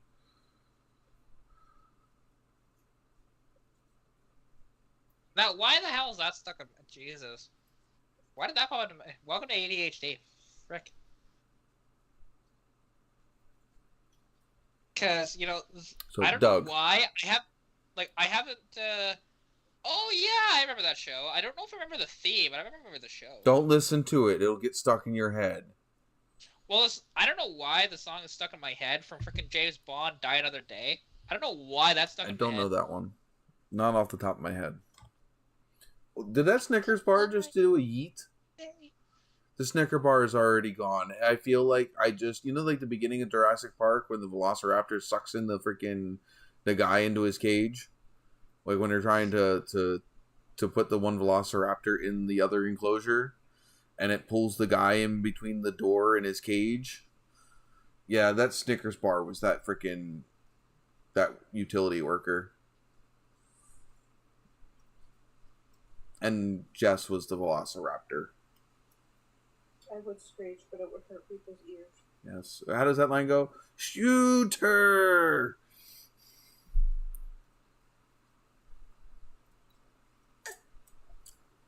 I still think of the gorilla when I hear I'm Still Standing. I don't know that. The gorilla.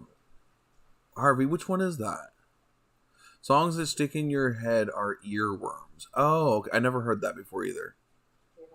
You've never heard that? No. Wow. I have ADHD. It just songs are stuck in my head all the time. I've never heard them called earworms. Now, okay, it's really funny. I'll write House Hippo. See, and actually, now Harvey would know what a house hippo is. So, proper house hippo, not your freaking pitbull bullshit. A house hippo is a pibble. No, it's not pitbull, it's pibble. It's. Oh yeah, no, not the monomonom. She's just hitting all of the tricks. She is hitting all of the the ADHDs. She just did the yes. She just brought up the monomonom song. Yep, that one. There you go. You're happy. Good for you. You can have it now. It's fine. Like I get songs stuck in my head constantly, so it's fine. Harvey did the gamble all wrong. They get the fucking Dora song.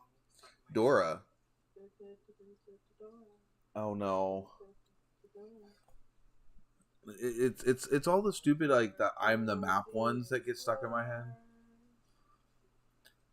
Don't do.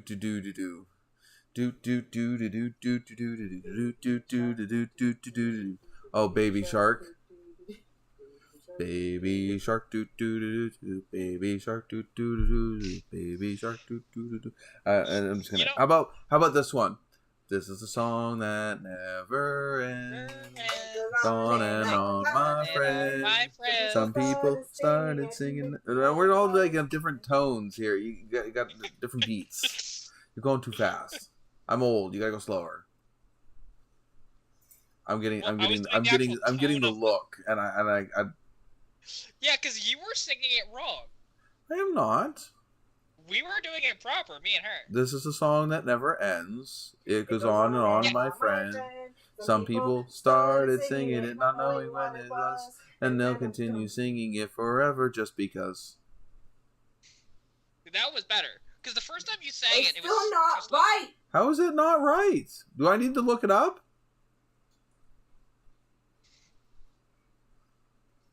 Oh God! I'm getting looks and heavy panting now. She's a dog? The bird is the word. Bird. We are just ADHDing out here. Which, actually, something that's funny. Because somebody in the Sloppy Mechanics group, they put up this picture of this just rusty, terrible aluminum engine. And they just asked, wait, how is it rusty and aluminum? Because the valve covers and water pump stuff are not aluminum.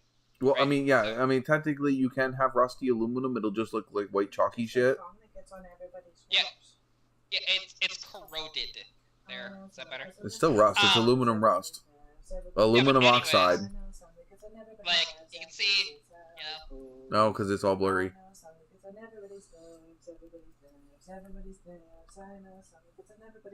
Okay, it's an engine.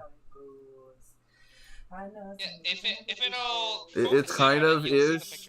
So what's the point of the engine? Besides it just looks old? Well, it's funny because they were asking, what is this engine? Because somebody just found it. And, like, it's out of a 50s gas truck, apparently, which is a Russian sort of vehicle. But what's so funny, because obviously in the comments, and I'm so glad that somebody said this, somebody just said, gotta be a Gallo 12. I am told that Another One Rides the Bus is a great song for PCCBs. Another one bites dust. Yeah, it's Another One Bites the Dust, not Another One Rides the Bus. Well, no, actually, that Another One Rides the Bus is a parody of the song. Yeah, So well, Jess actually uses Another One Bites the Dust in her CPR classes, and she's a trainer. Oh, yeah.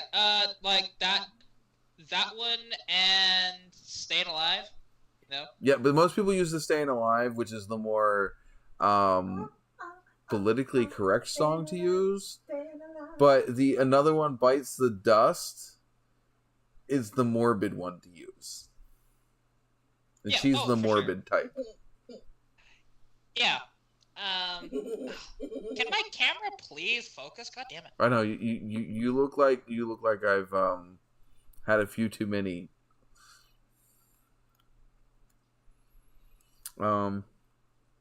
Let's see. Another song that is about so we do Juice Box Hero. Yeah, it's a Juice Box Hero with the straws in his eyes.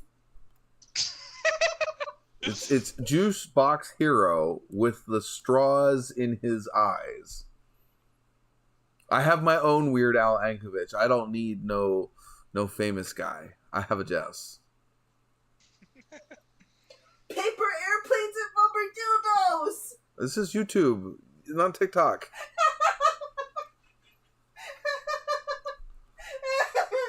That's which one is that? What is that song? That's Remember? That's not Amaryllis. That's it's from that same album. Whichever one that goes on about paper airplanes. Oh, paper airplanes and rubber dildos. What's another one you do? You do there's another one. Daddy, are you okay? Are you okay? Are you okay, Daddy? You've been hit by, you've been struck by a smooth baby girl. Wow. That is awesome. Junk Food Junkie. You ever heard that one? No, we're getting a no over here. Oh, Daddy. Oh, No, that's a Big E. We need Big E in here to do that one. Except for he's getting lazy with that. It's not as good as it used to be.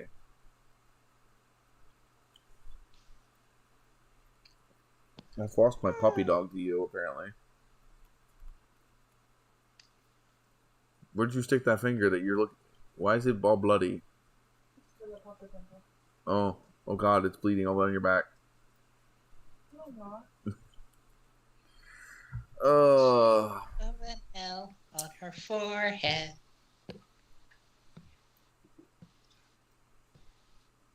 I got Smash Mouth in my head now because of you talking about fingers. Who was listening to Smash Mouth the other day? Was that Oh, that was Will's daughter. That was singing the Smash Mouth song. See, now the thing is, I like that song too, but anytime I hear it, Oh, you gonna do a sing a Shrek? Exactly. Yeah. 100%. Same here. You know, like as soon as you hear it. As soon as I hear it, I just think of Shrek coming out of the outhouse. Yeah. Yeah, All-Star song. Yeah. Harvey. Yeah, it's All Star by Smash Mouth. You know the song. You have to know the song. No, it's not a bad song. No. I like Danny Boy sometimes. Danny Boy's good.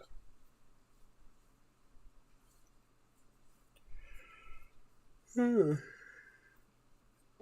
But really anything from the 90s, early 2000s that is in that like rock alternative. Yeah, it'll end up making me sing in the car. Wow, I found a really rare Mustang for sale out in Spruce Grove. What is it? It's a 1980, although they got that information wrong on it. And it's it's brown, but because you can see it there. Oh, it's a shit stang. It's actually in pretty good shape overall.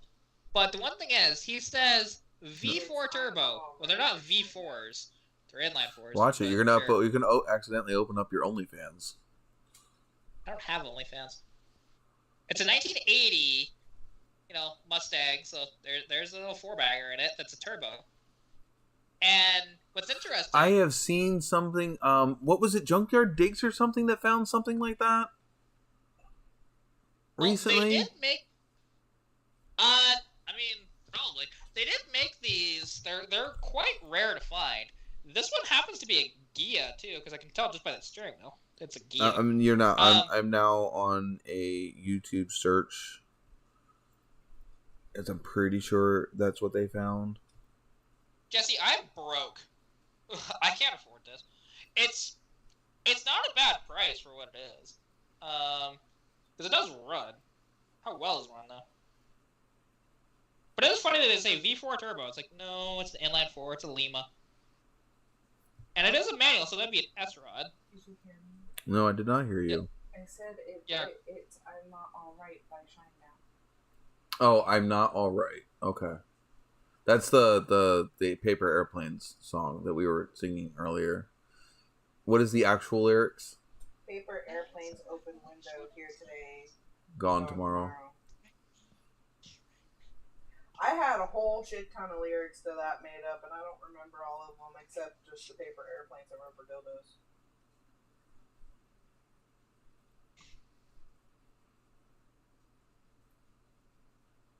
Yeah, I got an ad. Boo!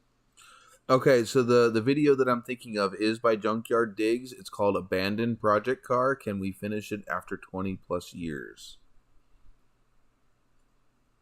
No, put it in the garbage. I'm waiting for the ads to finish so I can pull up the...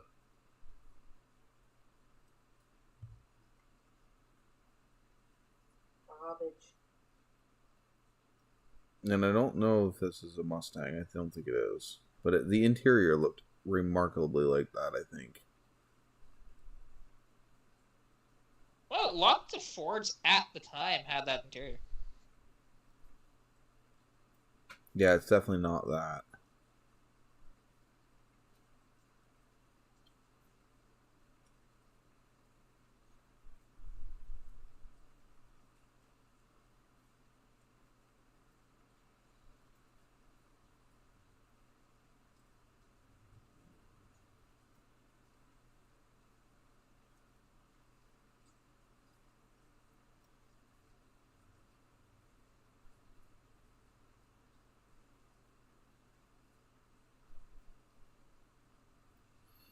Yeah, it was a Mustang 2. That's what it is. You see, oddly enough, like a Mustang 2 interior looks a lot like a Fox body interior.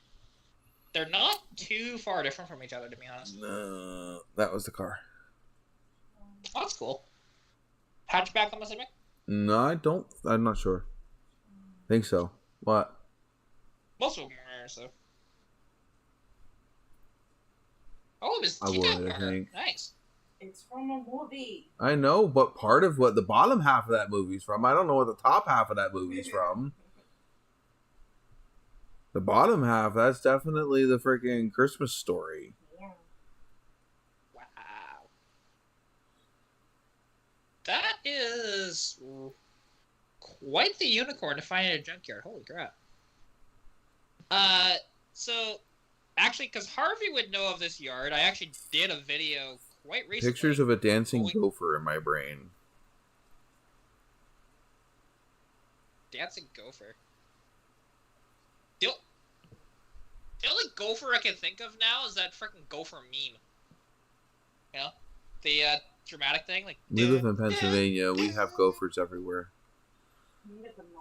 I mean, geez, anytime you talk about like the Pennsylvania lottery, especially the scratch-offs, their mascot is a gopher. So yeah,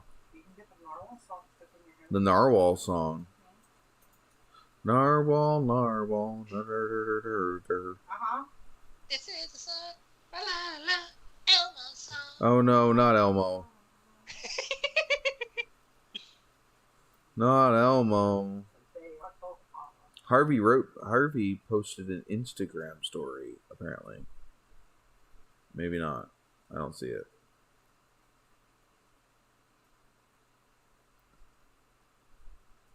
I mean, okay, Jesse, now that's kind of surprising. I didn't think you wanted to do that. Jesse wants to find a 302 for his Bronco 2. A 302? Yeah, he wants to find that's a what? Huh? 302, a grippy sock vacation. Oh, a grippy sock vacation. You need a grippy sock vacation. 1,000 points to the well, not 1,000. 1,000,000 points to the person that can tell me what a grippy sock vacation is. Oh, that's easy. I can type it in the chat.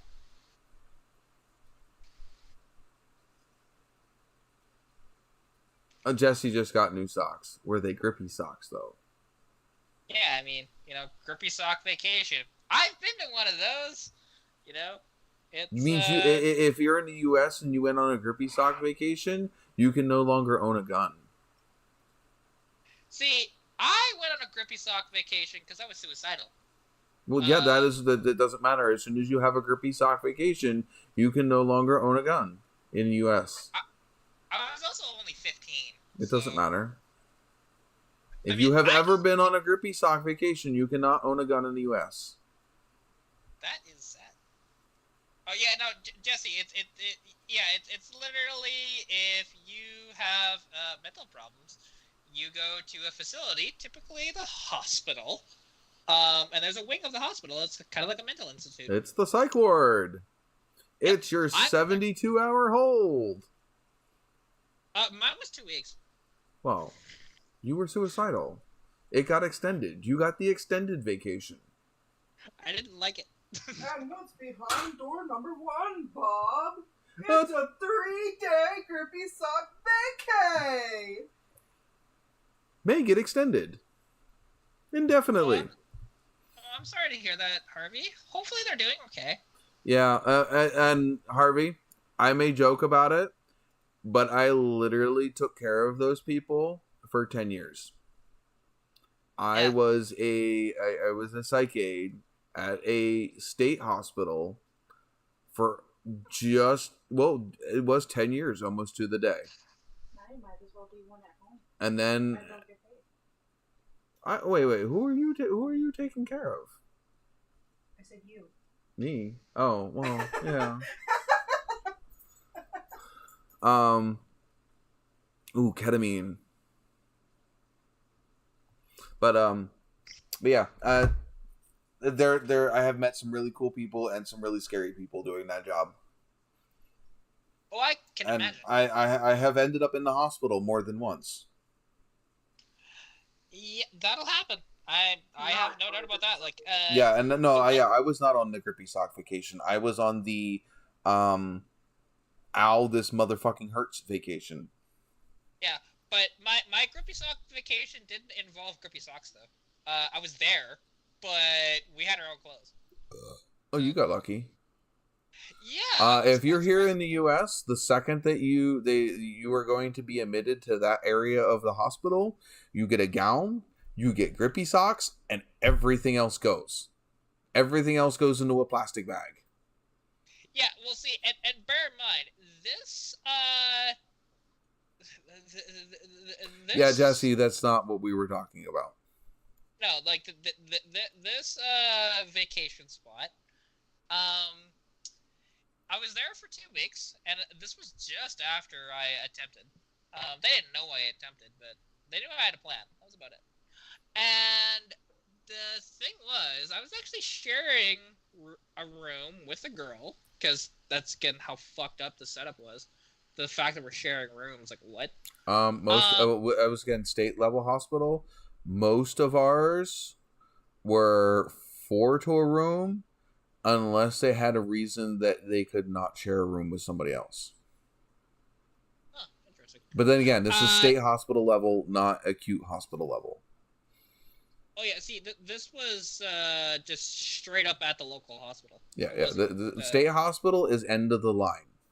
This is, you either get your shit together and get out of here at some point, most likely a year or so into your stay, or you're there for life. Fun. And no, Jesse, it was no, not but they don't do padded. rooms. Well, at least here in the U.S., they have not done padded rooms in a very long time. It's called solitary confinement, and that is illegal in the U.S. Yeah, and that's the same here. The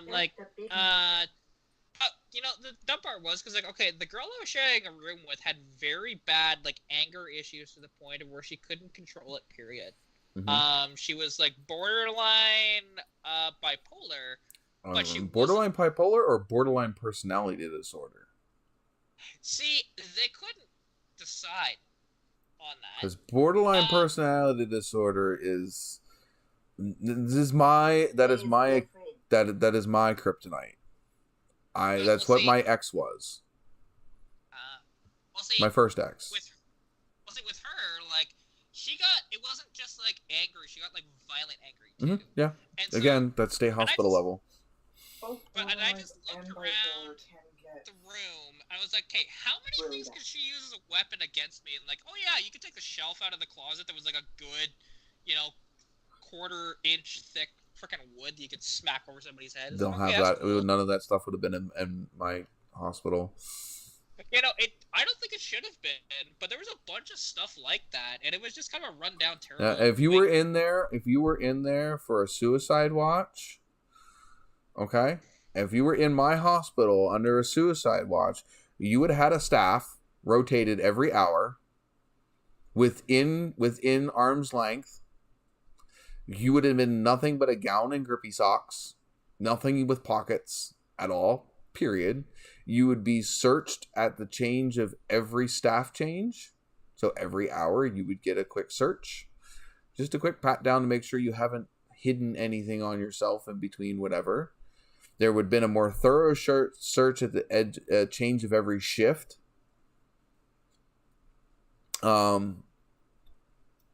Most likely you would have been in a room by yourself. If not, you definitely were. Again, like I said, you'd have a staff within arm's length of you in whatever room you were in. Other than that, you'd basically be free to do and walk where you want on the ward. But again, like I said, you still have a staff literally almost up your butthole. Yeah, ours. Yeah. See, the one thing is, and I think it's because I wasn't an adult, is probably the reason why I was a little more lax. Which probably shouldn't have been. But like at the time, because there was shift change in which we just kind of sat in our in the rooms for a while, but that was pretty much it. We weren't allowed to really walk around at all. We had our own little sort of wing that it had a separate door to go out. But what was so dumb is because there was class and stuff, but by then I had already dropped out for a while.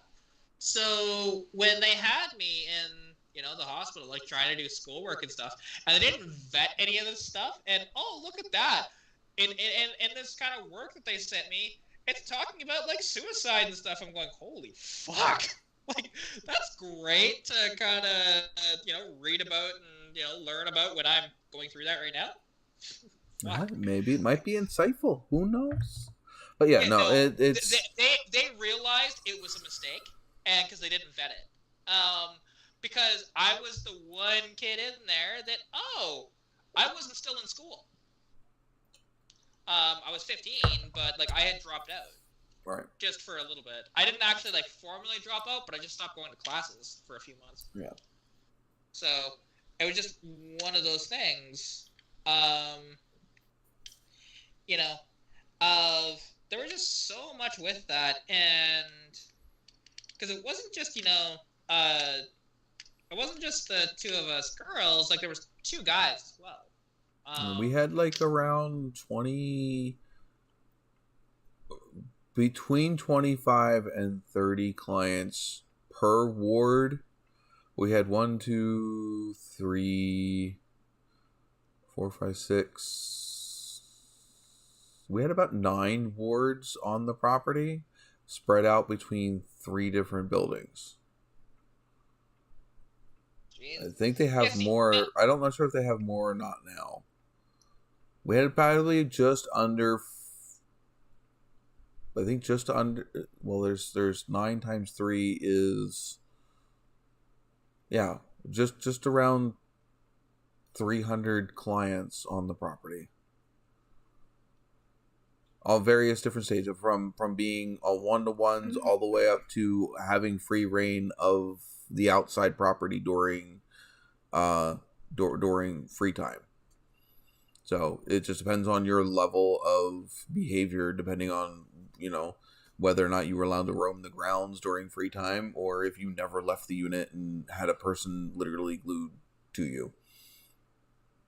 But they want Yeah, to get see, rid of all the state hospitals. Yeah, I don't know what they're going to do if they do that. Yeah, honestly, because the hospital that I stayed at, because this was Lethbridge Hospital, it was freaking terrible. And the one thing is, there was almost no supervision from when we were outside, in this little classroom or whatever, because they didn't have enough room for me in the classroom, so they actually had me out in the hall. But nobody was paying attention to me. I could have easily just got up and walked away, and just went outside, got on a bus, and went home. Yeah. Easily could have done that. Harvey, if your provincial hospitals, anything like our state hospitals, most of them were designed in the 40s to 60s, and a lot of them were designed for self-sufficiency and the ability to service clients even during really bad weather, before there was things like cars and stuff readily available. Our state hospitals have a complete tunnel network underneath that you could get to every building without coming up to the surface.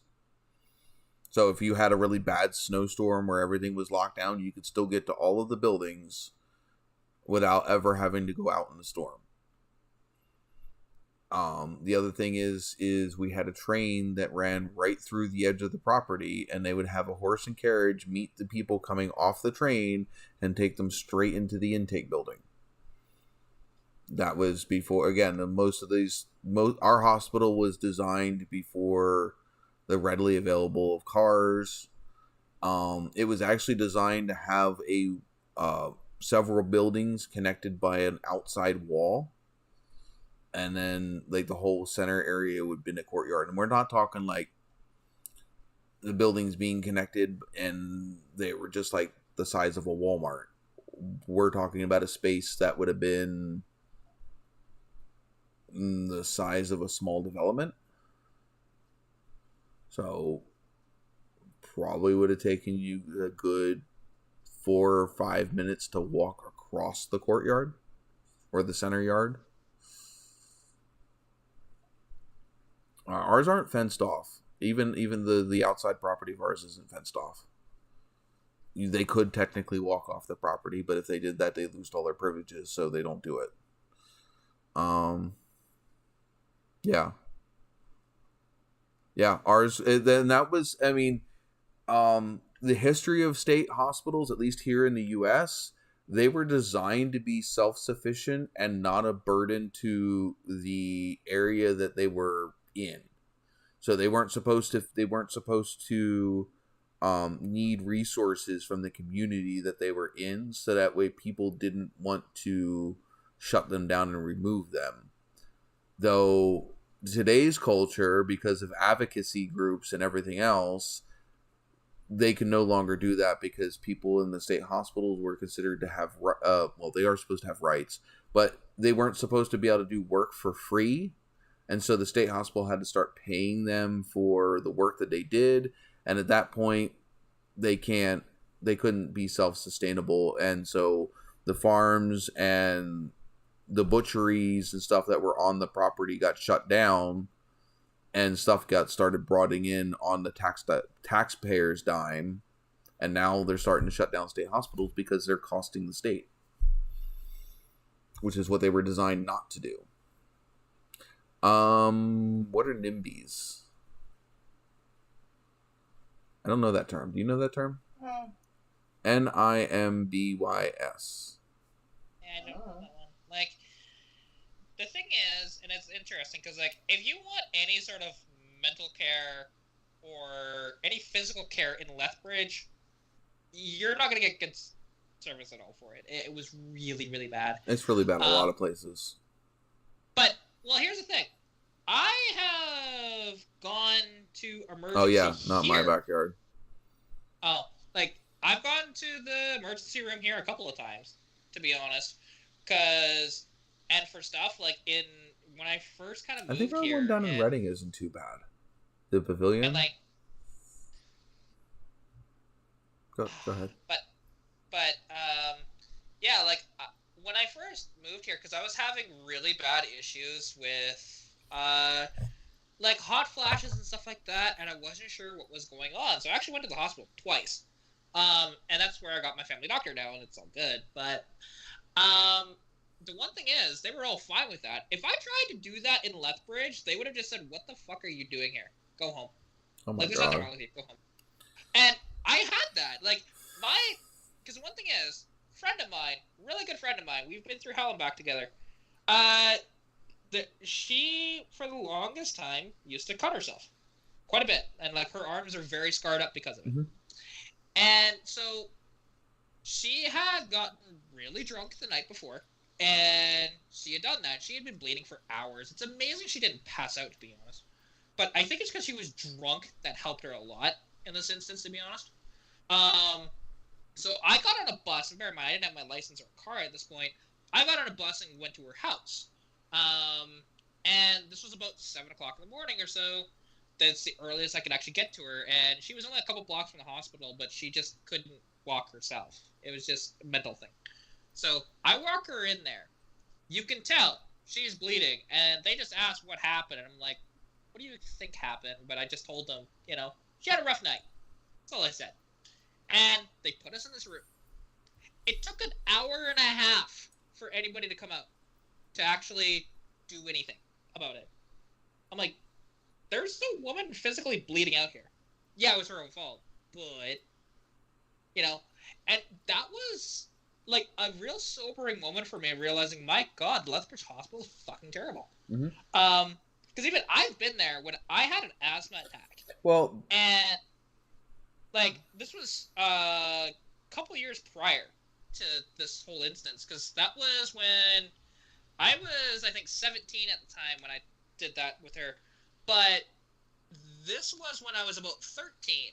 I have asthma, and I took one too many hits of my inhaler, and unfortunately, inhaler wasn't working no more, playing flag football.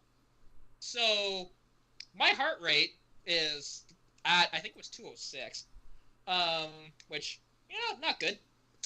And my mom, actually, she drives me from there to the Lethbridge Hospital, and they had me sitting in the waiting area, and, like, they took my, heart rate on 3 different machines because I thought they were double counting, and they wouldn't actually do anything for me because they thought I had taken drugs. But it's like, no. Technically you did. Technically you did take drugs. An inhaler is a drug. Technically, but not, not... You mean recreational drugs. Yeah, like, it wasn't any of that. It's like, no, I was having gym class and just took too many hits of my inhaler. And, yeah, Hi, it was so bad. They wouldn't do anything for me, and then finally I just started to get better. And, like, if you saw somebody with a heart rate of 208, you would do something. Like my visit to yeah, she went to for 6 hours and then 6 hours for heart issues, and they never treated her. She ended up walking out the freaking door to go to would we end up going to Lehigh Valley or nowhere? We ended up coming home because we both had work the next day. You ended up in somewhere at some point. And we deemed it to be panic attacks. Yeah, and tachycardia, it's, like, that was, kind of sketch, because, when you're sitting there... By the way, we all owe Bradley a congratulations. He's in the chat. He got married. Tied the knot. Hey! Congrats! That's awesome. So, congratulations, Brad.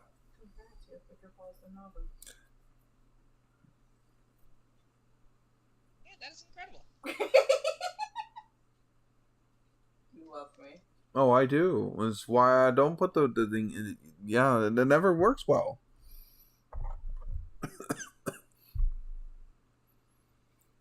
And Jess said congrats too. She just said it with a grain of salt in my direction.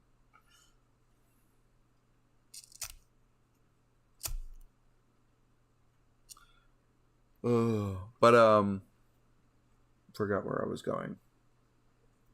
I don't know. I derailed your whole conversation as per usual. You did. Cat looks tired. Oh, I'm not tired. And now you're playing. Not really. Yes, I'm playing with fire. We're allowed to have fire on YouTube? Not fire. This video will not be monetized. Nope, been demonetized because fire. They might care, they might not. It's interesting, though, because I have a video where literally I was just torquing up the summer wheels of my car. Right? That's all it was. Mm-hmm. It's like a minute video, basically. And for some reason, YouTube flagged that, and they're just like, yeah, you have limited ad space for this. I'm like, why? I fight them all. I have fought every single one and won every single one. She's trying to steal my lighter. Here, come on. This is one. Come on. I get fought it. No, don't knock my phone on the floor. What the hell? Here, take it. Yeah, see, I did fight it, and there's like, no, it violates community standards. I'm going, what community standards does it violate?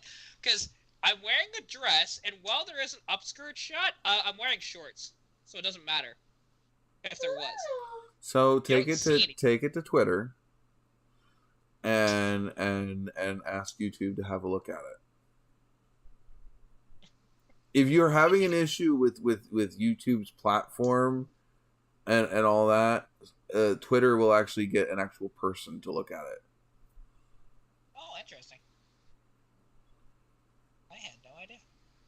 A lot of companies do that. Their Twitter account is actually normally monitored by an actual person. And so if you have issues, a lot of the times you can get an actual response that way. Instead of the automated crap on their websites. Interesting. I had no idea about that. Mm-hmm. Because, yeah, it's just like, now, don't get me wrong, it's a video that's not really going to do, like, it's got, like 300 views, it's a short, it's not going to do much. That's fine. But it's just like, what the hell? You know. And it's just annoying. Although, I do like now that on YouTube, because of the whole shorts thing and everything, that, you know that if you actually make a short and use, you know, the provided music from YouTube, that you can still have it monetized, which is pretty cool. Yeah. Now, it's only 15 seconds that you're allowed. Yeah, I know, it sucks. If I do something on TikTok, and then I try to bring it over to YouTube, sometimes it doesn't work. Yeah, it really doesn't as much, but, you know, that's okay. It's one of those things. And no, and by the way, because people are saying, like, I look really bored. No, I was just on my phone. I was trying to reply to this guy's comment. She does what I do, where you get interested in something that isn't the live stream. Well, also, like, the one thing is, this is the one day where it surprisingly hasn't happened, where my phone isn't just blowing up. Because for the past couple of weeks, it has been. Yeah, I know, Miss 3,000 subs. 3,125. Shut up. You need to post more, dude. I gotta be motivated. Like I said, I've had personal things going on. Oh, for sure. But I'm even saying, like, because you've been so against even, like, doing YouTube Shorts. It's like, bruh, you know you would grow your audience so much more. But again, the thing is although I like to see the goals reached, at the end of the day, I have no desire to be a slave to the algorithm or to the system, or I just post for necessarily my own enjoyment. Yeah, I'll bitch because they don't do very well. But again, I still already know that it's because I don't sit here and bend to the will of the algorithm. Well, technically, I don't either. Like, no, you just spam the crap out of the algorithm. You're one of those people that takes like 10 pounds of shit and just to see what decides to stick to the wall. And you're like, oh, that one stuck. You're not wrong.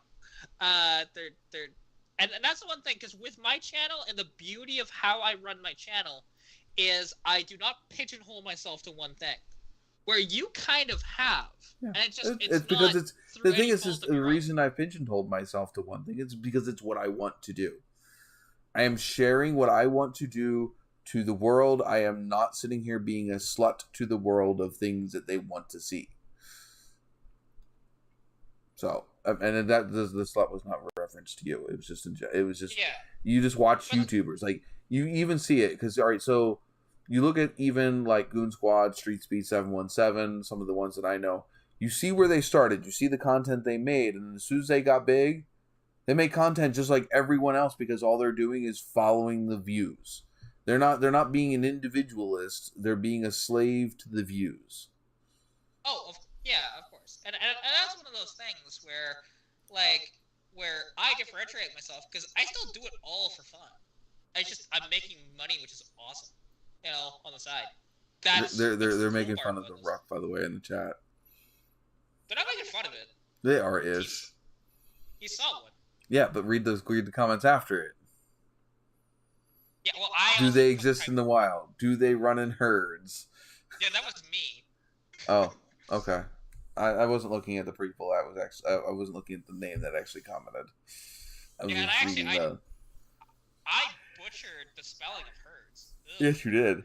But you see, this is where somebody like me that has phonics issues, I still understood the word that you were trying to say, and so as read it as such, like it was correct spelling. And speaking of the Vrook, because yeah, like my Vrook is gone now. Yeah, no, you sold it. Well, it's finally gone though. Oh, that somebody came and took it. Yeah, finally. You sure he took it, or somebody else just saw it and said, "Oh, I gotta have that," and yoinked it. A tow truck came along, and it was a tow truck he hired, so it was like, okay, that's fine. Solitary beast, kind of skittish. Sounds like my hollow. We have a cat that's like that. Well, and I mean, and it's too bad that the Ruck just did not work out for me. That's okay. It's one of those things where this guy, he has ambitions for it, and I'm like, well, hey, if you can get it, go for it. And I made money off of it, so. Well, I yeah. didn't pay hardly anything for it. That was the beauty of it. Any investment that you can get a return on is a good investment. Oh yeah, because like initially I had bought it. I'm like, why is this thing so cheap? And I know why it went as cheap as it did, because like, okay, the problems it had is one thing, but it sold at this auction, and it wasn't even on site at the auction. It was off site. Yeah. So that's why I went. Those are some of the best deals you can find. I find at the auctions, because you mean like a diesel-powered pickup truck? Well, that was actually at site, but it was just Great a deal. pile of crap. Great deal. I went for. Oh, it was an amazing deal. It sold for, it was $574.92. That was with tax. It's worth that in scrap. Not quite, but down here it would be. Yeah, it wouldn't be $500 here, no. And now, I mean, there's no catalytic converters in it, because gotta remember the exhaust is now just one stack, right? So that's a lot of your value right there. The weight itself, that truck is gonna be around 5,100 pounds.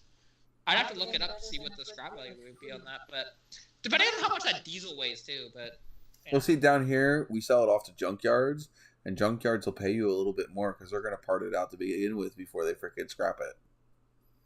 Oh, true, but like the one thing is, like, junkyards up here, like, they'll pay up to $1,000 for a car, just depending on how many catalytic converters are in it and stuff like that. And depending on what it is, because I do know, if you ever want to make a shitload of money on parting on a vehicle, go find one that, and you have to be kind of careful. Find a shitbox early 2000s, like basically 99 to like 2004 or 5, Mercedes E-Class, because they have like 9 catalytic converters in them. The cats alone are worth like $1,000. Why? That makes no sense. Yeah, I know, right? Like, That's like fucking. That's like half the value of the car and plutonium. Yeah, plutonium. Plutonium. Yeah. Wow. I mean, but literally, if you find one, and I kick myself for not buying that pile of crap, because it would have been my first car if I had bought it though. Nuclear reactor Mercedes.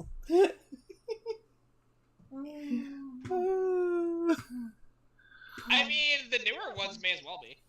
Almost every single one of these gas electric ones they're all just a ticking time bomb waiting to go. Oh yeah, well it's the one thing that I keep telling people about the electric cars. They're not the fine if you future. like them. Yeah, like, I have no problem with like, it. Just it's like my religion is a penis thing. Yeah. Oh, 100%. You can like it. You can be proud of it. Don't whip it out and shove it down my throat. Well, you know, it is interesting because when the electric car fans, they will refute the because the one thing is I don't tell people this unless they're just being a dick. Yes, Harvey. Yes. Yes. I'm still waiting. Can you imagine a hover Trans Am? No. With a Mr. Fusion sticking out of the trunk? Oh my god, I would die. I would die for a Trans Am version of the DeLorean. That'd be wrong. The Trans Am version of do a hover conversion and a Mr. Fusion nuclear reactor swap for a mid-70s Trans Am. Yeah, no, that's... Come on. But, no, it's just not my thing.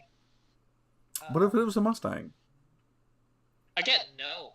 Cause turn your Fox body into a hover car just so you can keep driving it when they've eliminated all surface vehicles.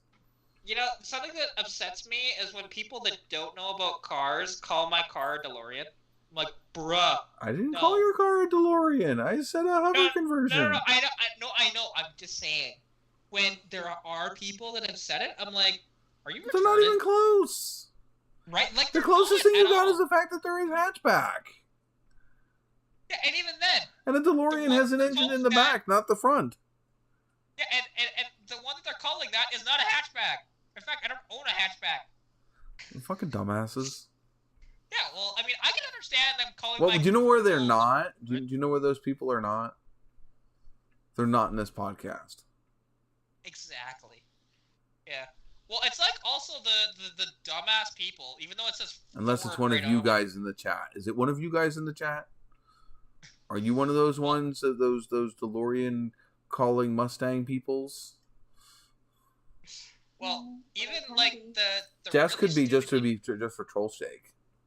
like the really stupid people with my convertible, even though it has Ford Mustang badging on it. The thing is how do they find their way onto YouTube if they're that stupid? Oh, this is in person. Oh, in person. So they just stumbled on. How did they get out of their house? I'm sure they couldn't figure out how to use the doorknob. Yeah, I don't know. But like, although the one thing I was gonna say about my convertible though, The top goes down. is because I've had it in person a couple. Oh, she's doing that thing again. I've had it a couple of times. Well, people have asked me, what? But what I was trying to say was that many people, have come up to my convertible and have asked, "Is that a LeBaron?" Bruh, it's got Ford badging on it. By the way, Harvey, the original DeLorean, what was it truly envisioned was to be a really nice car. What happened to the DeLorean is the same thing that happened to the fucking other car company from the 40s and 50s.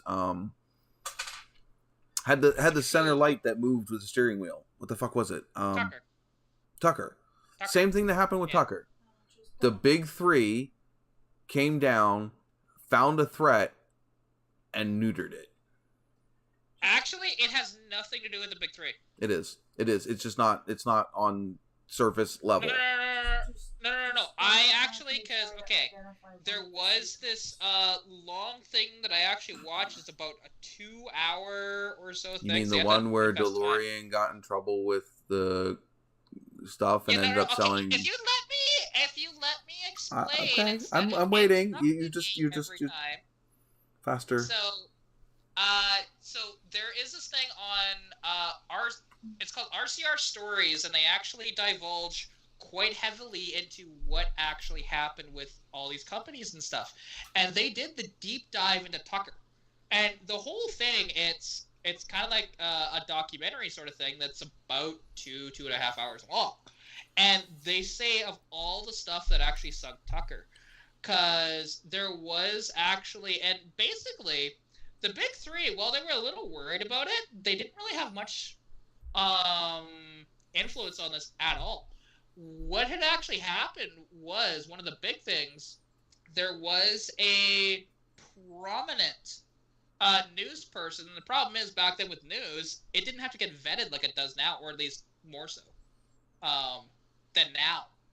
And so the problem was he put out this little tagline to say that, Tucker is a scam. And so then it was actually the FBI raided Tucker and stole all of their papers and stuff, like everything, out of there. Yeah. And they went. There was a huge legal battle that went for so long, and basically by the end of it, Tucker just went under. Yeah, you don't think that conspiracy theory? Hear me, and you don't think that Big Three couldn't have put whispers in people's ears to get those balls rolling? Well, to be that they wouldn't be underhandedly enough to and want to be removed enough from the situation to sit there and play dirty like that. I mean, it's possible. Very possible, especially for back then. It is possible. However, the bigger truth though is just like, yeah, there was he spent way too much as well trying to develop the car and stuff, and he was just hemorrhaging money badly. Mm-hmm. And it's worth actually if you can handle it, because my dad can't. I tried to send him a couple of these because like even they did the story of AMC as well, the full deep dive. That's about 3 hours long. And just all the stuff that they just go in so much more detail than like the movie did or anything like that. It's just really cool. I do, and it's actually RCR Car Stories, I think it's called on their channel, which is regular car reviews. With the DeLorean, it was originally supposed to have, I do believe, a Mercedes engine. And he at the end of the thing, he couldn't afford to have that engine in, so they went with the smaller V6 that they ended up sticking. It was a V6, right? Yeah. But they ended up sticking in it. It was a V6 that was, I believe it was 2.8 liters, and it was a combined effort between Volvo, Peugeot, and there was one other one. It just was not, it was way underpowered for what the original concept for that car was designed for. So the engine could not support the weight and performance that the vehicle was going to be at. And if you've ever seen the concept DeLorean, there was actually a full production version of the DeLorean with how he originally intended it to be. And it would have been a very sweet car. But, you know, when you're supposed to be a sports car and your engine can't get out of its own way, you can't be very sporty. But yeah. Brad's gonna jump off, get up. He's got to be at 6. Yeah, I gotta get off of here at some point too. It's 2:00 in the morning here. I have 2 kids that are probably going to be awake as soon as the sun comes up. Ugh. And even if one decides to sleep, the other one's gonna wake them up. Are you still there, Kat, or did you know you're still moving? You know, I'm here. Okay, Saber, what do you want? You have food. I fed you. He's a cat. He wants to pest you until you actually want to pay attention to him, and then he's gonna be like, "Nope, sorry, I didn't want you." Saber, come here. Because the one thing is, anytime he comes in here and meows, he wants something. But I don't. Typically, he wants food. It's very rarely anything else, or he wants attention. We have a self-feeding thingy upstairs. I just fill it once in a while. Well, see, the problem is it's not a mechanically self-feeding. It's a gravity self-feeder. Well, see, this thing right here. He is 24 years old and has bad teeth, so we give him soft food, like wet food. The fact that he's 24 years old and still kicking is amazing. And he's still very healthy. Like, granted, he needs kidney medication every day, and he's got arthritis, and he has bad teeth. Other than that, so you just enjoy every day that you have with him because, yeah. I did not realize that my cat's time was going to be as soon as it was, and if I wished that I had known that he was going to be going that soon, I would have appreciated his ass a lot more. Yeah. Oh, because even though we have 2 other ones that look, you know, they're still not him. Oh no! Here's the thing. He's been with me because he's 24. He's been with me for 22 of those years. He's family. Yeah, well, so was mine. So my cat was born at my tech school, my senior year. Somebody else took him home. A friend of my mom's kid took him home. They ended up not being able to take care of his needs because he still was not weaned off of mom at that point.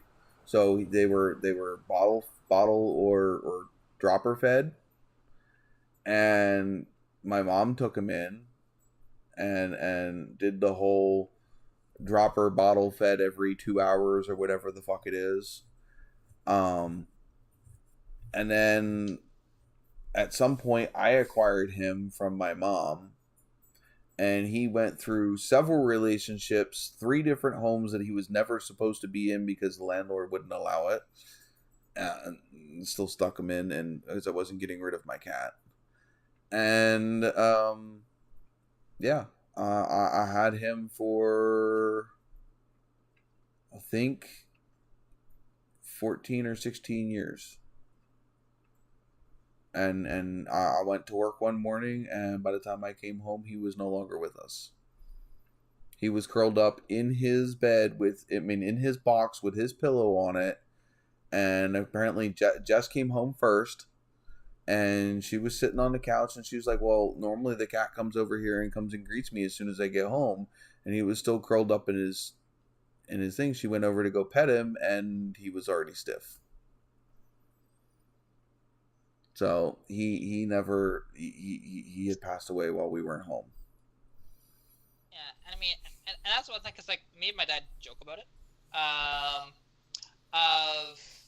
Well, to be honest, if we have any of the cats that are just asleep on our lap, we'll just say, yeah, we got a dead kitty, right? Just as a joke. Mm-hmm. But one of these days, like, he might just die in our lap. We don't know.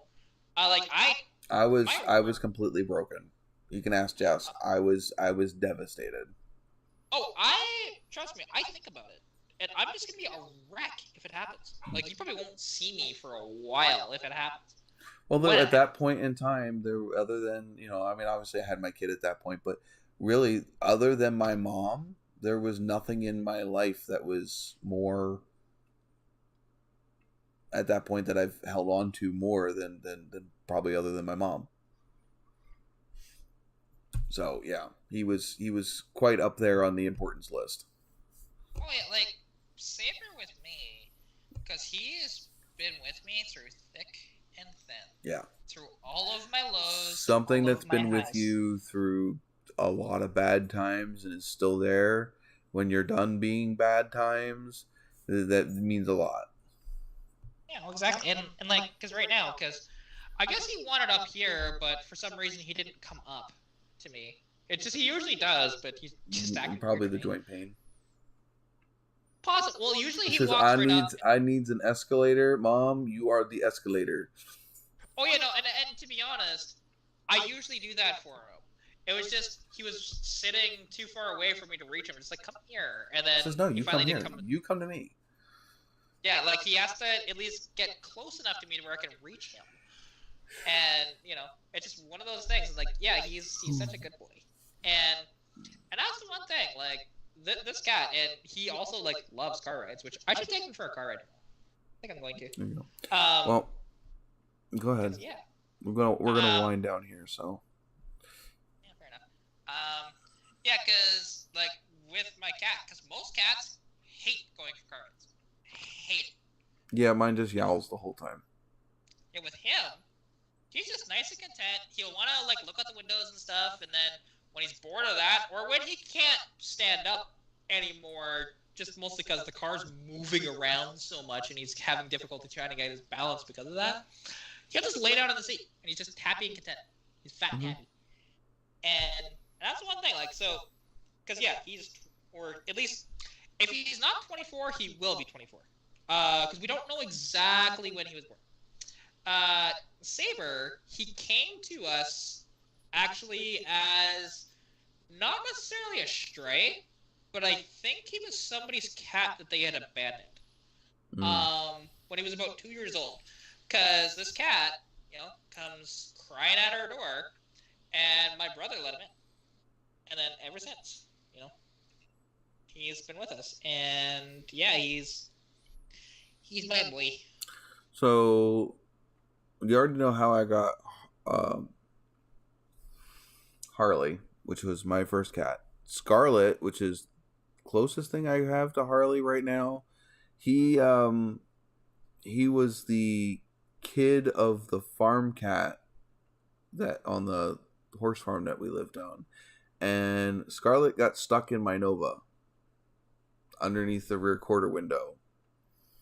And Jess fished him out and put him in a cat carrier and waited till I got home, and then surprised me with a cat in a car carrier, in a cat carrier. and gave me the eyeballs of can we keep him, and that was it. Hollow, we went out just window shopping for, obviously not a cat, but just window shopping, and we ended up at this one place, and there was 3 cats that had just been rescued out of the woods, and she took one of those home that day, and that was Hollow. So they were technically both rescues. And then we have the Pibble from Philly. And, well, and Rascal, because he's looking out the window, the big one in the living room here, we got him when he was about 4 months old. The neighbors did a midnight move in the middle of December. It was god-awful cold, and left his kitten behind. Oh, and so, yeah, so we let him inside, and by the end of the night, because we were going to give him to the SPCA, and I had named him. Because I said, he looks like a little rascal, and then that just stuck, and he's been Rascal. But actually something, because I'm really quick before we go. Yeah, before I fall asleep on camera. Well, looking through, so just my memories on Facebook, because, on today. So 2 years ago to the date now, because it's July 2nd officially, because it's past midnight here. I was at 992 subscribers then. So that was 2 years ago. Then I jumped to 1 year ago. I had hit 2,002 subscribers. And now I'm at 3,125. So basically, I'm at an average trajectory of a little over 1,000 subscribers per year. You're fine. You'll be doing fine. You keep producing the content you are, you're going to grow. Oh yeah, it's really cool to see that. I'm see your progress. Yeah, I'm just over here plotting along. You'll get there. Eventually. I'm in no rush. Just need a post. I'll try to work on a video this week. Yay! I said try. I didn't say I would actually do anything. Now, the last couple of weeks, I've been working on the wiring thing, and that's where my focus was, because it was keeping my head off of the Jaden thing. So, it was either that or we were playing zombies. Well, do or do not. There is no try. Well, then do not. Do something. Yeah, it's somewhere in that spectrum between do and do not. I am not a black and white thinker. There's many shades of gray in between. But all right, we'll catch you guys later. I'm about ready to fall asleep and smack my head on the desk. I can see that. You keep leaning. I'm tired. I have been up since 7-ish this morning, and that was only with like 3 hours of sleep. So,